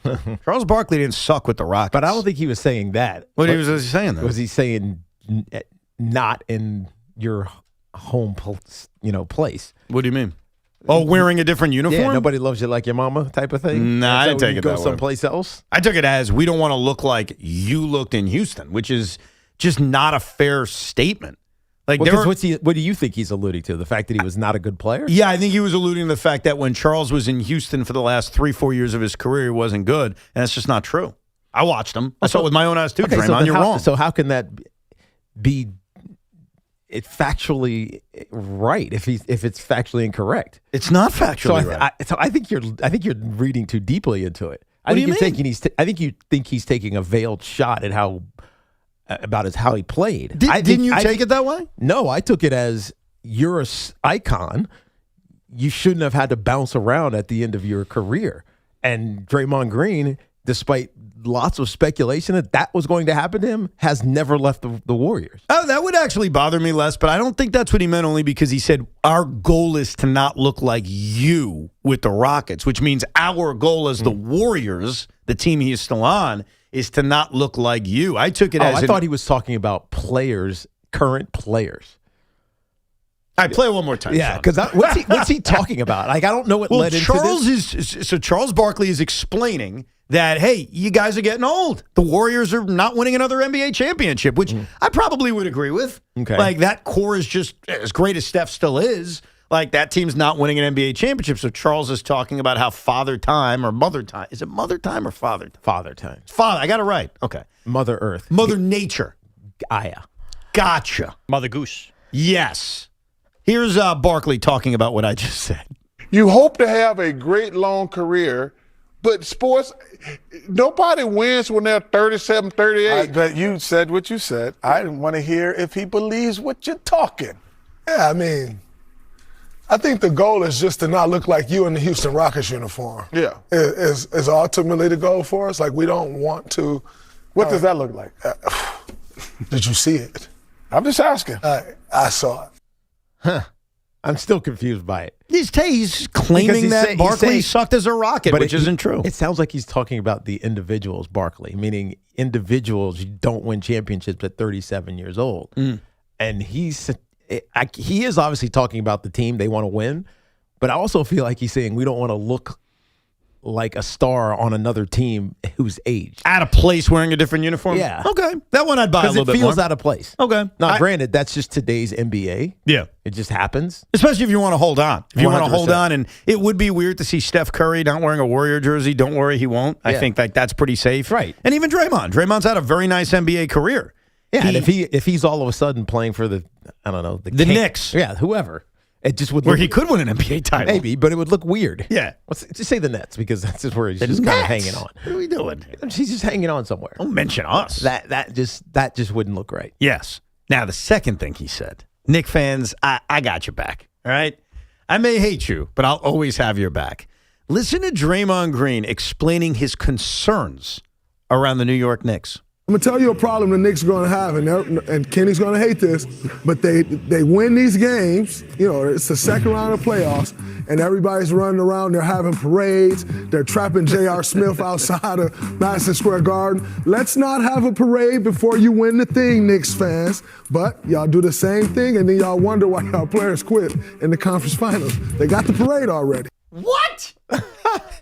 He accused Knick players of quitting in the conference finals because, quote, they've already got their parade? Wow, I'm going to assume that's a tongue-in-cheek statement, because there's no way you're saying that the Knicks players quit against Indy in the conference finals. There's no way you're saying that. Well, I think he did. I think he said that. Come on. And he said that the reason that they quit is because you guys, Knick fans, are too excited about winning playoff games. I've heard a lot of dumb things in my life. Yeah. I've heard a lot of dumb things on this radio station. I've said plenty of dumb things. That may have been one of the dumbest things I've ever heard. Yeah, so Draymond Green, congratulations. Yeah, that one's stupid. You guys celebrate too much, and it's causing the team to quit. No. I mean, he might be right about the pre-celebration, but who cares? They're New Yorkers. That's what they do. Here's the thing about the Knicks celebration, and tell me if I'm being kind of fair about this. I think that when this Knick run first began, a lot of the craziness outside of the Madison Square Garden area was organic. It was just pure animalistic excitement that it had been so long since the Knicks were good. That's why we would always hear people at this radio station say, the Knicks are back, the Knicks are back. And it's like, yeah, they're back. Now that they're so fully back, I feel like those kinds of celebrations are very forced and not very real and not really organic. That it's more, hey, I want my clout on TikTok. Right. But I think they started from a very good, noble place, because I think the Knick fan is a passionate fan. They are crazy and love with their team. Mm-hmm. And genuinely, when you haven't had postseason nectar, the success of postseason wins, you're genuinely excited. Right. And so I thought it started in a really good place. And I think now, if you really take a close look at those that are celebrating outside of Madison Square Garden, it is fugazi. Yeah, they're getting the viral moment. Yes. Yeah.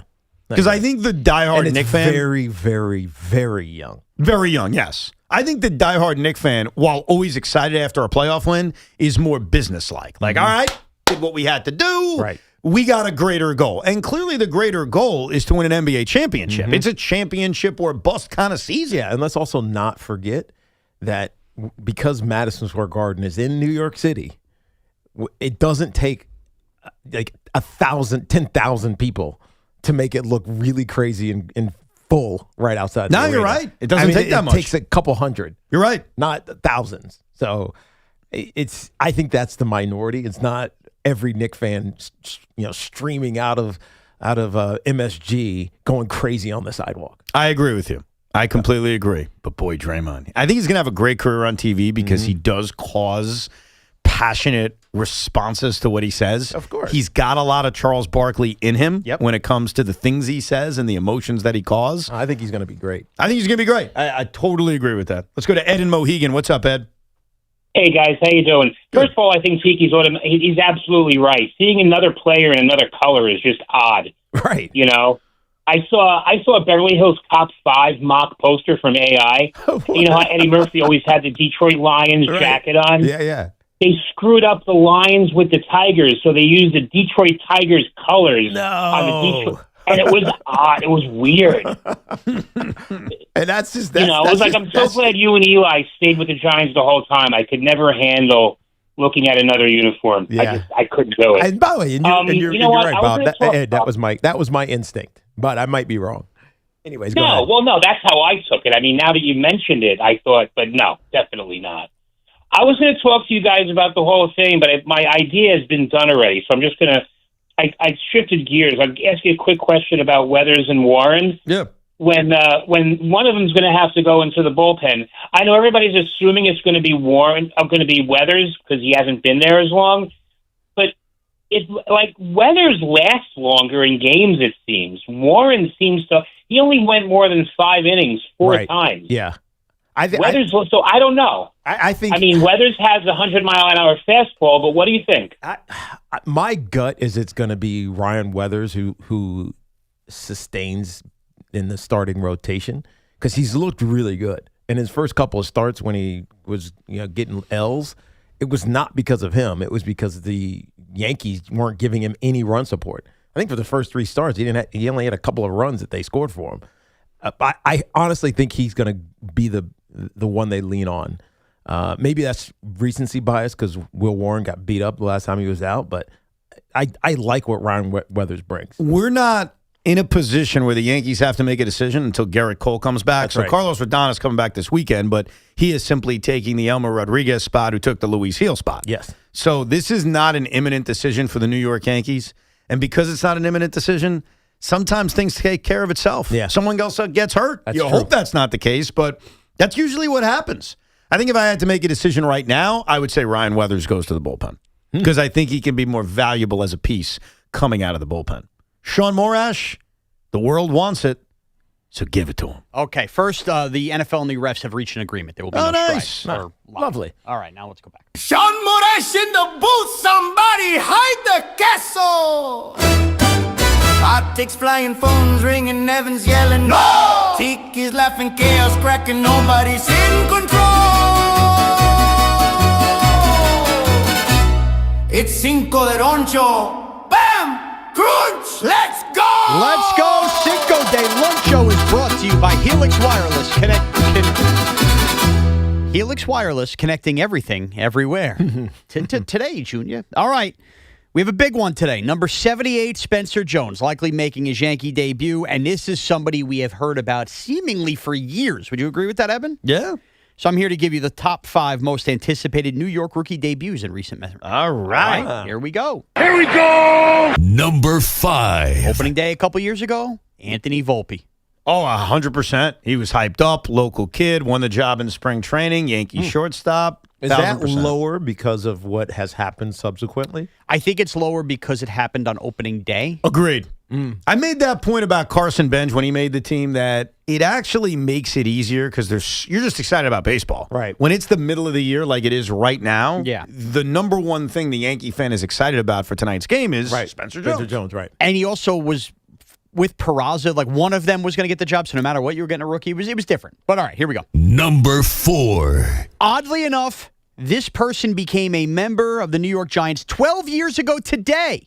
Odell Beckham Jr. Odell Beckham Jr. And he got what also made it highly anticipated was we all knew he was flashy. The Giants really didn't tend to go that way with flashy players. And he got hurt in training camp. So it was delayed multiple weeks into the season when he finally made his debut. I think this is a what happened bias with him. No, people were psyched for Odell. Were they? Oh, yeah. Oh, yeah. That was a big one when they drafted Odell because everybody thought they were going to go like offensive line, defensive line. They got a wide receiver to go with Eli. Knicks was done. It was a big deal. All right, here we go. Number 3. Pete Alonso. This feels like Spencer Jones. Remember hearing about Pete Alonso and the clock and it taking forever? That got really, really drowned out. That was opening day too, but you're right. There was a lot of discourse in that spring training that Pete wasn't going to make the team because the Mets were going to manipulate service time to buy an extra year.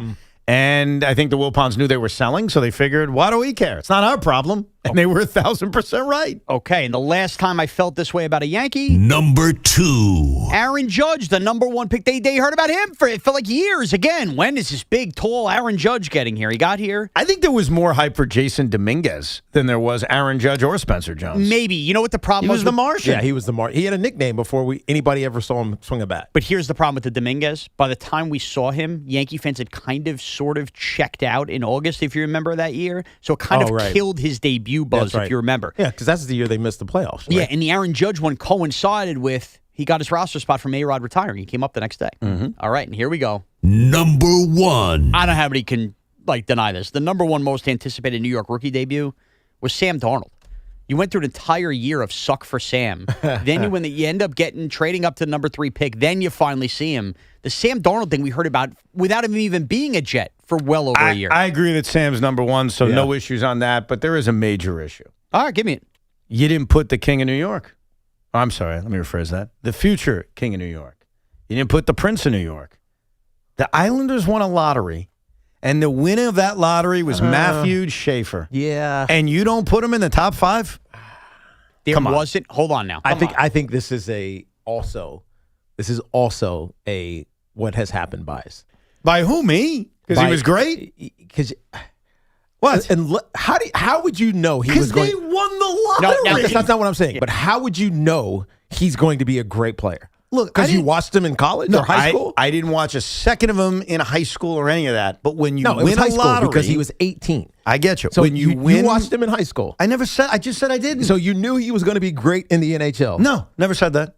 You just knew he was the number 1 pick. They won the lottery. Okay, he was the number 1 pick, but you knew he was going to be great. I mean, that's what people told me. So, yes, I believed it. All right, and he was a teenager, and he was living with the Esiasons. Can I tell you? He was 18. Can I tell you why he's not in the top 5? Because you hate the Islanders. It has not. I didn't put a Ranger in there. I put Alexei Lafreniere, who the Rangers won the lottery there. Because it would cause us to make fun of you if you put Capo, Kako, or no, because when you're drafting a high school player, you have no idea how it's going to translate. Also, we all sat here a year ago trying to pine through prospects when they won the lottery. Yes, Matthew Schaefer was the best player, but you know what everybody else was saying? A name you've forgotten that was uttered on this radio station.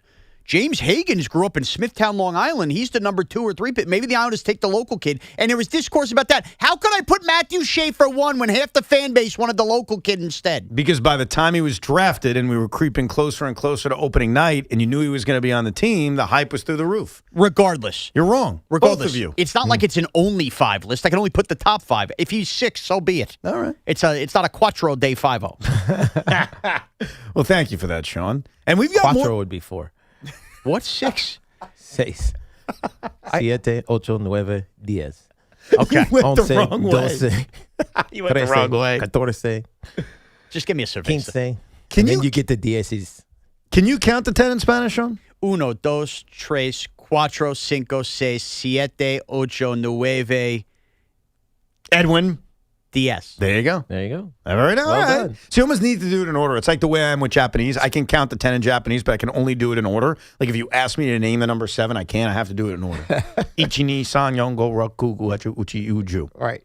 It's interesting with Spanish, though, because once you get through the teen, like the early 11, 12, 13, 14, 15. It's repetitive. It's just easy. It's DAC6. Yeah. And then same thing with Bank Day. Yeah. Bank Day uno. But that's kind of like English, too.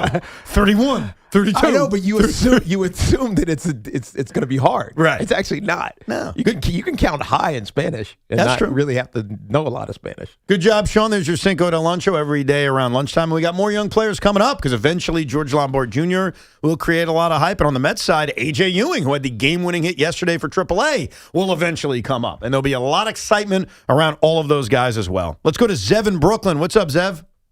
What's up, guys? How are you? Listening to you a long time. Appreciate it.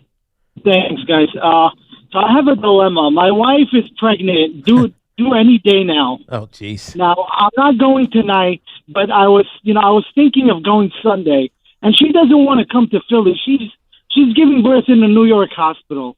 What do I do? Can I leave her for game 4? Oh, what if man. what if they win tonight and it's going to be for the real sweep? What am I going to do? Yeah, listen, Zev, let me be the voice of reason. Get her induced. I wasn't going to say that. I have to be the voice of reason because I did say earlier in the show, and I know Digital's already put it out there, that I said Knicks fans don't care about their moms. This is the NBA playoffs. They do care about the expected moms, though. Yeah. Like, you cannot leave your wife. Yeah, you are not a player on a West Coast trip. You can't do just it. not going to make it back while you're earning a living. It's just playing baseball. The juice isn't worth the squeeze. Like, as great as it would be to be in Philadelphia for a 4-game sweep of the 76ers, as great as that is, missing or even risking the birth of your child and the wrath of your wife, or even just being there a little bit late, even if the baby is born after you get there, it is 1,000% not worth it. And you're right, Shaun, it makes it worse because it's Mother's Day. Exactly. She's going to become a mother on Mother's Day. Honey, it's the third inning of Rockies Phillies. I'm about to roll in here to watch. Leave me alone. Yeah, if this was Game 7 of the finals, maybe it's a little bit different. Right. Maybe we're having a different discussion. Yeah. It's the second round of the playoffs, and you're in full control. You got to stay in a series that you have full command over. Yes. He cares more about being in this series than Joel Embiid, though. That's a great point. That is a great point. We'll take more of your calls in the final hour, including how bad is this really going to get for the city of Philadelphia? How many of you guys and gals are heading down to Philly right now? We'll hear from the Knicks fans that are about to make their trip at 888-808-1019. And the New York Mets have made an announcement that is sort of embarrassing.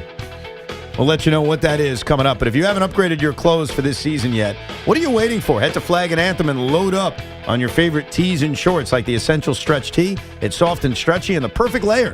Short season is just about here, so refresh your closet with the Pivot Performance Short. Great for the golf course or weekend BBQ. Barbecue. It just sounds weird when I say BBQ. Yeah, BBQ is weird. I'm never going to say that again. You're welcome. And check out their red, white, and blue shop. Everything you need for a patriotic summer. Head to flagandanthem.com and use promo code WFAN25 to get 25% off today.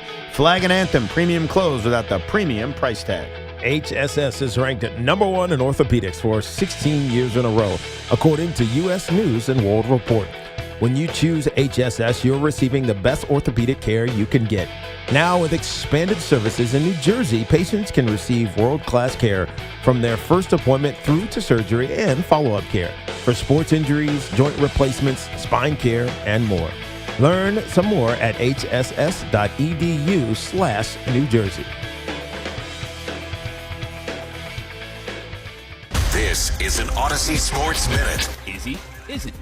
Will he? Won't he? Does anybody in Pittsburgh still care? It looks like Aaron Rodgers will be returning to the Steelers. It guarantees them another year of being in the wild card conversation down to the bitter end, but probably nothing more. It also takes snaps and reps away from the two young QBs they say they believe in. And for fans, that's the most frustrating part, putting the future on pause, not in order to chase a title, but maybe, hopefully, best case, win a wild card game. I'm Chris Madison.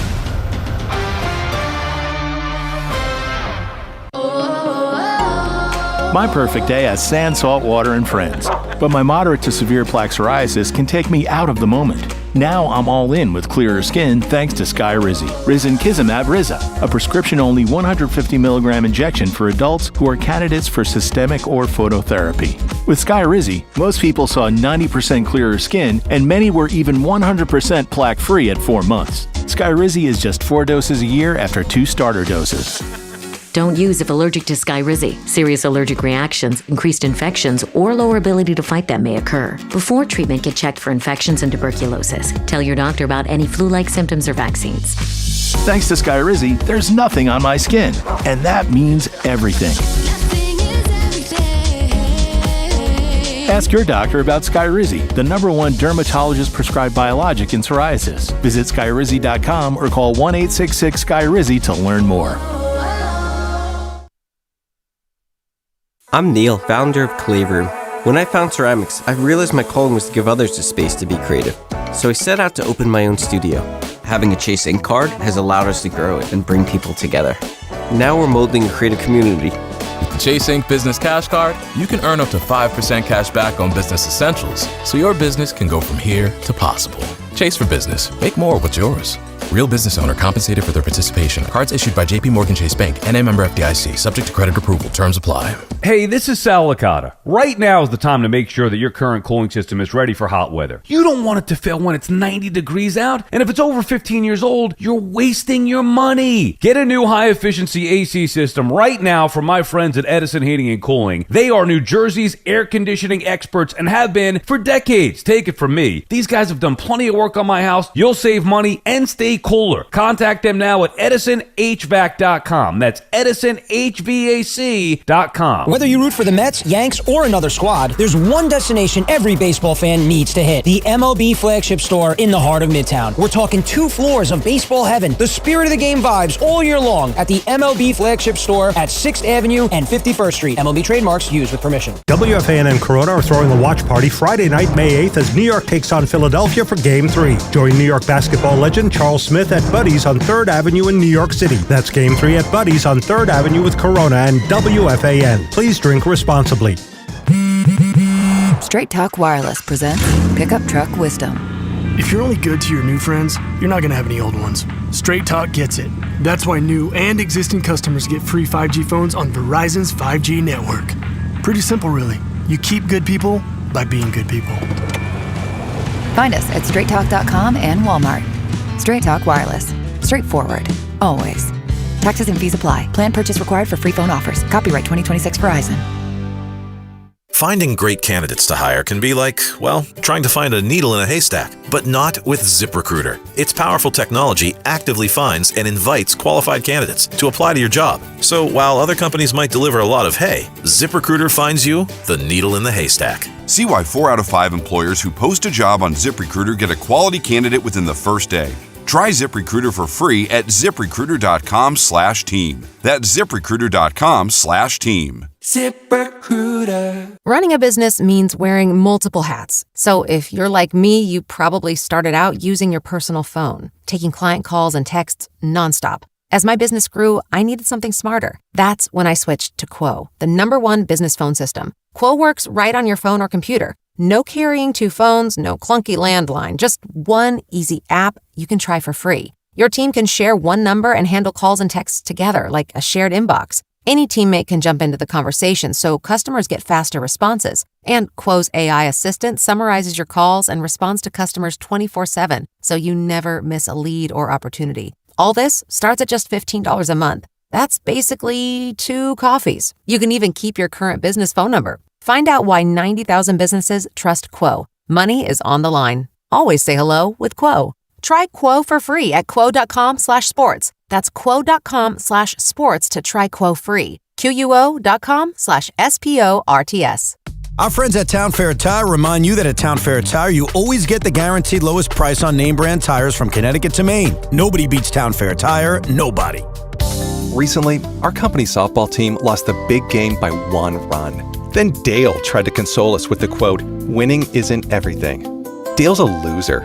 I play to win, like early payout from Bet365. If my team goes up big, I get paid out instantly, even if they blow the lead later. Sound familiar, Dale? Bet365. Winning is everything. Gambling problem? Call 1-800-GAMBLER. 21 plus only. Must be physically located in New Jersey. T&Cs apply. In-app only. Hey, Boomer Esiason here. You know, after years in the game, I don't guess. I go with what works. Red Pocket Mobile gives you 3 major 5G networks to choose from. Switching cities? Switch your network. That's like calling your own audible. Visit redpocket.com to see why more Americans are switching to better wireless without paying more. Red Pocket Mobile, your new ultimate cell carrier. Talk sports after hours with Tommy Lugauer, 7 to midnight. WFAN, WFAN FM, WFAN FM HD1 New York, an Odyssey sports station. The full-blown invasion is about to begin because in 6 hours down in Philadelphia, it will sound like Madison Square Garden South. As Knicks fans are doing what we did 2 years ago, they are invading the city of Philadelphia for a Game 3 of the Eastern Conference semifinals, which tips off tonight. It is an Amazon Prime game, so full awareness. If you're not going, if you're not invading the city of Philadelphia, that's where you can watch the game. Pain in the ass if you don't have multiple TVs flipping back and forth to the Yankees tonight. Yeah, that's the biggest negative. I agree. Because I think we're all used to the streaming services. We have the streaming services. It's not even about that. It's about the flippability. The flippability is very tough. Now, the New York Mets made a very interesting decision. It's already gained a lot of attention that they did not put tickets on sale for games in July, August, and September.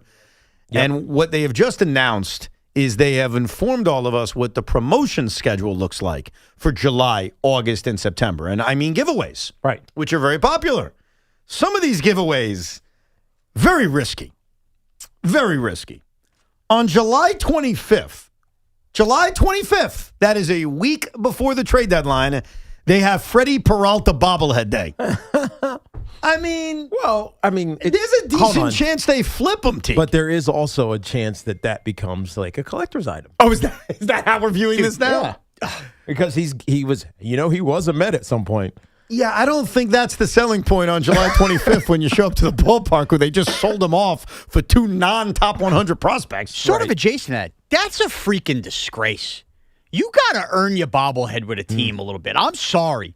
That is what, anybody who complains about the Yankees retiring too many numbers, you can't be handing out a Freddie Peralta bobblehead when it's year one and maybe the only year he's a Met. But hold on.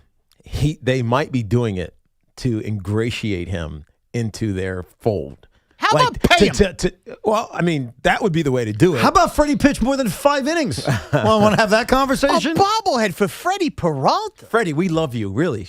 We'll show you how. Here's a bobblehead. On August 19th, that's 3 weeks after the trade deadline, they will be giving away a Freddie Peralta replica jersey. You're right over there, Shaun. Does anybody else play for the Mets? What's the matter? I mean, we can't get the MJ Melendez jersey? Who else would you want? Nolan McLean. Yeah, they messed up on that one. Well, they may already have a Nolan McLean giveaway, so I don't want to speak that they haven't. Wait, but we have the whole list? I'm looking at what they just announced for July, August, and September. I guess I can cross-reference that with what I wrote down as a season ticket holder as the giveaways. Yeah, but so that's basically the rest of the season. So yeah, it's the second half of the season. So do they have one earlier that has Nolan McLean? Here's what I have written down. I've got 1986 T-shirt, Bobby Valentine disguise. No Nolan McLean. I'm looking. You would know. You wrote it on you wrote it already. Not only would you know, you'd already know you're going to that game because you love Nolan. 100%. I actually. So don't play us out here. I really don't. I'm looking at it. How do they have Freddie Peralta and not Nolan McLean? Well, I guess Freddie Peralta is established as a. Established as what? I'm not talking about with the Mets. I mean, just in MLB. Nolan McLean, in theory, could have flamed out after 2 starts. And Freddie Peralta may be on another freaking team. I understand that, but at least he's a proven top-end starter. Marcus Semien replica jersey night is that is not true. Yes, it is. Oh, come on. On Wednesday, July 24th. What are we doing? Devin Williams replica jersey night is on Saturday, July 11th. At least he signed long-term. Yeah, but are they handing out 26 replica jerseys this year? Jeez. A Bo Bichette bobblehead is on August 17th. Another guy may not be here next year. I'm telling you, can't hand these bobbleheads you know what happened? They made a strategic decision to highlight all the new guys. They really did. No, I agree with you on that. That is definitely what they did. Dude, when you don't have anybody, and that's fine, go to the Legends. Like, where's the Tim Tuffle bobblehead? Well, there is a Carlos Beltran giveaway. No Juan Soto giveaway? There is. There's a Juan. They already gave one away. It was really cool. It was a Juan Soto 40-30 bobblehead for the 40 stolen bases and the 30 home runs. That was cool. You got one. Oh, right? I definitely. I went very early for that one. I remember that one. You tell us you were going to get it. Yeah. No, I went to that one. Right. There's a Mr. Met on deck plush doll. Wait, how many did you get? 4? I got 2. Wow. Now, I only used 2 tickets. I don't see an Nolan McClain giveaway. So someone bought the bobblehead from you? No. You only used 2 of your tickets? Oh, I sold the other 2 tickets. I know. So someone bought the bobblehead from Well, you. they bought the tickets. They bought probably because they wanted the bobblehead. So the closest thing I could see to a Nolan McClain giveaway is Mets Pride sleeveless jerseys is the number 26.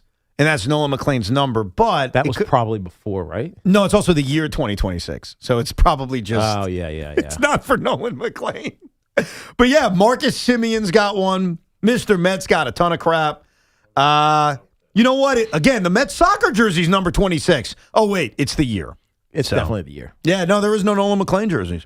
That sucks. Well, soccer jersey will be a Nolan McClain. Just slap McClain on the That's true. It's true. My biggest That's problem, easy to do. My biggest problem isn't that they're giving away these bobbleheads and jerseys for new players. My biggest issue is they may be traded at the deadline. Like if this season doesn't turn around, that makes it a collector's item. That's not a good collector's item. I mean, you act like it's a great collector's item. Okay. Not a collector's item, a piece of memorabilia. It's a piece of crappy memorabilia. Watch. Can I give you an example? All right, go ahead. Hey, Tiki. Yeah. I got this Eddie Murray Mets jersey. Eddie Murray's a Hall of Famer. Great player. He spent 2 years on the Mets. It was 2 of the worst years in the franchise's history. Okay, so is that a collector's item? As a memorabilia collector, yeah, and you're collecting all Eddie Murray stuff, you would want that Met. Yeah, if you're an Eddie Murray collector. That's what I mean. Well, what about the Met fan? They're trying to get Met fans to show up. Bo Bichette's going to be back in Toronto by the time that bobblehead comes out. Like, that's on the table. If the Mets don't turn their season around, all of these guys, not all of them, but specific guys who could be free agents at the end of the year, they're going to be traded away. Yeah. That Freddie Peralta jersey, dude, there's a 40% chance he's on another team. Well, does he have a no trade? No. Freddie Peralta? No, not Freddie. Yeah. No, yeah. Who are you asking about? Peralta. Freddie Peralta does not have a no trade clause. No, he could be traded, and he will be. Right. He, in fact, is the guy. That's right. He didn't sign. We traded for him. He is the most. If you ask me, if the Mets continue to have a bad year, right? Who are you most confident they'll turn around and trade? It's probably Freddie Peralta. I would agree. Makes the most You're sense. trying to hold on to Bo Bichette, so that one's a little bit different. Well, the Bo Bichette thing is complicated because he's making an absurd amount of money. So if the Tampa Bay Rays are like, boy, we could use Bo Bichette, the Mets are going to have to pay like a giant portion of that salary. Speaking of the trade deadline. And you got to give this thought, especially after what he did to you guys 2 days ago. If the Texas Rangers fall out of it and they're trading Nate Eovaldi, don't you as the Yankees almost have to trade for him that's why just to block him from going? That's why Shaun and I drafted him. Because, I mean, we figured he'd have a few stretches of this season where he's really damn good. Yeah, but it's only against the Yankees. True. Yeah, so a block move? Yeah, like if Nate Eovaldi's about to be traded and you guys don't need him because you have such a deep rotation, but the Tampa Bay Rays are like, you know what? Circumstances that you were talking about earlier. Somewhat like it with the Mets. You were talking about with the Mets, but no, we were talking about the Yankees with Will Warren and Ryan Weathers. I mean, you never know what's going to happen. Seriously, you don't know what's going to happen. Here's what you do. You trade for him 2 days before the deadline, then you trade him at the deadline to a National League team. Dude, if Nate Eovaldi got traded to the Tampa Bay Rays. To a bad National League team. Or a middling National League Don't team. overthink the National League stuff. Because you don't want to send him to the Dodgers where he's going to go, beat you again. That's true. He's about to get traded to the Tampa Bay Rays. You better step in because you won't go to the World Series if that's the case. We do have an injury update. The Fan Focus is presented by Chef IQ. Watch the game, not the grill. Get your gear at chefiq.com. What team is it involving? Knicks and Sixers. Oh, we got a Knicks Sixers injury update. Great. First, this is also just coming in. The NFL has also confirmed the schedule will come out Thursday, May 14th. Next week, Thursday, May 14th, you'll get the schedule. Now, injury stuff. Josh Hart now has been upgraded to probable for tonight's game. He's playing. With the thumb. We knew he was playing. While OG Anunoby and Joel Embiid remain questionable. So we haven't gotten the probable for Joel Embiid yet. Yeah, my guess is if I had to guess right now, I think OG doesn't play and Embiid does not play. I'm going to stand by the fact Embiid's not playing. I'm going to go the other way. I'm going to go OG does not play. I predicted it on Sunday, and Joel Embiid does play. Yes. And you're same boat, Shaun? Yes, I'm same boat as Tiki. Yeah. I'm skeptical of Joel Embiid. And it's going to make him look so bad.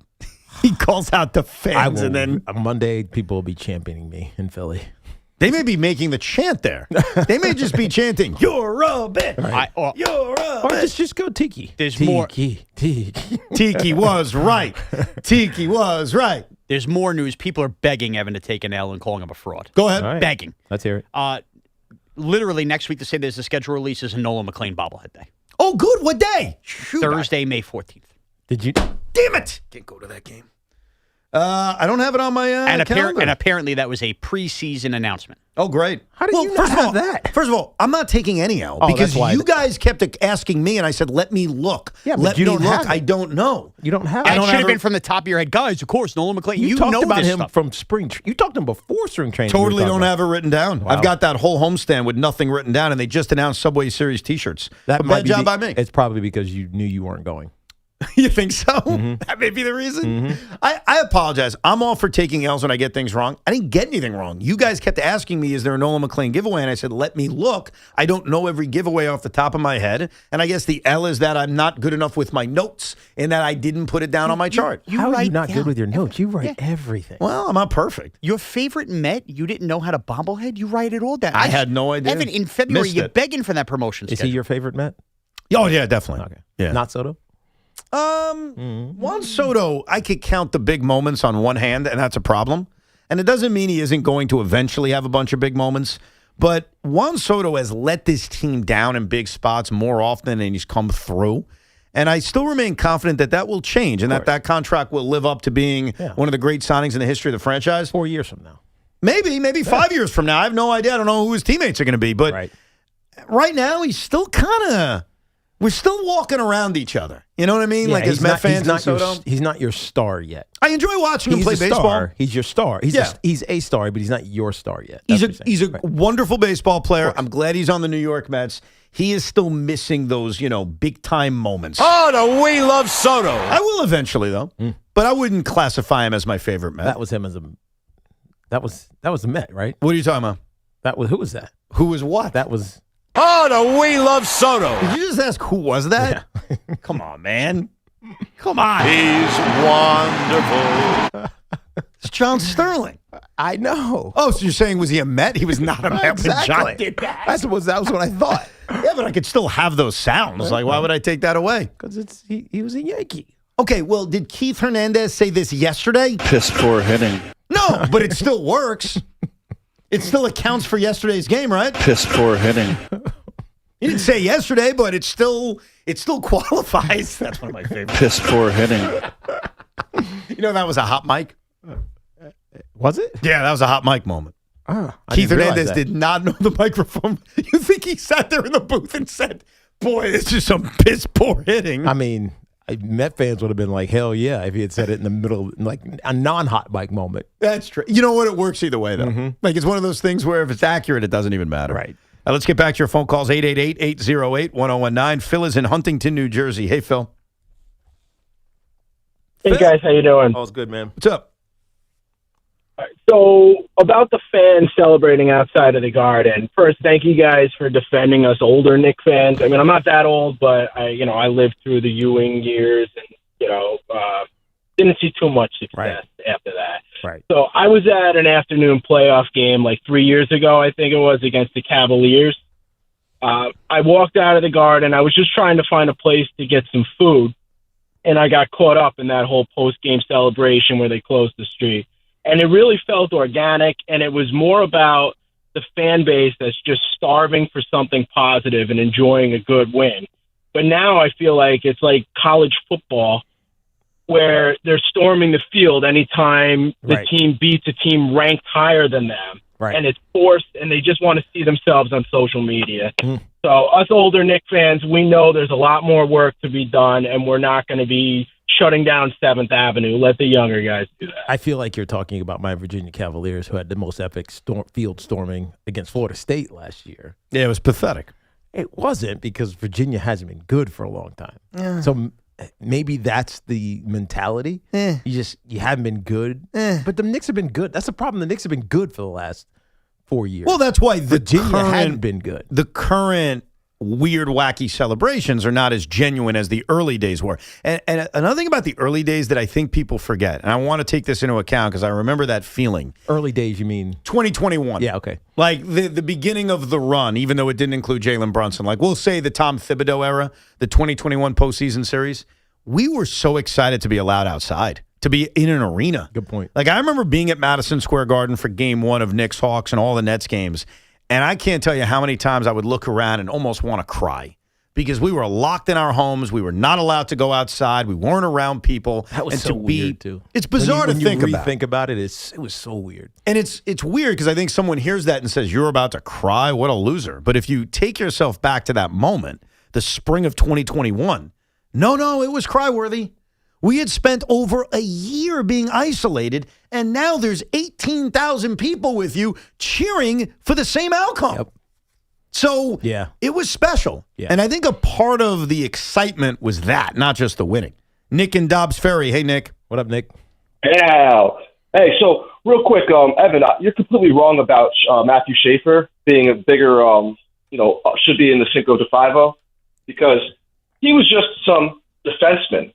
He wasn't supposed to be a star next to like Alexis Lafreniere was supposed to be. So I put him a little bit higher. He was more of a circus act coming out of Boomer's basement. But that's not the guy that I want to. Well, hold on. You have already lost all credibility on your phone call when you described him, Cinco de Luncho, as a circus act coming from Boomer's basement. Okay, but what? How many goals did he score this year? It's not the point. We're talking about the hype coming into the season. But it was because they won a lottery. Like 18. How many scored? I forget how many goals he scored. But as a defenseman, it's like epic, right? Yeah, he had a great season. But I don't think you expected that as a defenseman. I think when you draft someone number 1 overall, fair or not, there are huge expectations. Monstrous expectations. Yeah, but you didn't know he was going to be that good. You when couldn't you have take predicted. a guy number 1 overall, by the way, 23 goals this season. 23, yeah. As a freaking 18-year-old. Mm-hmm. But that was a bitter Ranger fan. That's all it was. That last caller was not an Islander fan saying, hey, guys, I want to be fair, I want to be honest. Like, there wasn't that much hype for Matthew Schaefer. That was a bitter, How do you know angry, he wasn't a Devils fan? Because he brought up Alexis Lafreniere. Because he was the number 1 overall pick. That was the comp. He could have been a Devil fan. Yeah. No, he wasn't a Devil He could have fan. been an Islander fan. He was a Ranger fan. I can smell you guys out from a mile away. Trust me. You guys think that you can fool us. We're not fooled. We smell the Ranger fan out a million miles away. Mark in Oceanside. What's up, Mark? Hey, Mark. I think you made a mistake, Evan. Okay. It should be Met giveaway day. One day we can give away Marcus Simeon. One day we can give away Jorge Polanco. Another day we can give away Devin Williams. I want to know if you think that might be a better idea than giving out their bobbleheads. I think it's a great idea. And here's the question. I'll go around the room to the independent-minded Tiki Barber and Shaun Morash. Let's hear it. If you were allowed to get rid of one New York Met and the contract is taken and they're gone, like that's it. You get nothing back, but they're gone. Who would be the first Met and only Met that you immediately eliminated from the island? Polanco. Jorge Polanco, because he's a waste? Because he's not playing. He's not playing. He may never play. Yeah. Shaun Morash? He is a waste. Yep. Francisco Lindor, just for the discourse after. Why would you say that? They need him. They miss him. They are going to. And then even if it's not this year, they're going to need him. Boy, I don't know. If the Mets took off after getting rid of him, please some of. And if they stink after having a lot of people eat their words about, I just want that. Haven't you seen the Mets without Lindor for the last couple of weeks? Yeah, it's not good. Beat the Rockies 2 out of 3. Stop it. They're not good. Listen. Lindor, you took a serious question and you made it a farce. Because I took it from the entertainment point of view. I think from the if you're going to take it from, yes, you're doing it from an entertainment point of view. But if you're doing it from a how are you going to rebuild your roster, Lindor is going to get you the most. He would. Yeah, but you're taking someone off the team for nothing. It's a giveaway. Oh, a giveaway. Oh, giveaway. Yeah, no, that's different. Okay, so we're talking about not trading somebody. Just they just disappear. Honestly, Devin Williams. No, you guys, it can't be Devin Williams. What? They need him right now, and he's actually been good. Are you ever going to trust him? I don't know if you know, but he actually won the I'm the Man Right Now award on the Rico Brogna. The Rico Borgagna podcast. Are you ever going to trust him? I'm never going to trust him, but he's actually been useful over the last couple of games. It's not about being useful. You ever going to trust him? No. I honestly, I hate to say the answer. I might say it's Shaun Mania. That took it out of my mouth. Yeah. That was the other guy I was going to bring up, and I feel bad because Shaun has given the Met fans some good moments, but he's almost unpitchable right now. Yeah. And even in the moments that he puts him in. He's a mop-up guy. His velocity's down, but the problem is he's making $25 million a year. This is the Rico Brogna podcast. The highest paid starting pitcher who's not even a starting pitcher. Who's not even a starter. Yeah, it's probably Shaun. Yeah, it is. It definitely is. Now that I rethink about it, it is. $25 million this season, $25 million next season. And like you said, he's a mop-up guy. Kerry in Sayreville on her way to Philly. What's up, Kerry? Not much. Just pulling into this dump of a city they call Philadelphia. Nice. Are you going solo, Kerry? Are you solo, Kerry? No, Justin's with me. Excellent. No, he thought he wouldn't let me go if I went by myself. That's why I was asking. I hope you have some protection down there. Yes, I have my bail money for when I get arrested later tonight. What's your confidence level? You feeling good that you're going to go up 3-0? Like 60% confident. I don't know. That's about right. Kerry, that's how I feel. I think the 76ers respond.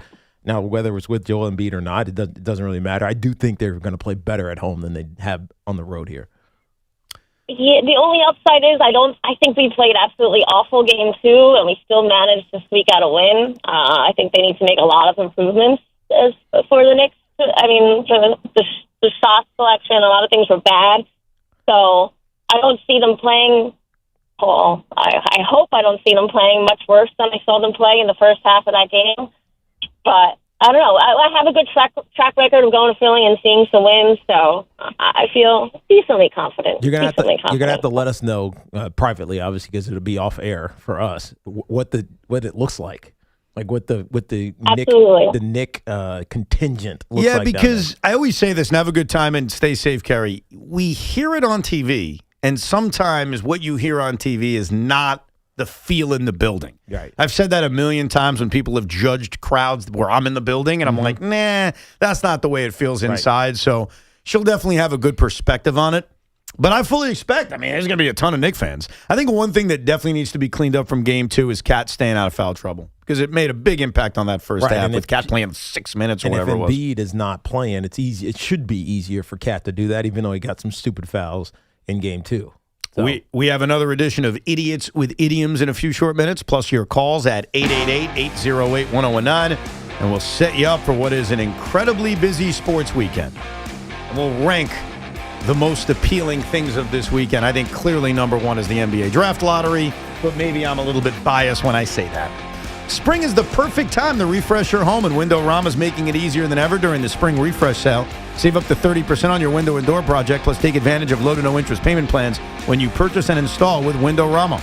It's simple. Book your free in-home consultation, shop from home, and let their local certified experts handle measurement and installation. Visit Windorama.com to book your free in-home consultation today. I just did the sim lottery because Evan brought up the lottery. You're not going to like this one, Evan. 7th? 6th. 6th. Could have been 7th. 6th. 7. I am incredibly busy and always on the go. And I'm glad I don't live in Philly, because I would definitely have to get this weekend for my house. That's Sloman's ShieldLink security system, a smart home system combining safety, convenience, and peace of mind that I could manage right from my phone. I would definitely need to have my cameras on, my doorbell monitor on, probably even the lighting to make sure the lights come on and off so people think that I'm home and don't burglar my house. You can experience the future of home security and automation with the Sloman ShieldLink system. Call 1-800-ALARM-ME. That's 1-800-ALARM-ME, or visit slomans.com. All right, WFAN and Corona, they're throwing a watch party tonight as New York takes on Philadelphia for Game 3 of the conference semifinals. Join former player and gold medalist Charles Smith along with WFAN's own positive Tommy Lugauer at Buddy's on 3rd Avenue in New York City. Corona will be flowing all game long with specials and swag for fans. Just like the team is on the hardwood, Corona is always smooth, always refreshing, and goes perfectly watching a game. That's Game 3 tonight at Buddy's on 3rd Avenue. Enjoy Corona buckets and watch New York drop buckets with Corona and WFAN. Please drink responsibly. This portion of the program is also sponsored by Amazon Hub Delivery. Hey, business owners, it's Tiki Barber. Are you looking to earn extra money? Of course you are. When your business partners with Amazon Hub Delivery, you simply drop off packages to Amazon customers in your neighborhood. Get started at Amazon.com/Hub Delivery. I'm Pat Boyle here to help you get the book from Westwood One Stewart. Knicks Sixers Game 3, let's try to drop a deuce. McBride, that is. Deuce McBride, who I think is in store for added minutes. OG Anunoby listed as questionable with a hamstring. If OG ends up playing, then this will be negative EV for me. But for this play, I'm assuming the Knicks will err on the side of caution with OG, and that means Deuce will probably play over 30 minutes. When Anunoby was injured in November, Deuce started and averaged 14 points per game. If he starts tonight, I'm expecting around the same. Going over on Deuce McBride points. I'm Pat Boyle, Bet Smarter, beat the books. Download the BetMGM app today. My name is Whitney Allen, and I'm a widow. My husband, Ryan, died. We never thought we'd ever have to use life insurance, but the unexpected happened. With Ethos, signing up was fast and 100% online. You can get a quote in seconds, apply in minutes, and get same-day coverage. No medical exams, and you can get up to $3 million worth of coverage. I'm grateful we were prepared. Get your free quote at ethos.com/play. That's ethos.com/play. Paid spokesperson. Time spent on application may vary. Online health questions required. Many tire dealers will sell you Falcon tires, but Town Fair Tire doesn't just sell Falcon tires, they sell them at the guaranteed lowest price. Plus, they give you free services for the life of your Falcon tires. That's an unbeatable deal only Town Fair Tire can offer, because Town Fair Tire is New England's largest name brand discount tire dealer. Nobody beats a Town Fair Tire deal, and I mean nobody. Name brands at discount prices. Town Fair Tire. $5,000. That's the average amount of money people in the U.S. are now spending on gas in a year. $5,000. That's crazy. If you drive, you have to download Upside, the free app that gives you cash back every time you get gas. That's right. You can earn real cash back with Upside just by buying the gas you're already buying. You can literally start earning cash back today. I use Upside every time I fill up, and I've already made around $200-$300. You're putting gas in your car anyway. Why not get real cash back? If you like free money, download Upside. I'm saving the cash I earn from using Upside to help pay for a vacation later this year. Download the free Upside app now to earn cash back every time you buy gas. Use promo code PROMO25 to get an extra 25 cents per gallon on your first tank. You can cash out anytime right to your bank, PayPal, or a gift card for Amazon and other brands. Just download the free Upside app and use promo code PROMO25 for a 25 cents per gallon bonus on your first tank. That's code PROMO25 for a 25 cents per gallon bonus. T-Mobile has an exclusive bundle for customers 55 and up. I'm Sarah Bowl. Yeah, I'm Frank Bowl. A reliable network is key for us. And with T-Mobile, it's been wonderful. And going to the 55 plus plan saved us so much money. A lot. And that's important. Trying to keep costs down. The home internet's been perfect. It's fast, it's quick. The setup was so easy, it took less than 15 minutes. It was like, ta-da! If you want simplicity, coverage, reliability, you want the whole package, T-Mobile has it. Right now, T-Mobile customers 55 and up can get 2 phone lines on America's best network, plus America's fastest 5G home internet for just $30 each. $30 per month each line with autopay plus taxes and fees. Minimum age 55. Pricing for home internet rely on 2 lines of essentials. Choice 55. $35 connection charge per line required. Best mobile network and fastest 5G home internet based on analysis by Ookla of Speed Test Intelligence Data 2H 2025. All rights reserved. Tune in for the Yankees' first pitch presented by Montefiore Einstein, the official hospital of the New York Yankees. The Boomer and Geo show is brought to you by FanDuel. Right now, new customers can bet $5 to get $150 in bonus bets if your first bet wins. That's right, turn $5 into $150 in bonus bets just for getting started. FanDuel makes it easy to get closer to the action, from player props on your favorite stars to all the tools you need to back them up. It's everything you need all in one app, so don't miss your shot. Head to FanDuel.com/New York to get started. FanDuel, an official partner of the NBA. Play your game. We just love the app around here. It has all the betting markets you could possibly want. It's safe and secure. When you win, you get paid instantly. FanDuel Sportsbook is the official sportsbook of WFAN. 21 and over and physically present in New York. First online real money wager only. $5 first deposit required. Bonus issued as non-withdrawable bonus bets that expire 7 days after receipt. Restrictions apply. See terms at sportsbook.fanduel.com. Help with the gambling problem, call 877-8-HOPE-NY or text HOPE-NY 467-369. You look like you could use a refresher, a Dunkin' refresher. Try Dunkin's delicious black cherry or berry acai refreshers. One sip and you'll feel refreshed. There's so many delicious flavors like mango, pineapple, or strawberry dragon fruit. So whether you're powering through your day or just pulling up for a little treat, make it a Dunkin' refresher. Dunkin' Refreshers. They're the perfect summer pick-me-up. Dunkin' Refreshers are fruit-flavored, contain 0 to 1% fruit juice. Terms and exclusions may apply. Water damage happens fast. So can the cleanup when you call on the restoration specialists at 1-800-SERVPRO to help make it like it never even happened. That's 1-800-SERVPRO. Franchises are independently owned and operated. We all hear the radio ads about the IRS. They tell you to be afraid, to be scared, and they try to frighten you into calling. I'm not here to do that. Tax Relief Advocates is different. TRA is here to tell you that if you owe money to the IRS, whether it's $5,000, $50,000, or $500,000, we have a solution. It doesn't matter if you're sitting in your car, at work, or with your kids. No matter where you are, call now. 800-575-4094. Don't lose hope. TRA can eliminate or reduce what you owe to the IRS. Generous programs are now available that can give you a fresh start. Our passion is taxes and helping individuals fix their IRS problems. We have over 1,000 5-star reviews on Google and an A+ with the Better Business Bureau. You don't need to be afraid of the IRS any longer. End your tax nightmare today by visiting us online at TRA.com or call 800-575-4094.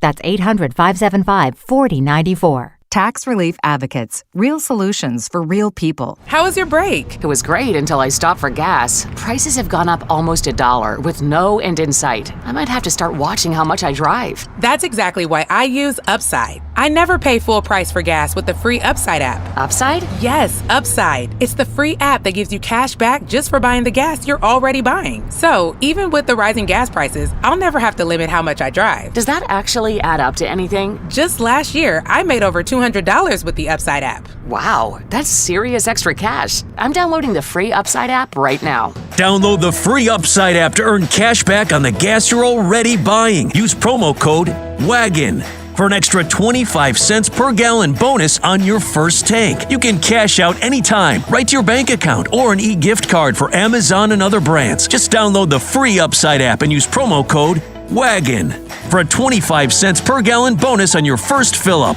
That's WAGON. Offers vary by user and location. Go to upside.com for terms and conditions. We're throwing one of the biggest parties of the year and want you there. Come hang with us at WFAN's annual kickoff to summer with Boomer and Geo. Live from DJ's on Ocean Avenue in Belmar on Friday, May 22nd at 6 a.m. We'll get your Memorial Day weekend started with a bash featuring special guest, certified platinum country rock band, Parmalee. Home is where my heart is still beating.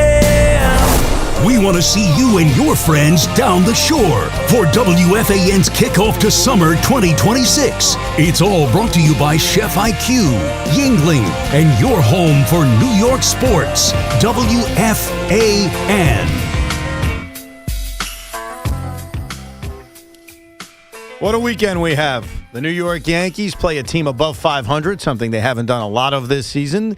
Cam Schlittler will be towing the rubber this weekend. When does Cam Schlittler pitch again? I have it written down and now I lost it. Isn't it tomorrow? It's tomorrow. Yeah, because I got Cam online to open the Subway Series on Friday night. And we'll get rode on Saturday in the Subway Series. That's right. That's the way things are lining up. And because Nolan McLean is pitching tonight for the Mets, I have him missing the Subway Series by making his next start in the Detroit Series and not pitching in the Subway Series against the Yankees. But you do have the Yankees against the Brewers, all games right here on the Fan. The Mets are playing important games. Every game's important because they're trying to get out of the hole they created. They take on the Diamondbacks, and obviously the Knicks trying to take a stranglehold on the series against the Sixers. But the most important thing this weekend is the NBA lottery.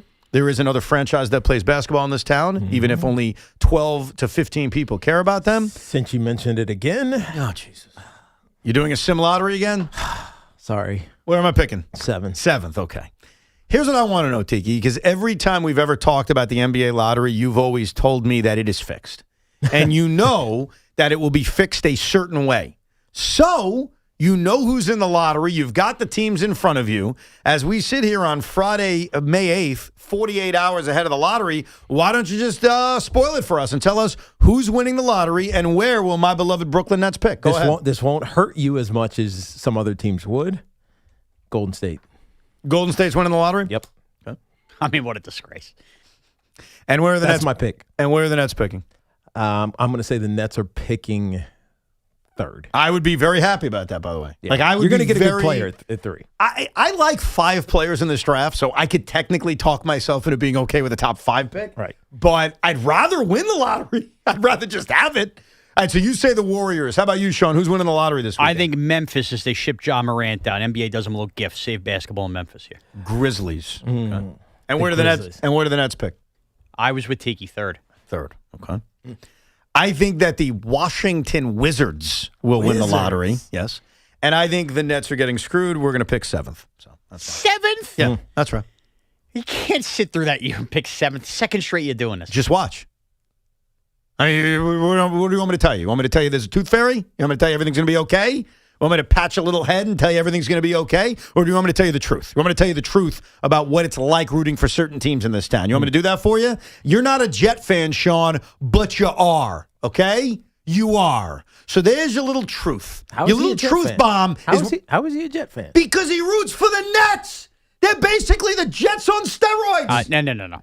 I have seen my team play in 2 NBA finals. Oh, glorious, too. I watched a documentary about that last night to try to get my juices going, about the 0-2 run and really how brilliant that turnaround was. Love those gray jerseys. Yeah. All right, so maybe we're not the Jets, but it ain't good. A finals run that Evan and I went to in back-to-back games.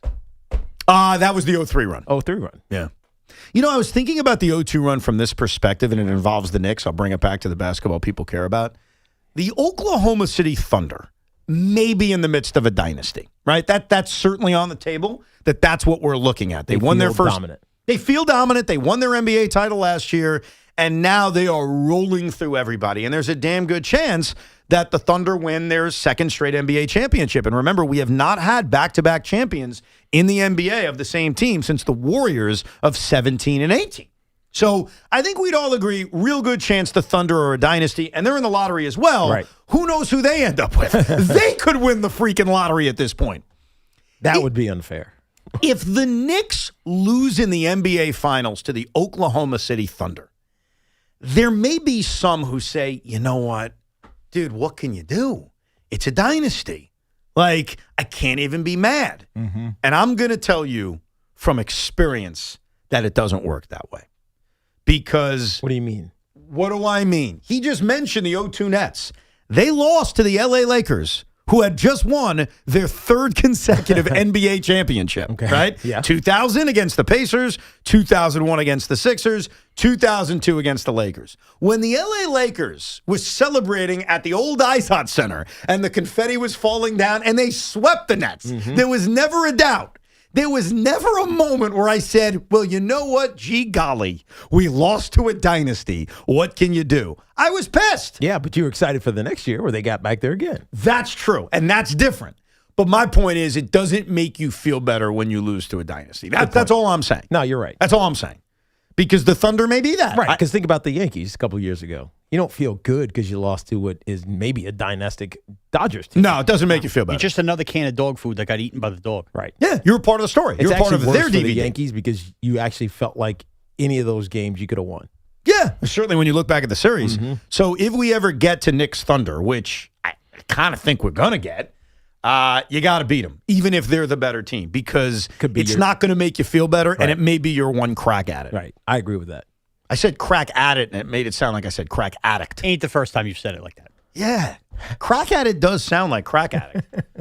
Well, speaking of things that sound odd, here is the latest installment of a very popular segment every Friday right around this time called Idiots with Idioms. Hey, you know what time it is? It's Idiots with Idioms. Idiots with Idioms. Idiots with Idioms. Idiots with Idioms. Laugh till you split your sides. Idiots with Idioms. And then C, he can still be an analytically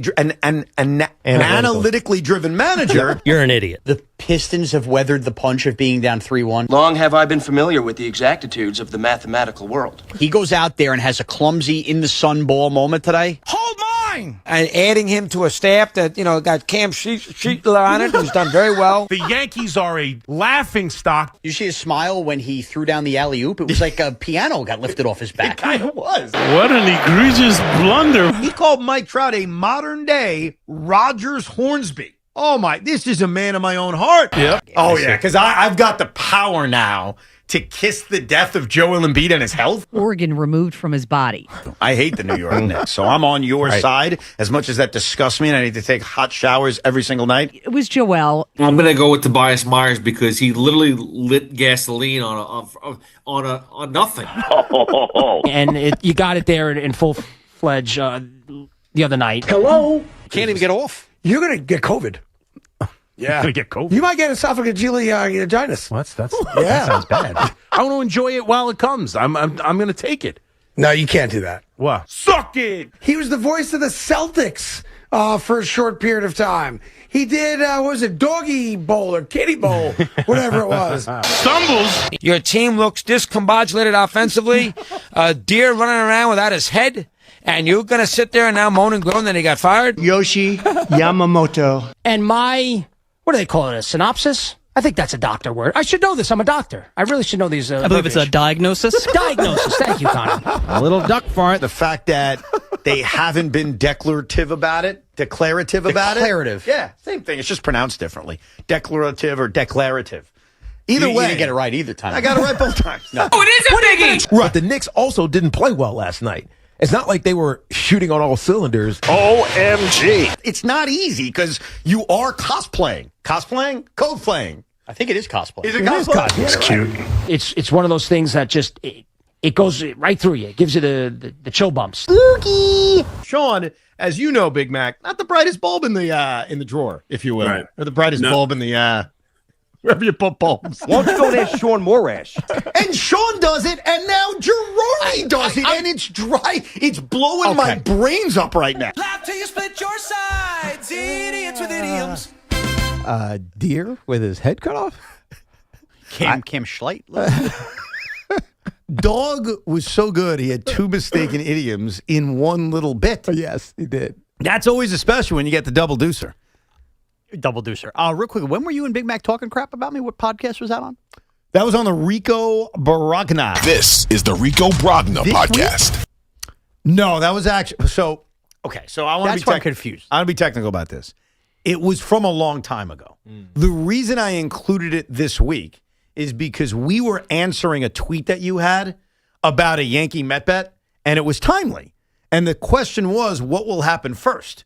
Carlos Mendoza gets fired or Spencer Jones gets called up. And so I had that brought to my attention that you brought that question up, and now we obviously have the answer, barely. Spencer Jones called up before Mendy was fired. And so when I was listening to the clip, I'm like, oh my God, what did I just say? So even though it's old, I thought it was new. Gotcha. Does that count? That counts. Good. Also, The Rico Borgagna podcast. I think it's important before the show ends to mention this. Tomorrow, are you aware of what the MLB Network is doing? Yes, this is very, very cool. Go ahead. Okay. So they are at Before you say anything, sometimes people say that like, I don't know what it is, and I'm just saying it like, yeah, I know what it is. Now go tell everybody. I do know what it is. I promise you. How can I prove it without giving it away and taking your shine away? No, it's... I know how I'll do it like this. He's wonderful. There you go. So obviously we've been remembering John Sterling all week, the great John Sterling. MLB Network tomorrow, remember the Yankees are a night game, is re-airing Game 6 of the 2009 World Series with John Sterling's call tomorrow, 2 p.m. on MLB Network. I think that's really, really awesome. The final World Series championship that John Sterling got the call. And you know what's even cooler about it? Major League Baseball makes this dumb decision to not have any Saturday afternoon games. There's no game at 2 o'clock. Well, that is ridiculous. The first game starts at 3:07, and then there's a handful of 4 o'clock games before the rest of them are at night. So at least MLB Network is addressing the dumbness of Rob Manfred by saying, you know what? All right, our commissioner's a bozo, so let's at least give you some afternoon baseball. Here's John Sterling calling the finality of the 2009 World Series. Who's your daddy? That's right. Pedro started that game for the Phillies. Final game of Pedro Martinez's career. And he laughed as he got rocked walking off the mound. It was like the final. He just knew. It's like he knew. Yeah. He knew he had nothing left, and the Yankee fans had him. And what a way to end your career. Because I think he enjoyed the banter that he had over those many years. Did he tip his hat? I don't know. Did he? Did he tip his cap to the Yankee fans? I don't remember if it was the tip of the cap, but he looked up and he was laughing. Yeah. Like he almost was like, damn, they got me. He's like, I had a shot. This could have been a nice final kind of push. My final game in the major leagues. I could have ended strong, and instead he didn't. So there you go. It's a good thing to watch. MLB Network tomorrow, 2 o'clock. Let's go to Joe on Long Island. Hey, Joe. Hey, guys. How you doing? All's good. Yo. I have an idea for a little segment for your show. Good. I love ideas. Shaun doesn't come up with any, so I'll appreciate yours. Just kidding. You could name it, Does Tiki Care? I love that. Yeah. Because in every show, and sometimes more than one, Tiki announces, I don't really care. or I don't care. So you could play a clip from a prior show, a short clip, and ask everybody in the studio, do you think Tiki cares about this clip? Yeah. And then you can play the end of it to see who was right. I love Tiki that. did care. That's a good idea. Tiki didn't care. I think that's a great idea. What he doesn't know is that segment already exists. It's when Tiki goes down a rabbit hole as me and Evan have moved on and talked about something else, and you hear that beat play. Is that a sign that he doesn't care? He doesn't care what me and you were talking about. That'd be so fixated on the rabbit hole part of it. What's funny, though, about what Tiki cares and doesn't care about is sometimes it surprises me. Like the things you care about, sports-related wise, I'm like, wow, he really cares about this. Like, I'll give you an example. Go ahead. The lottery. You're into the NBA lottery. I really am into the NBA Like, if lottery. I bring that up to anybody else around here, including 80% of the audience, which is why I try to keep it quick, they'd be like, oh, my God, there's another basketball team? Shut up, Evan. Shut up. Since you mentioned the lottery. Here we go. The Brooklyn Nets are still drafting 7th. Oh, you're dead to me. I can't stand this stupid system. Yeah, so, like, surprisingly, he's into that. But then I'll tell you something else he's not into. And we talked about it earlier today. There's a clip on the WFAN YouTube page about it. And that is Tiki did not care what Pete Alonso said about David Stearns. The man from Milwaukee. Did not care about It's that over. story. Yeah. It's long over. It was a year and a half ago. I can't make myself care. No, that's fair. So sometimes you just don't know. I think it's badass by Pete that he said that, but he's gone. I got one. Do you care that they finally told us when the NFL schedule is coming out? Yes, I do care. Next Thursday. 9 international games. Those get announced Wednesday. Those will get announced Wednesday, and they're everywhere. They're in Paris, France, which I might have to go to since I love Paris, France. It's in Rio de Janeiro. Put that one in Paris in the baguette. Yeah. Look at you. They do eat a lot of bread in Paris. Every morning we get up, people are walking around with a loaf of bread, just eating a loaf of bread. Like, what are you doing? They love it. It's a Paris thing to do. The one request I have from the NFL schedule, and I said this to you guys months ago. I don't even know if you remember it, but I am actually passionate about it. It has nothing to do with the Jets, believe it or not. It's not like I need them to play, Robert Saleh to open the season. All gas, no break. I want Giants-Eagles to start the season. We haven't had it in 2 decades, which is odd considering they share a division. But I think the New York-Philly rivalry has been brewing lately. The Giants have certainly made a lot of progress towards being relevant in the NFC East. I really want the season to start with the New York Football Giants against the Philadelphia Eagles. That would be a good one because they historically have done an NFC East division rival but it's always the Cowboys. It's never the Eagles. We went over this about 2 months ago. Right. They haven't played the Eagles to open a season in nearly 2 decades. Yeah, we don't need that, though. Why? Let's wait. But you got to play them twice. Okay, but why not? What if you beat them? Yeah. What if we lose to them? Then you're expected to lose. Can we to just open them like the Arizona Cardinals? They stink. Find a team They without a quarterback. absolutely stink. Dude, you are desperate. Just play the Eagles to start the year. No. Don't be scared. No, it's not that I'm scared. Like, you have to understand, you're going to play them twice anyway. I know, and they beat them last year. So then why not week 1? Because I want to know I'm 1-0.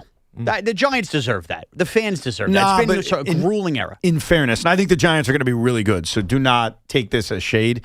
Nothing can guarantee you're 1-0. Okay, but it's week 1 of the NFL season with a brand new coach. I mean, dude. In the spirit of the NBA lottery, I just want my higher odds. Okay? I want my and you know what? I'm going to guarantee you that I'm playing the Eagles in the opener. How about that? Yeah, because they never play the Eagles in the opener. I'll tell you what. If they don't play the Eagles in the opener, you owe me a week of childcare. Is this going to become a new thing now that me and Ian Begley have childcare bets going cover on? everybody's childcare this summer. It's just an hour of childcare. Which was very kind of him because it's not that much. If you want to hear that conversation, you can rewind to 12 o'clock. Kevin's in Camden. What's up, Kevin? What's up, guys? I got to talk about this Knicks Sixers series real quick because this morning I'm Philadelphia radio, and they're guaranteeing that the Sixers are going to win the next 2 games. And I'm guessing it's because Anunoby's out, but they're guaranteeing Nah, they're just being delusional, and that's okay. Like, I think we do it sometimes too in New York. We try not to. Like, we try very hard to just call it the way we see it. But I think that, especially where the Flyers are right now, they're just desperate. And you can't say that with any certainty. Like, you might believe it's going to happen, but guaranteeing that's high on the list. Yeah, I mean, in fact, we'll make a prediction right now because we won't be here until either the Knicks have swept or we're preparing for a Game 5 at Madison Square Garden. My expectation is the Sixers are going to split the next 2 games, and we'll have a Game 5 with the Knicks up 3-1. My initial prediction in this series was Knicks in 5, so I'll stick with that. Right. What do you think? Hold on, let me phrase this correctly. What situation with the Knicks are we looking at Monday at 10 a.m.? I think it's an even series. Wow, so you agree with the Philadelphia Shills down there? Because I have to stick with my initial prediction. It's going to go 7. Well, you don't. I mean, you can stick with your initial prediction, but you have every right to say, hey, like, I don't think I'm going to be right. Yeah. The series is playing out in a different way. It's your call. Here's the reason why. I don't feel like the 76ers can come into Madison Square Garden and win.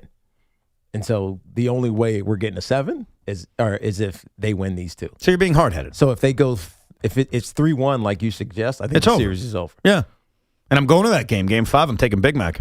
Nice. Yeah, looking forward to that. On the bridge? Yeah, where else are we sitting? I don't know. Those are my seasons. I ain't going anywhere else, that's for sure. All right, so I say it's 3-1 Knicks. You say it's 2-2. Shaun, sweep? It's a sweep, man. Yeah. I think you get a scare. I actually think you get like an overtime win by the Knicks tonight. But then the Sixer will is killed on Sunday. If the Knicks win tonight, and they're up 3-0, and we obviously know no NBA team has ever come back from a 3-0 deficit, how many Sixer wins would it take for the New York panic to set in? 2. Yeah. It's the magic number's 2. Yeah. I agree with you. I think Game 4 is like, all right, gentlemen sweep, we got you. I think you lose Game 5, At and home. now you're back in Philly for a Game 6. Right. That's when the 3-0 panic begins. Right. Just looking ahead to see how things potentially play out. So we'll see. Let's go to Andrew in Ronkonkoma. What's up, Andrew? What's up, guys? How are you? Good. Well. What's on your mind?